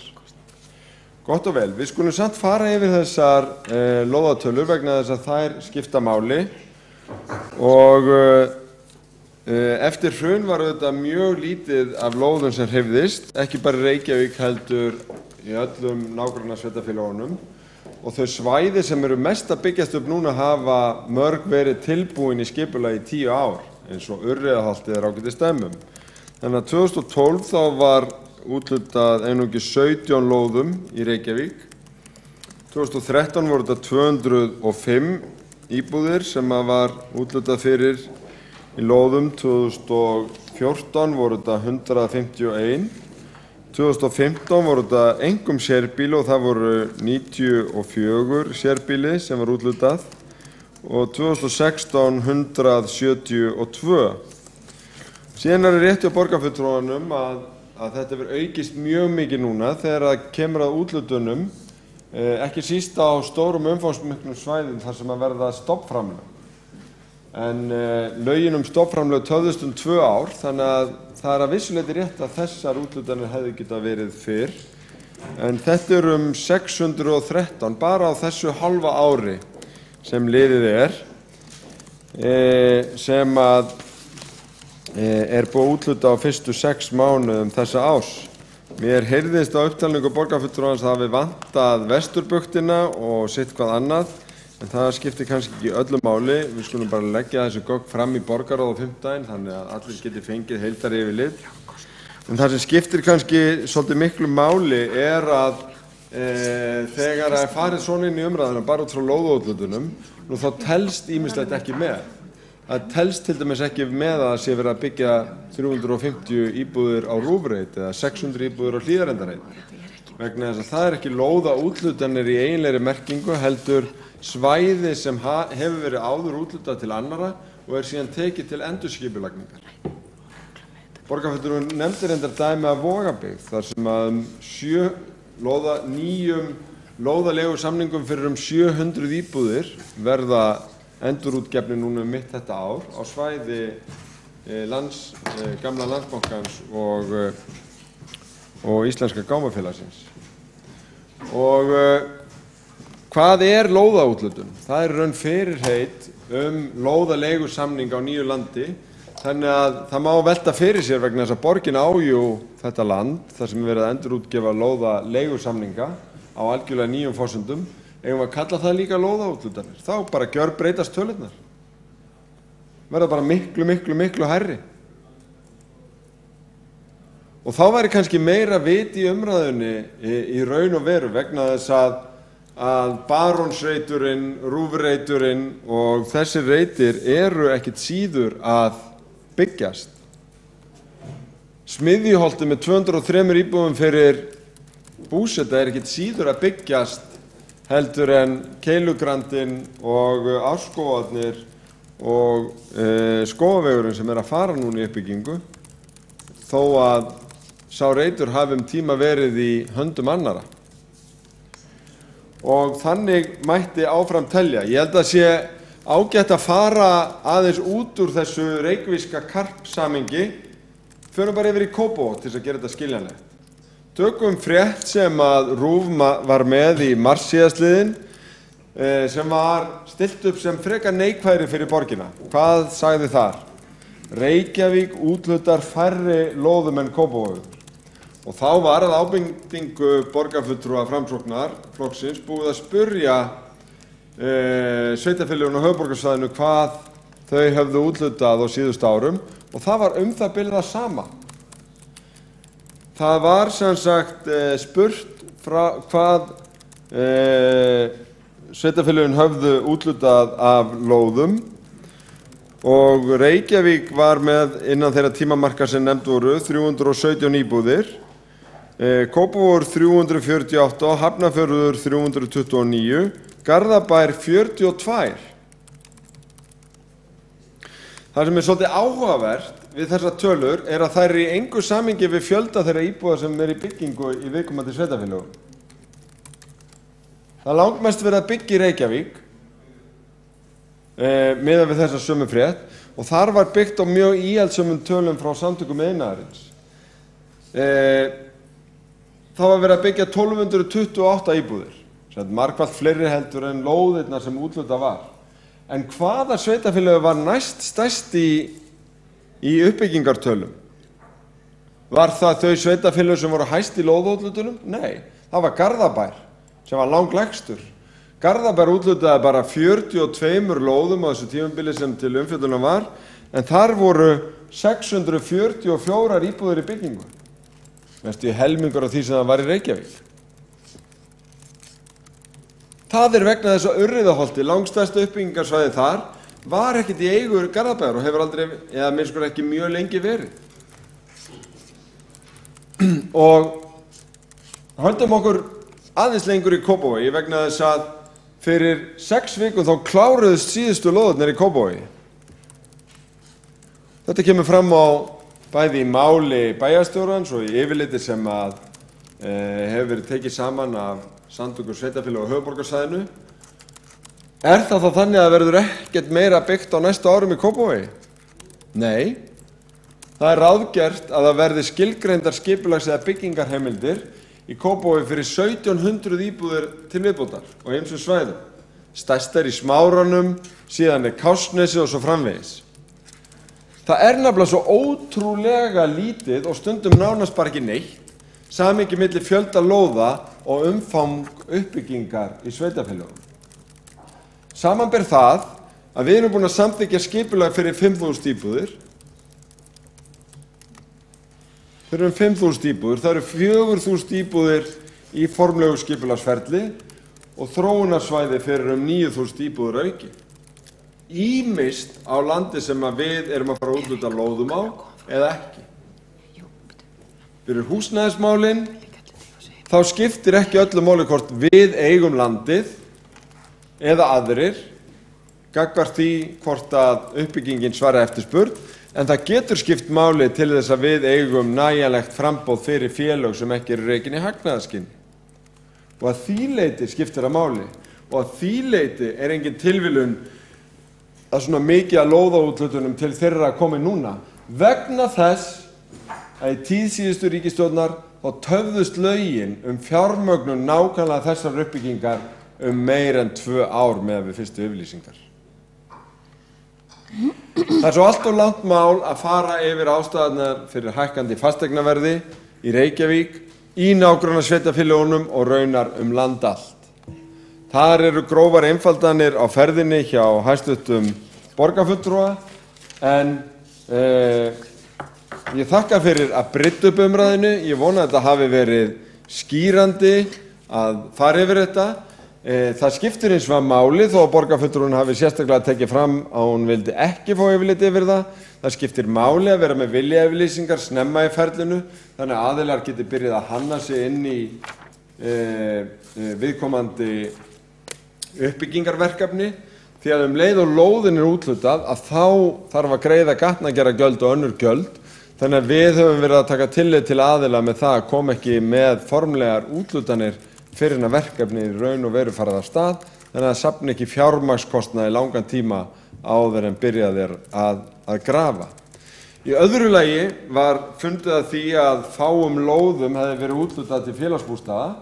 Það reyndar ekki rétt að það hefði verið ein, þeir eru 3 í Kambavaði, Austurbrún og Þorláksgeisla, en í samningum fjölmörg önnur svæði eru ákvæði að hluti íbúðanna sem verður til renni til félagsbústaða með kauprétti eða beinum kaupum samkvæmt samningum sem að borgarfulltrúinn hefur fengið yfirlit yfir bæði frá félagsbústöðum og hér úr ræðustóli borgarstjórnar og það er sjálfsagt að láta taka saman heildstætt yfirlit yfir þetta vegna þess að þetta hin praktíska leið til þess að fjölga félagslegum íbúðum og búsetu kjörnum við núverandi aðstæður á húsnæðismarkaði.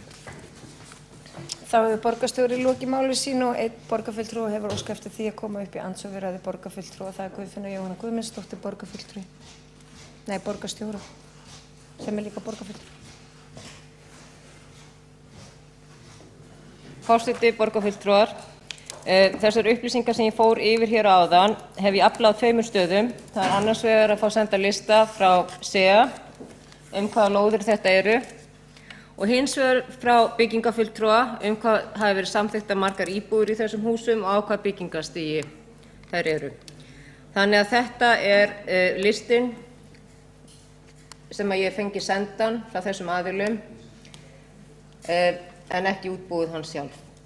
Og ef að það einhverju fleiri hús eða lóðir heldur en þetta, að þá mun það væntanlega skýrast á næstu dögum því væntanlega mun borgarstjóri leggja fram yfirlit allar viljayfirlýsingarnar sem hann hefur gert ef ég þekki PR-mennsku borgarstjóra rétt á þessu kjörtímabili til þess að bregðast við þessu. En staðreyndin þessi, metnaðarleysi algjört í lóðaúthlutunum hjá borginni og það eru fasteignafélögin og bankarnir sem hafa drifið þetta áfram en því miður alltaf hægt og búið að taka alltaf langa tíma og við sjáum það að ekkert hús á þessum lóðum komið lengra heldur en á fokhaldistig, heldur en á byggingastig 4 sem fokhældi. En þetta hefur tekið allt of langa tíma með mjög slæmum afleiðingum fyrir borgarbúa og þá sérstaklega unga fólkið. Guðfinna Jóna Guðmundsdóttir, borgarfulltrúi, lokið við að veita andsvar við ræðu borgarstjóra og andsvörum telst lokið og næstu tekur til máls Halldór Halldórsson, borgarfulltrúi.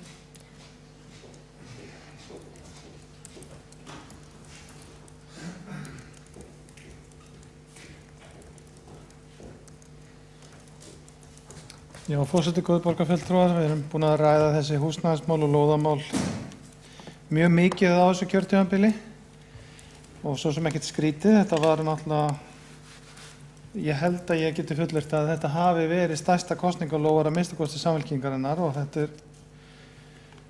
var mjög sniðug aðferð hjá Samfylkingunni, hvernig þetta var bara sett fram með einföldum hætti. 2500–3000 leiguíbúðir á kjörtímabilinu. Við í Sjálfstæðisflokknum vorum með svona meiri útfærslu í okkar húsnæðismálum en ég leyfi mér að fullyrða það en eina ferðina okkar útfærsla var mjög skynsamleg. Þó að borgarbúar hafi talið að kosningaloforðin 2500–3000 leiguíbúðir að það yrði staðið við það.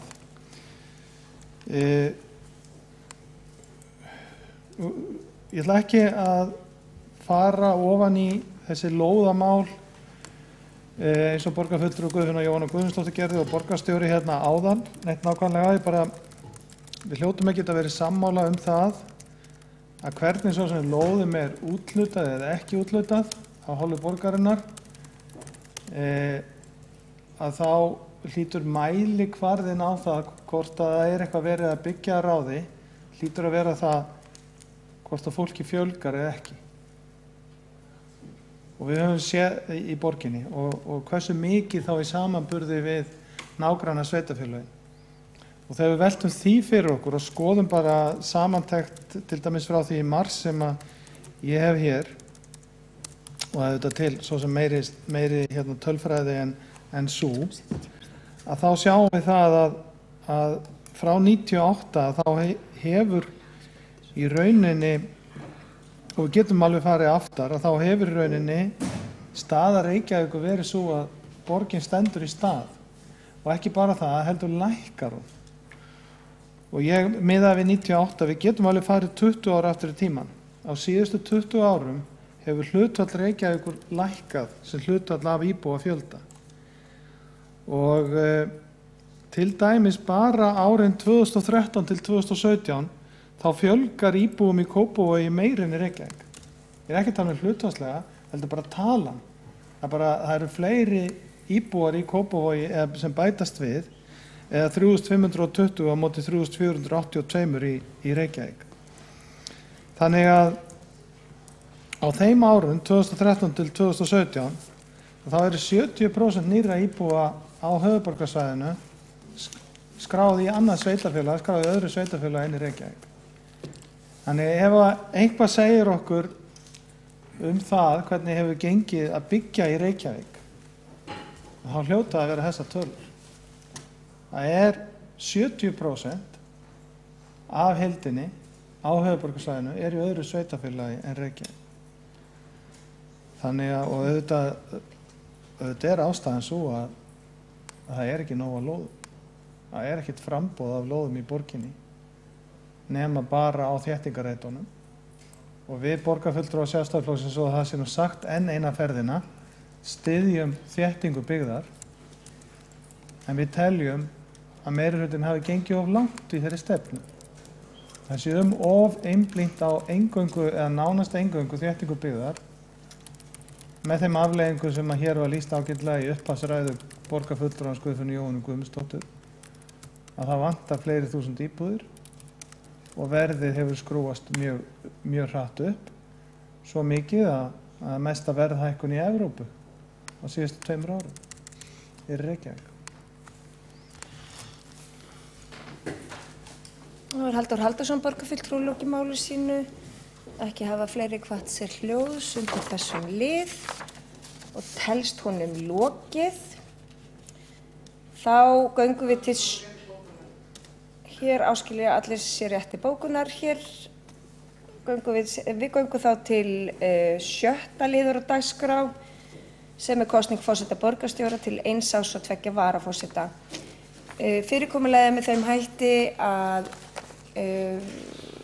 kjörseðlum verður komið til borgarfulltrúa sem byrja á því að kjósa forseta.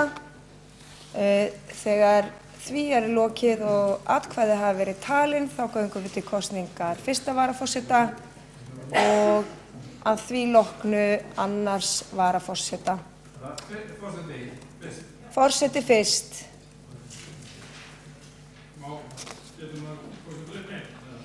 Ef þú kýst fleiri en einn þá miðinn ógildur. Það er bara einn forseti. Já, svo koma skrifarar hingað upp og við teljum atkvæðin.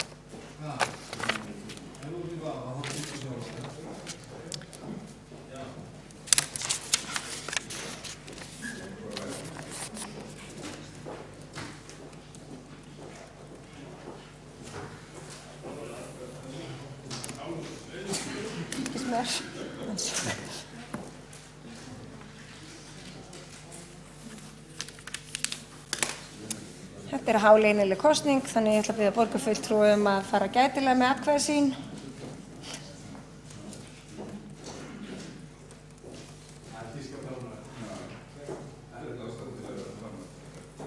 Má ég biðja skrifara að koma hingað upp og kíkja yfir öxlina á mér?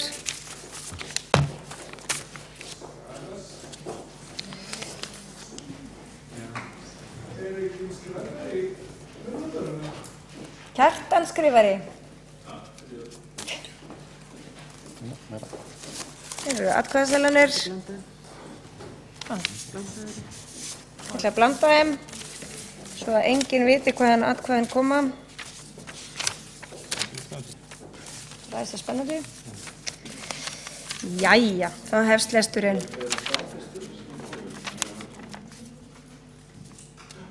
Tómur. Auður. Líf Magnúdóttir. Líf Magnúdóttir. Auður.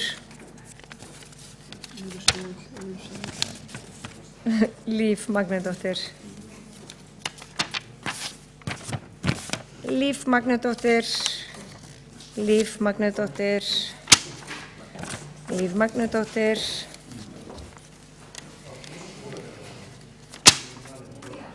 Líf Magnúdóttir. Líf Magnúdóttir. Líf Magnúdóttir. Auður Seðill. Auður Seðill. Auður Seðill. Auður Seðill. Atkvæði fóru þannig að auður seðlar voru 1, 2, 3, 4, 5, 6 og 9 seðlar með nafni Lífar Magnúdóttir. Þá telst Líf Magnúdóttir rétt fyrir forseti borgarstjórnar til 1 árs. Þakka fyrir. Þá ljótum við ganga kosningu 1. varaforseta. Takk eftir því. 1. varaforseti.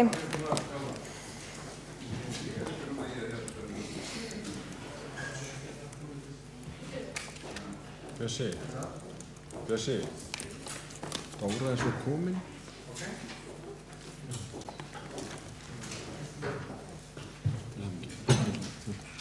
Segjurust. 1. varaforseta. 1. varaforseta. Ekki alls? Á þess að ég sé að hafa áhrif á atkvæði, sko. Ok, hún má skrifa nú og Dóra ekki. Já.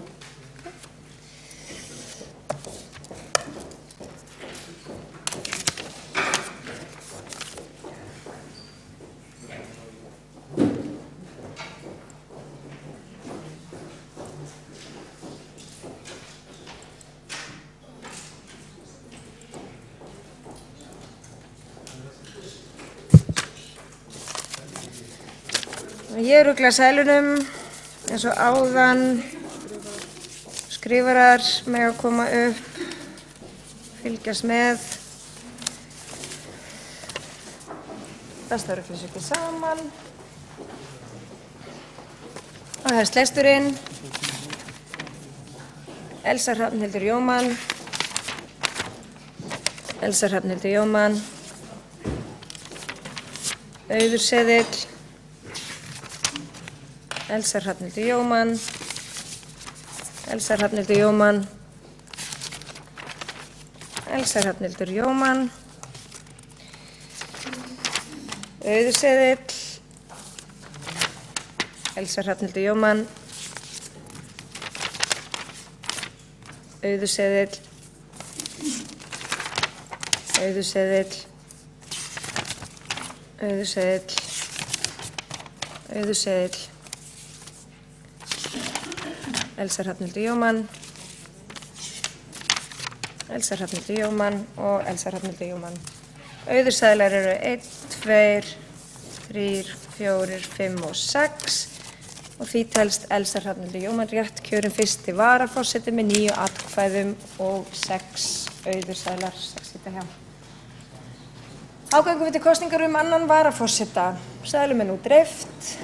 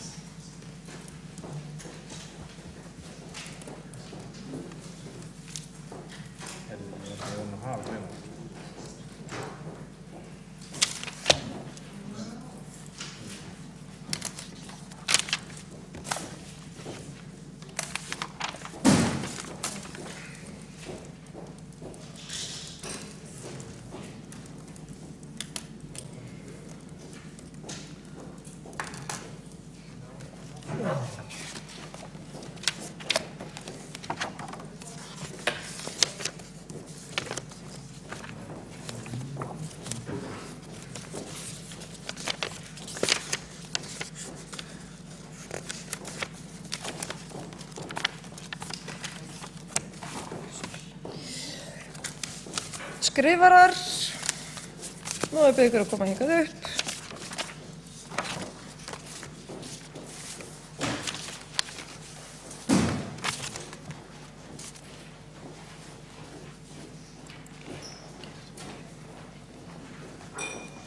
Og það er Halldór Auðar Svansson. Halldór Auðar Svansson. Halldór Auðar Svansson. Halldór Auðar Svansson, Auður Seðill, Halldór Auðar Svansson, Halldór Auðar Svansson, Halldór Auðar Svansson, Auður Seðill, Auður Seðill, Auður Seðill, Halldór Auðar Svansson, Halldór Auðar Svansson, Auður Seðill og Auður Seðill. Auður seðlar eru 1, 2, 3, 4, 5 og 6 og Halldór Auðar Svansson er því rétt kjörinn annar varaforseti borgarstjórnar. Og ég með 9 greiddum atkvæðum og 6 auðum seðlum. Það er með 9 greiddum atkvæðum. Ég óska fyrsta og annars varaforseta til hamingju með kjörið. Við göngum þá næst til 7. liðar sem er kosning 2 skrifara til 1 árs og 2 til vara. Og fyrir liggur tillaga að Marta Guðjónsdóttir borgarfulltrúi og Skúli Þór Helgason Magnús Már Guðmundsson borgarfulltrúi verði skrifarar. Má forseti bera upp þessa tillögu sem eina? Já, forseti gerir það þá. Þau ykkur sem að samþykja það, gefur merki. Það telst samþykkt samhljóða. Magnús Már Guðmundsson og Marta Guðjónsdóttir borgarfulltrúar eru þá rétt kjörnir skrifarar til 1 árs í senn. Þá eru það varamenn skrifara og það er tillaga gerð, ég er ekki með þetta í pappírunum, var þetta bara sama? Hér er það Heiðbjörg og Kjartan. Já, varamenn, varaskrifarar það gerð tillaga Heiðu Björgu Hilmisdóttir og Kjartan Magnússon. Má forseti bera upp þá tillögu sem eina? Já, hann gerir það þá. Þau ykkur sem að samþykja hana gjöfumerki. Það er þá samþykkt samhljóða að varaskrifarar verði Heiða Björg Hilmisdóttir og Kjartan Magnússon. Þá göngum við til 8. liðar og það er kosning 7 borgarráðsfulltrúa til 1 árs og 7 til vara. Hér liggur fyrir tillaga sem er í útsöndum gögnum ykkar og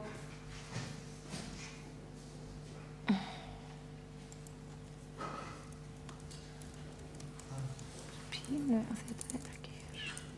Viltu sjá þetta? Hér er gerð tillaga að borgarráðsfulltrúar verði Sigurður Björn Blöndal, Heiða Björg Hilmisdóttir, Líf Magnúsdóttir, Halldór Auðar Svansson, Halldór Halldórsson, Kjartan Magnússon og Sveinbjörg Birna Sveinbjörnsdóttir. Má forseti bera upp þessa tillögu í einu lagi? Borgarstjórn samþykkir það. Við göngum þá til atkvæða þessa nefndaskipun í borgarráði. Það er eitthvað sem samþykkir það. Það er samþykkt samhljóða. Það göngum við til kosninga varamenn í borgarráði. Lagt til að Elsa Hrafnhildur Jómann, Hjálmar Sveinsson, Elíu Oddný Sigurðardóttir, Þórgnýr Thoroddsen, Áslaug María Friðriksdóttir, Marta Guðjónsdóttir og Guðfinna Jóhanna Guðmundsdóttir verði varamenn borgarráðs fulltrúa. Þau ykkur sem að samþykkja, má forseti bera hann upp í einu? Já, ok, flott, aðeinslegt. Þau ykkur sem samþykkja það, það er samþykkt samhljóða. Dásamlegt. Við gangum til 9. liðar á dagskrá sem er kosning 5 fulltrúa í stjórn Faxaflóahafna til 1 árs og 5 til vara. Forseti vill hafa sama háttin á og bera upp kosningu stjórnar nema borgarfulltrúa fari fram á annað. Gott. Það er lagt til að Dagur Bergþórsson Eggertsson, Líf Magnúsdóttir, Sigurður Björn Blöndal, Þórlaug Ágústsdóttir og Marta Guðjónsdóttir verði stjórnarmenn í Faxaflóahöfnum. Þau ykkur sem að samþykja það gefi merki.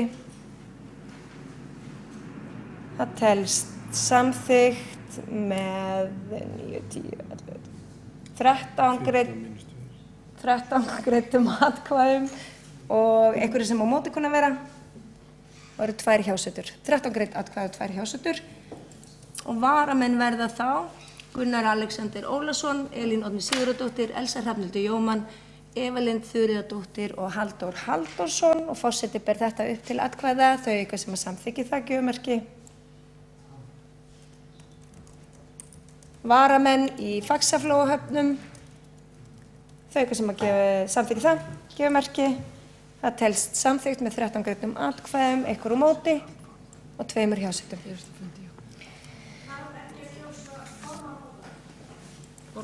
Borgarráð kýs formann borgarráðs. Við þurfum hins vegar að kjósa formann. Fyrir liggur tillaga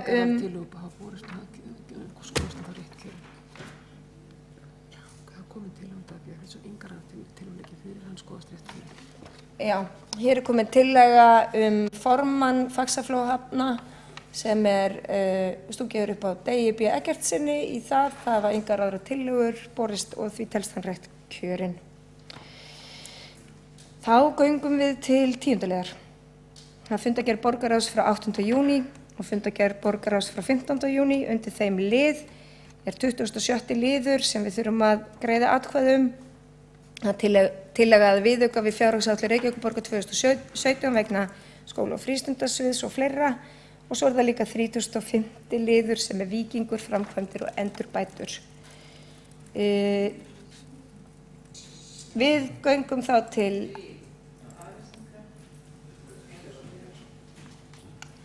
Við erum í 10. lið. Frá fundargerðum borgarráðs 15. júní eru 2 liðir sem við þurfum að greiða atkvæði.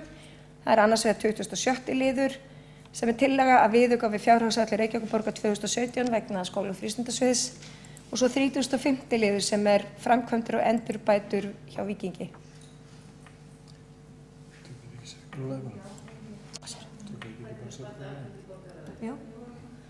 Við ætlum að taka þetta hvort í sínu lagi, þannig að forseti ber upp 27. lið fundargerðar borgarráðs frá 15. júní. Þetta eru viðaukar. Viðaukarnir við fjárhagsáætlun. Menntastefna og fleira. Já.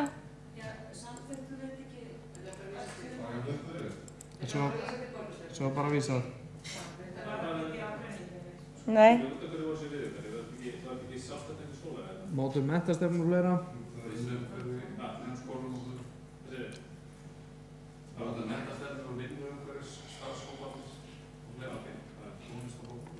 Forseti ber 27. lið upp ef allir eru með á nótunum, þau eitthvað sem að samþykja handgjafamerki, hann telst samþyktu samhljóða og þá berum við upp 35. lið sem eru framkvæmdir og endurbætur við Víking, þau eitthvað sem að samþykja þakkjafamerki, það er samþykkt samhljóða.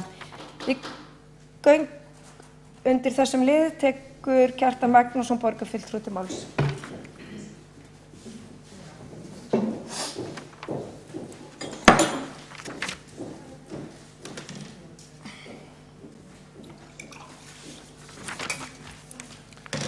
Forseti, góðir borgarfulltrúar, ég ætla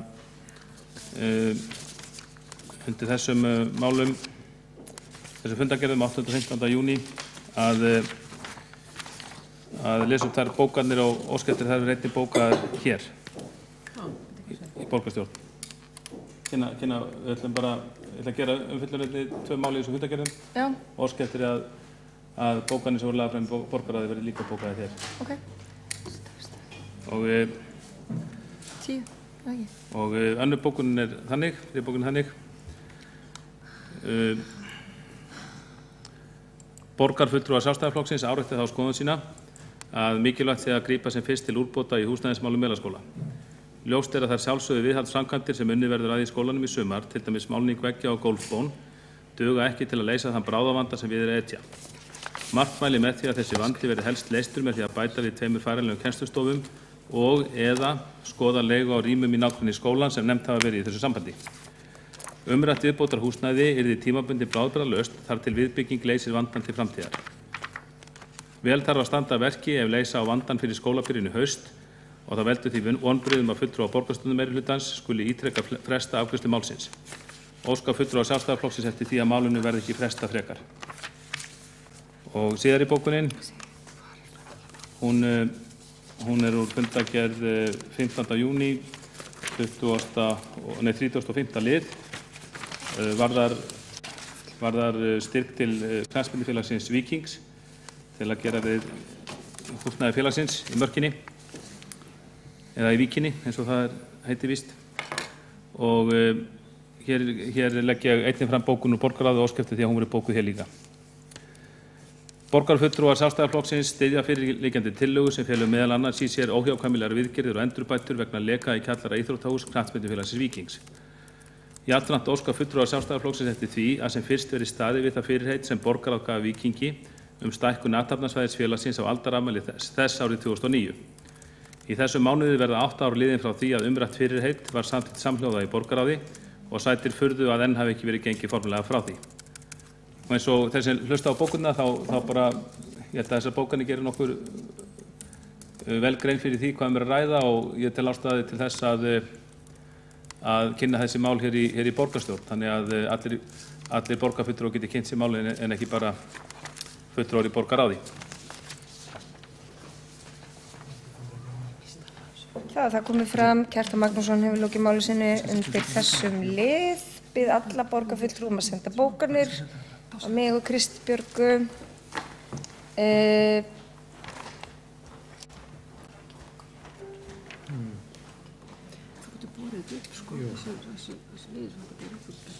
Já, íbúnaði. Já, það voru samþykktir samhliða báðir. Já, gott og vel. Þá göngum við til 11. liðar á dagskrá. Þar undir er fundargerð forsætisnefndar frá 16. júní, fundargerð íþrótta- og tómstundaráðs frá 9. júní, fundargerð mannréttindaráðs frá 13. júní, fundargerð menningar- og ferðamálaráðs frá 12. júní fundargerð skóla- og frístundaráðs frá 7. júní, fundargerð stjórnkerfis- og lýðræðisráðs frá 12. júní, fundargerð umhverfis- og skipulagsráðs frá 7. og 14. júní og fundargerð velferðarráðs frá 1. júní. Enginn hefur kvatt sér hljóðs undir þessum lið, telst þá umræðum hann lokið og þá göngum við til 12. liður og dagskrá sem umboð til borgarráðs í sumarleyfi borgarstjórnar og forseti ber þetta upp til samþykktar. Þau sem að samþykkið að færa umboð borgarstjórnar til borgarráðs í sumarleyfum gefið merki það. Við kjósum það að færa umboð borgarstjórnar til borgarráðs í sumarleyfum og það samþykkt samhljóða öllu greiddum atkvæðum og öllum borgarfulltrúum. Þá ekki fleira eftir en að lesa upp bókanir og Framsókn og flugvallavinir ætla að hefja leika og það Sveinbjörg Birna Sveinbjörnsdóttir borgarfulltrúi sem gerir það fyrir hönd.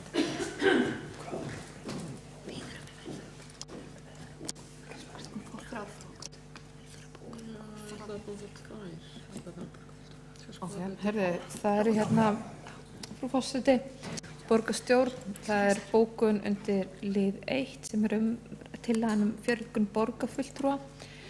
Samkvæmt núgildandi sveitarstjórnarlögum ber Reykjavíkurborg að fjölga borgarfulltrúum við næstu kosningar í 23–31. Borgarstjórn ákveður ekki fjöldan, það Alþingis, svo borgarstjórn hefur bara val 23–31. Það því ekki hægt að samþykkja eitthvað allt annað en rúmast innan gildandi laga. Borgarstjórn á að taka umræðan í sal borgarstjórnar og afgreiða fyrirliggjandi tillögur, enda ljóst að ekki lýðræðislegt eða rétt að fresta ákvörðunum í gildandi lög í því ljósi að kannski mögulega verði ákveðin sveitarstjórnarlaga breytt. Slík stjórnsýsla telst ekki góð, það þarf að taka afstöðu í málinu.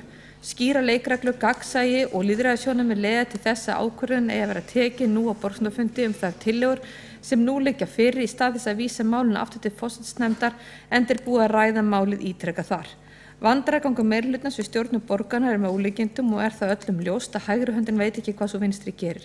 Að senda eigin tillögu aftur til málsmeðferðar ber vott illa ígrunduð vinnubrögð og ákvarðanatöku falin meirihlutans staðfest, sérstaklega þegar haft í huga lagaákvæðum skyldu sveitarfélaginu algjörlega skýrt. Síðan það bókun undir lóðarumræðinni. Varstu að koma hana að spjóka? Ég kom hana, já. Hún svohljóðandi: einstrengisleg þéttingar og lóðaskorstefna meirihlutans í borginni hefur valdið miklum húsnæðisvanda og hækkun húsnæðisverðs. Fasteignafélögin hafa ráðið ferðinni í borginni á lóðum sem hafa verið í höndum þessara félaga eða banka í mörg ár, enda hefur stefna meirihlutans fyrir svo útluta helst ekki fjölbýlishúsalóðum. Aðgerðarleysi við lóðarútlutanir hefur skapað mikinn vanda. Uppbyggingin hefur gengið hægt og eftirspurnin langt umfram framboð sem hefur haft í för með sér hærra húsnæðisverð. Þétting byggðar á lóðum sem í höndum annarra aðila hefur ekki leyst húsnæðisvandann. Staðan í dag væri allt önnur ef það hefði verið farið strax í upphafi kjörtímabilsins að skipuleggja meiri byggð í Úlfarsárdal og útluta fjölbýlishúsalóðum þar eins og minnihlutinn hefur ítrekað bent á. Á þessu kjörtímabili er útluta lóð undir 1 fjöleignarhús með fleiri en 5 íbúðum 2014, 1 fyrir slíkt hús 2015 og 4 lóð 2016 og í mars á þessu ári var 2 slíkum lóðum úthlutað á 5 í maí. Ekkert þessara húsa á lóðinu sem úthlutað hefur verið á kjörtímabilinu, þar á síðastliðnum 3 árum, komið lengra en á byggingastig 4 sem fokeldi. Þetta nú öll framtak sem meirihlutans í borginni á fyrstu 3 ári kjörtímabilsins á einu mesta húsnæðisvanda í Reykjavík í áratugi.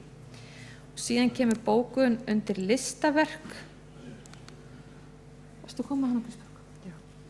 Hún svohljóðandi: bókun Framsókn og flugvallavinna ítrekuð sem lögð var fram á fundi menningar- og ferðamálaráðs 12. júní síðastliðinn að Framsókn og flugvallavinna harma það hversu illa viðhald á útlistaverkum í eigu Reykjavíkurborgar hefur verið sinnt og mikilvægt að ráðast í gerð aðgerðaráætlunar hvernig komið verði í veg fyrir frekari skemmtir á þeim verkum borgarnar sem virkilega eru farin að láta á sjá. Augljóst að 1 milljón króna á ári nægir engan veginn til þess að sinna viðhaldi á þeim 148 verkum sem á viðhaldslista Reykjavíkurborgar og mikilvægt að tryggja strax fé til viðgerð á þeim listaverkum sem í þörf fyrir bráðaviðgerð til þess að koma í veg fyrir eyðileggingu til að tryggja öryggi borgarbúa. Takk fyrir. Þá hefur Sveinbjörg Birna Sveinbjörnsdóttir, borgarfulltrúi, lokið við að gera grein fyrir bókunum Framsóknar og flugvallavinna og Kjartan Magnússon, borgarfulltrúi, gera grein fyrir bókunum Sjálfstæðisflokksins.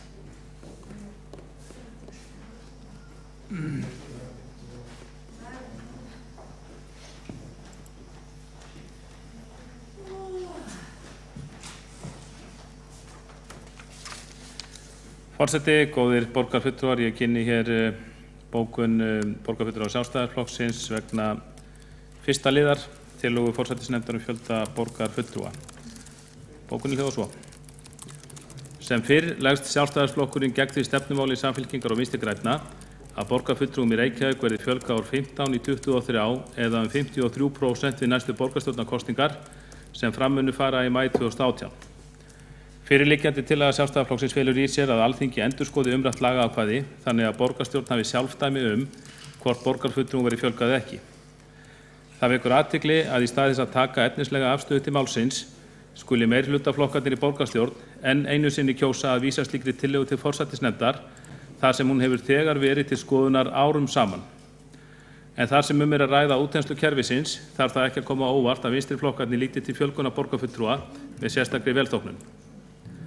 Á fundinum hefur Dagur B. Eggertsson borgarstjóri ítrekað viðhaftar fullyrðingar að umrædd fjölgun hafi verið samþykkt með stuðningi allra flokka á Alþingi á árinu 2011.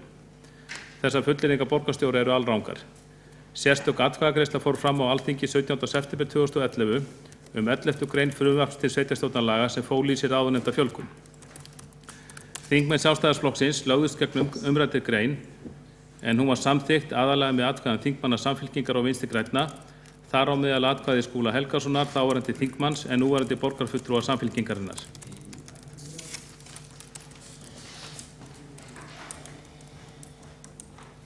Þá hefur Kjartan Magnússon, borgarfulltrúi, lokið við að gera grein fyrir bókun Sjálfstæðisflokksins og Áslaug María Friðriksdóttir ætlar einnig að gera grein fyrir bókun Sjálfstæðisflokksins.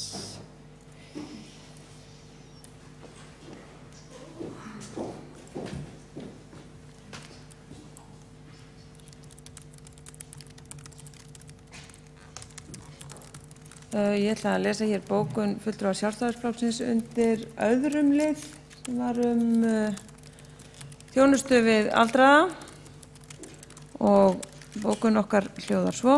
Meirihluti Samfylkingar, Vinstri grænna, Pírata og Bjartrar framtíðar samþykkti ekki tillögu Sjálfstæðisflokksins að mötuneytisþjónusta við eldri borgara skerðist ekki vegna sumarlokana nú í sumar.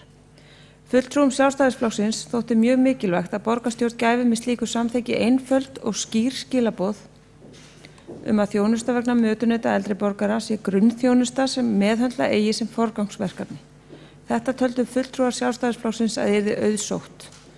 Svo var hins vegar ekki og fyrirstaðan sú að ekki lægi fyrir hvað verkefni kostar og að velferðarráð yrði að fjalla nánar verkefni. Slík röksemdarfærsla á sér enga stoð, enda það borgarstjórn sem ber endanlega ábyrgð á því að fjármunir renni til þjónustunar og algjörlega ljóst að ekki yrði neina stóra fjárhæðir að ræða. Velferðarráð gæti hins vegar í kjölfar slíkrar samþykktar unnið mun hraðar að því að koma í veg fyrir sumarlokanir því skammur tími til stefnu. Fulltrúar Sjálfstæðisflokksins þurfa vart að vekja athygli borgarbúa á því að kostnaðarvitund meirihlutans hefur ekki látið mikið á sig kræla á kjörtímabilinu. Afgreiðsla málsins sýnir að meirihlutinn á í erfiðleikum með að taka skýra afstöðu til þess hvort grunnþjónusta við aldraða eigi að vera í forgangi eða ekki, á meðan hvergi var hikað þegar samþykktar voru ferjusiglingar milli Reykjavíkur og Akraness án þess að kostnaðarmat lægi fyrir. Það var Áslaug María Friðriksdóttir, borgarfulltrúi, lokið við að gera grein fyrir bókun Sjálfstæðisflokksins og næstur gerir Halldór Auðar Svansson, borgarfulltrúi, grein fyrir bókunum meirihlutans.